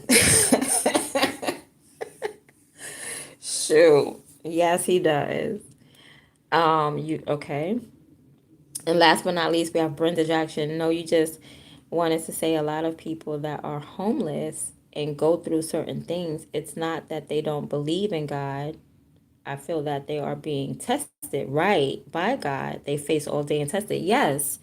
Yes, yes, yes. We all are being tested. I'm not married, so I'm being tested in matters of the heart right now. Cause already, I don't know. I already have a stable physical life, so I might be tested in matters of the heart personally. But everybody's going to go through something that's going to test them. You know what I mean? So if your test is homelessness, smash it out. Okay? And just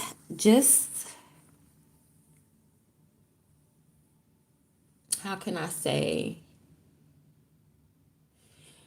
Okay, what I learned, what helped me with being homeless, these are the things that I did, right?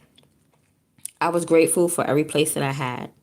Even if it was one room, even if it was no heat, even if there was no water, even if there was like I had to share a bathroom, I was grateful. So that's first and foremost. In order to be in an abundance mindset, no matter how little, I don't care if you have to sit on a bench, be grateful. Okay? While you're grateful, you keep working towards getting more. In between that, there would be things that's happening while you're working towards, whatever you're trying to manifest in life. There will be things that happen. They will be blessings.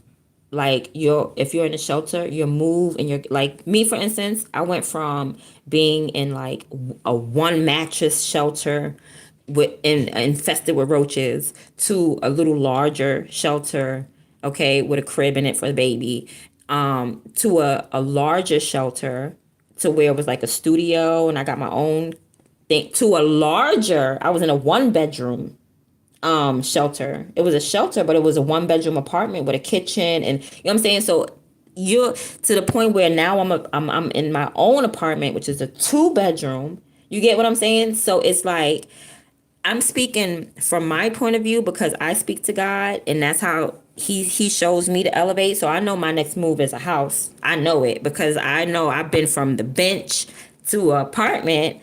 You know what I'm saying? And it went inch by inch. It went from me sleeping on a cot with my abuser pregnant to me having my baby in a 1 room with a crib to us having a studio with a little fridge to us having a whole 1 bedroom still in the shelter to us having a 1 bedroom with a kitchen and a living room and our own amenities to now us being in our own. She has her own bedroom. I have now my room is an office. You get what I'm saying? But it's all it just keep going. Just keep going. And I'm not, and this took years, okay? It took years. I was homeless for a very long time. And I was distracted for a very long time as well, because it'll be things to distract you as well. Just stay focused, be happy where you are, stay with gratitude, be grateful. I don't care if it's a spoonful of rice and a spoonful of beans, you could have nothing right now. You're eating something. Gratitude is what got me to where I am. At one point, I had a job cleaning houses.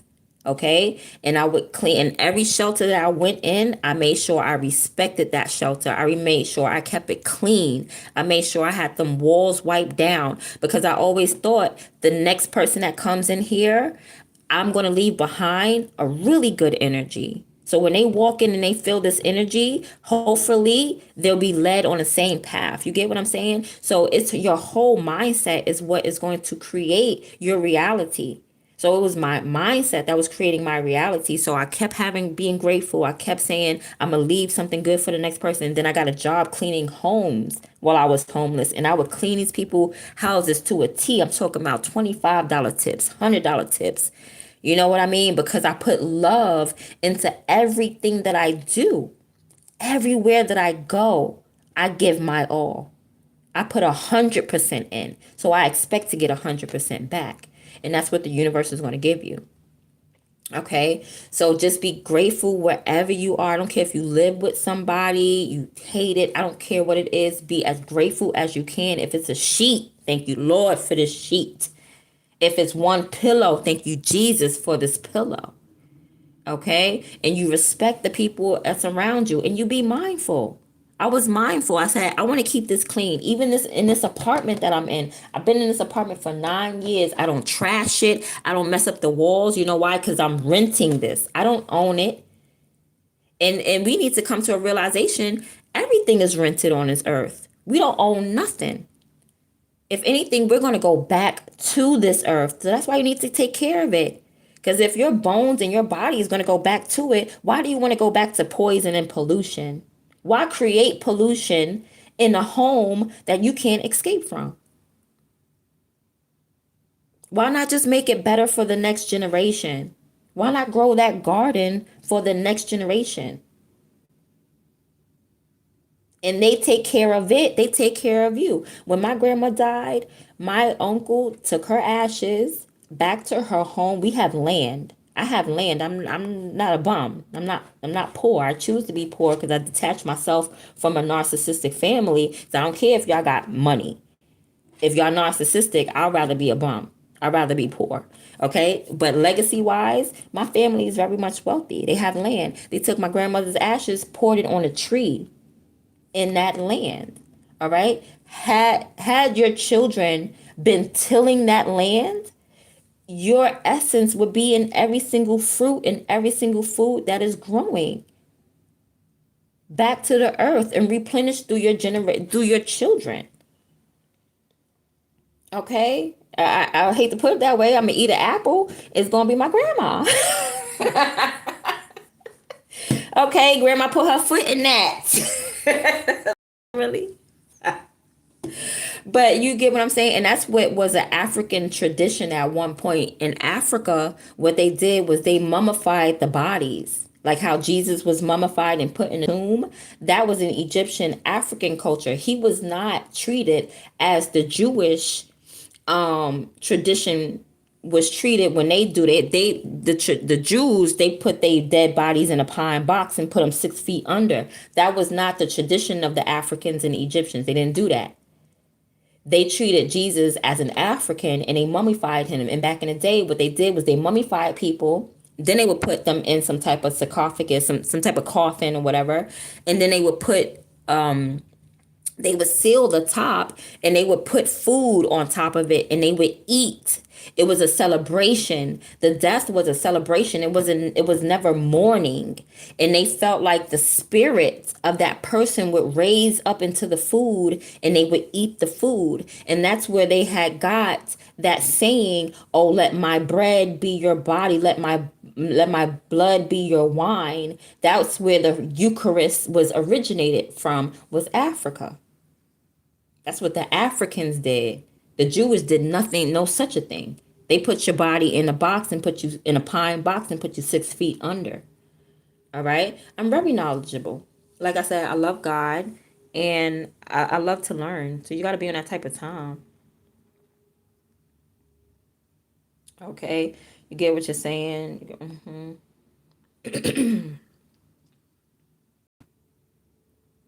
Yeah, they're being tested. That's right. Everything that you're going through that is a struggle is a test. All right. And you know what you should say? I accept it. Challenge accepted. Come on, let's go. Because your path is not just la la la la la la la. No, your path is, oh my God, oh shoot, what, oh wow. We think that the path is just la la la la la la la la la la. I made it. No, God did not do that. God said, bring in the alligators. Yeah, bring in the crocodiles. Jump over that. Jump through this hoop, So think it's just la la la. It's not. So when you see that obstacle, I accept. Because guess what you finna do? You gonna get across. You finna get across by any means necessary. And God finna give you the tools and the resources in order to pass that test. Don't think that God is ever gonna give you a test and he ain't give you no paper and no pen. He sure did. He gave you the paper, he gave you the pen, and he gave you the practice. Now it's up to you to get over that hump. You said you're not homeless? Okay. You thank your God for that. He didn't want you to do some storms, and you're blessed. You was speaking on that because you know that God would test people. Yeah, you're right. He'll test people by whatever, it's an individual test though, you know. I know there's many people that's homeless, but it's for many different reasons. Everybody has their unique test. You're absolutely right. Yes, because you've been through hell and back and hot water, but God bless you with the home that you have been in for 15 years. Amen. Yes. Yes, me too. Me too. But God brought you and children out of the storms and just love him for that. Yes, absolutely. Mm-hmm. Is for who he has always been in your life. Wait.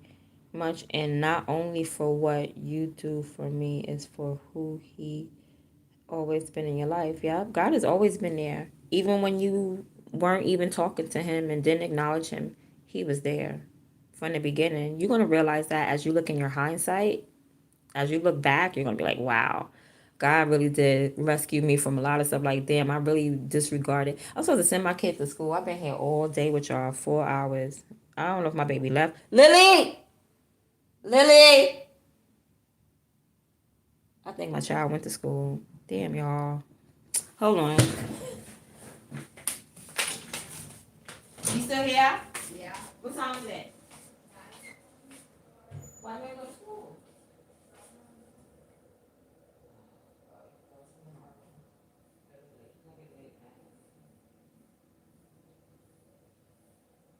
Are you happy or sad about that? No, seriously, don't lie.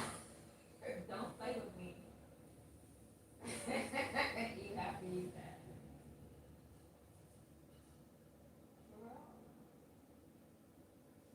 Are you so late?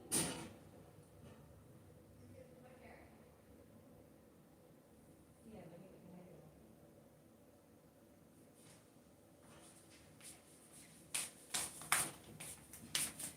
Oh, y'all, I had too much fun with y'all. Time done flew. I gotta go. My baby did not go to school. Now she got a day off. Um, you're very welcome, guys. Children of storms, and that's how you felt when you was working in the hospital. You felt that way. You put a teacher on. You have blessed me today. Aw, you're sweet. It's been so long. Hey, Caprice Brown. You reek. You be having explosive diarrhea. What that got to do with you being a Leo? That has nothing to do with your sign. That got something to do with you eating raw meat. You need to eat meat that's cooked, okay? Because then there's gonna be like bacteria in your stomach, and then your body's gonna try to remove it. So no, it's not has nothing to do with you being a Leo. It has something to do with whoever is cooking for you cannot cook. It could. You're absolutely right. It does have to do with you being a Leo. Because the opposite of Leo, is Aquarius. No. No, I don't got nothing to do with you being a Leo. Because the opposite of Leo is Aquarius. I thought the opposite of Leo was Cancer. And if that's the case, then okay, so the opposite of Cancer is Capricorn. So if you had a Capricorn cook for you, they definitely undercooked your food. and mess you up, you're gonna have to take some citroma. You're gonna have to take some citroma. That's confirmation.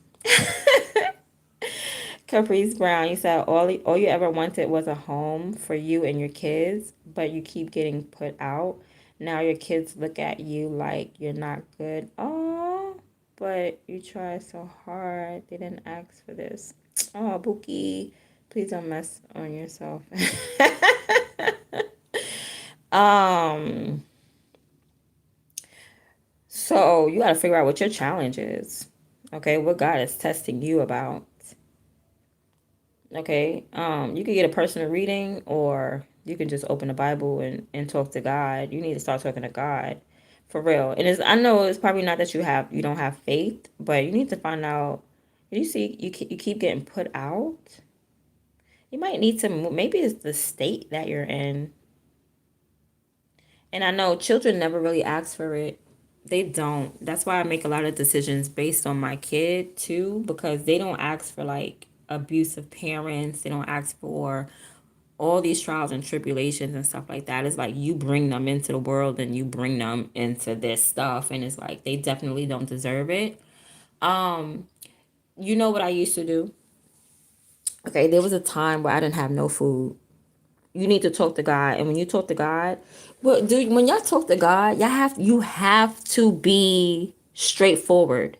Okay. Okay, now I'm gonna give you an example. It was one time I didn't have no food years ago. And I don't mind me going hungry, but I was thinking about my daughter and I'm like, damn, she's a kid. She don't deserve it. So I prayed to God. I said, Lord, I'm going to say my exact prayer. I said, Lord, I said, we ain't got no food. I don't have no money for no food. And I started crying. I said, Lord, I could not eat, but I said, my baby don't deserve this. And I really meant it from my heart. I said, my child, I said, God, I know you love my child. I said, I know you know she can't fend for herself. Like you gotta know God is love. You get what I'm saying? And God really don't want bad for you. God has everything good for you. So when I talk to God, I'm like, yo, Lord, you said you want everything good for me. I said, my daughter don't deserve, like, she needs to eat. When I tell you, somebody hit me up and just gave me $10 out the blue. Out the blue. And that lasted for a day. And I went right back to prayer the very next day. Because that $10, that lasted for just a day. And I needed like at least a week. And I went back to praying. And got right on my knees. And I said, Lord, thank you. First of all, thank you. It was $10. I said, Lord, that's not enough. When I talk to God straight from my heart, because straight from my logic, I talk straight for real. You get what I'm saying? God, we sitting here with no food. I'm like, Lord, what did I do? We ain't got no food. I said, the baby don't deserve this. You know, I love you, Lord, but what's going on? We need something. The Lord sent somebody to send me $50. I didn't have to ask nobody for shiznai. Tell you I didn't ask. Only person I asked was the Most High God. That's why I don't ask people for nothing. Because if God put it on somebody's heart to give to you, they're going to give to you. And if God don't put it on that person's heart to give to you, then they don't give to you. That's it. But God is going to provide for you no matter what. And I went into my prayer with this. I said, Lord, we ain't got no food. I didn't even have beans and rice to be grateful for. And God sent the first person $10. Yes. Asked him again. God sent the second person $50. Thank you, Lord. Thank you. I didn't even have to ask for nothing. The first person was just like, I was doing tarot. And the first person was like, hey, I'm gonna give you $10. Stop doing tarot, okay? Because he wanna be my man. So he don't want me to do he's another one of those people that's like, don't do tarot, it's evil. So he actually gave me money to stop doing tarot. And that's the kind of man that you want, honey. You want a man that's gonna be like, baby, stop working. Okay? Just stop it. Just, you want me to provide for you? But $10 ain't nothing. Okay? So, but the gesture was beautiful. All right. And the second person was actually somebody who abandoned me, who I have not spoke to in 10 years. God reached down in my past of people who abandoned me. He made this girl find, she was my ex-best friend. He made this girl find me. through my email. Okay? And when she talked to me, she was like, it was something in my spirit. I had to contact you. I was just listening. And within 30 seconds, I just listened. I didn't ask for nothing. All I said was, hey, what's up? Long time no hear. Yo, how you been? Yes, God is good. And then she was like, yo, what's your Cash App? 30 seconds in conversation. I never asked for a dime. I'm here to give. And she said, what's your Cash App? I said, oh, only once only. What's up? I'm going to send you something. For real? I didn't say no because I needed it. Thank you. Thank you so much. I didn't have to ask. Because you know who I asked? The Most High God. I don't have to ask people for nothing. I ask God, and God will continuously, forever provide for me. And that's where you need to be. Ask God where you need to be. Ask God where you need to go. And be for real now. You trying to get real answers. Y'all go to the tarot readers and y'all ask the tarot readers, but you can't ask God what's up. You got to go to God. God don't like that. It says in the Bible, it said God don't like punks. You do not like punks. He don't want you to, Lord, may I please have, Lord, yo, Father, I'm trying to get this car. What's up? What I need to do? Like, God wants you to be straightforward. Read it. It's in the Bible. I live it. I don't have to speak it because I live it. It's my lifestyle. It's what I do.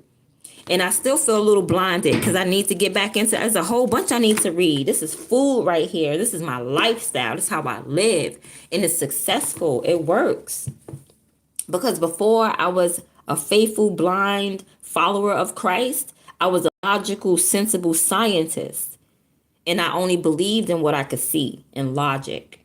So it went hand in hand because God said, you only believe what you see? All right.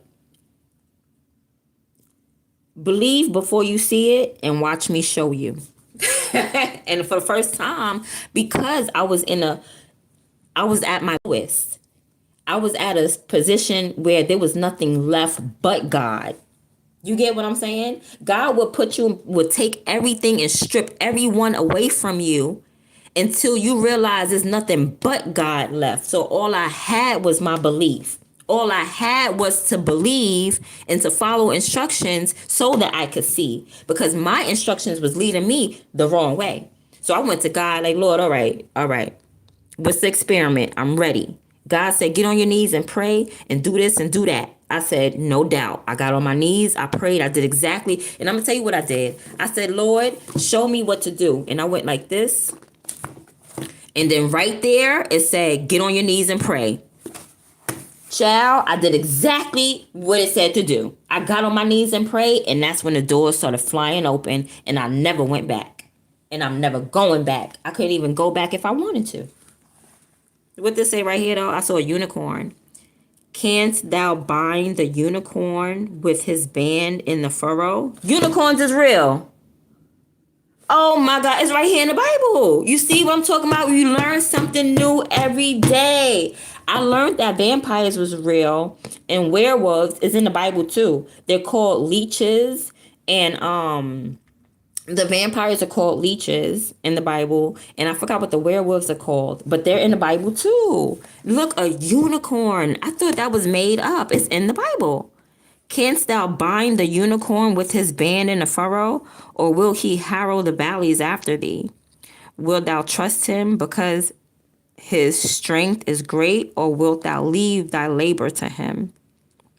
Now I gotta read this because what they talking about, and now they're talking about ostrich and a unicorn. Unicorns is real.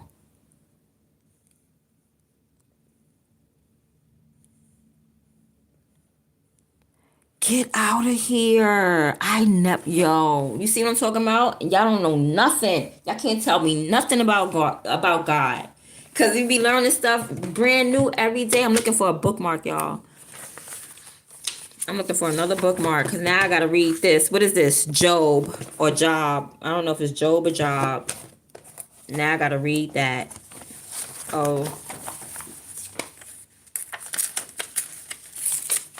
Unicorns, unicorns, them is real. Them unicorn, them is real.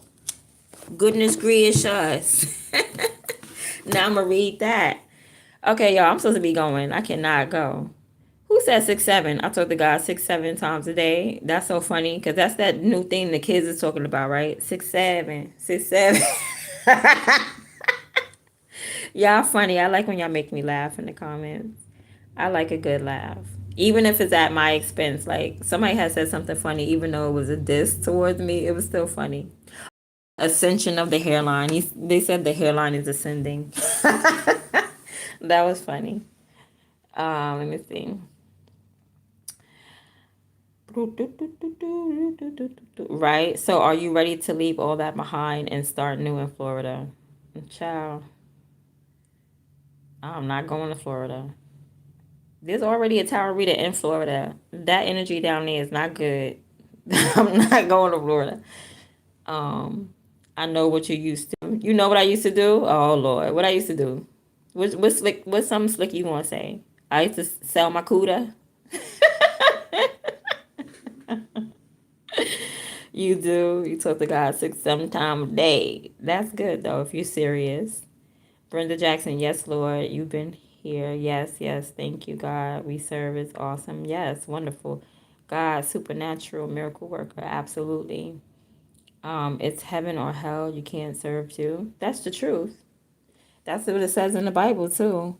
It's either you. It's not heaven and hell you can't serve to. No, God said either believe in Jesus or get condemned. He didn't say heaven or hell. You got to choose. See, y'all be this. Y'all be messing up the word. He said either believe in Jesus or if you don't, you get condemned. Like that's it. And I believe in Jesus, so I'm not condemned.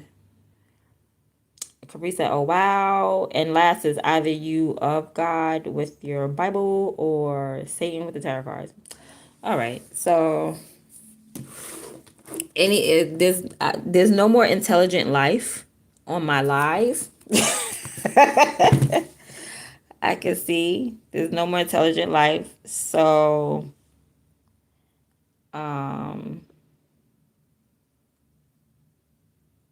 going to put you in timeout. Okay, for about 30 minutes. Okay, PGA Bishop, you're on timeout. Okay, you can't talk no more. Not until you make sense. It says you're on timeout for 1.8 thousand seconds. Okay, so count. I think 5 just went past, so you got like 1,000. You got 1,000.7999. You want a reading? Tracks and faith. My readings are paid. They're paid. They're not free. I can answer you a free yes or no. Okay. On TikTok though. I do that on TikTok. So head over to my TikTok if you want some free yes or no's. I just do collective readings here. I love you guys. And then at the end of the reading, I just tap in to see what you guys are saying and I communicate and we engage and we talk and stuff like that. But as far as a reading, I'm gonna have to like schedule another day for that or just go to my TikTok. I do different things in different places. Okay. YouTube, you get your collective messages. TikTok, it's more engagement. You can ask a yes or no. You can get a personal reading. Okay. There's so many things that I do all over Instagram. I post some funny stuff because I'm still down to earth. I'm still a human. All right. So just check me out. Look in my spiritual boutique. There's so much fun there. It's like an adventure of like stuff. Okay. All right. So guys, yeah, tracks and faith. I got you next time, okay? I don't really do readings on here. I do them more so on TikTok. So catch me on TikTok, all right? Love you guys. All right, I'm out.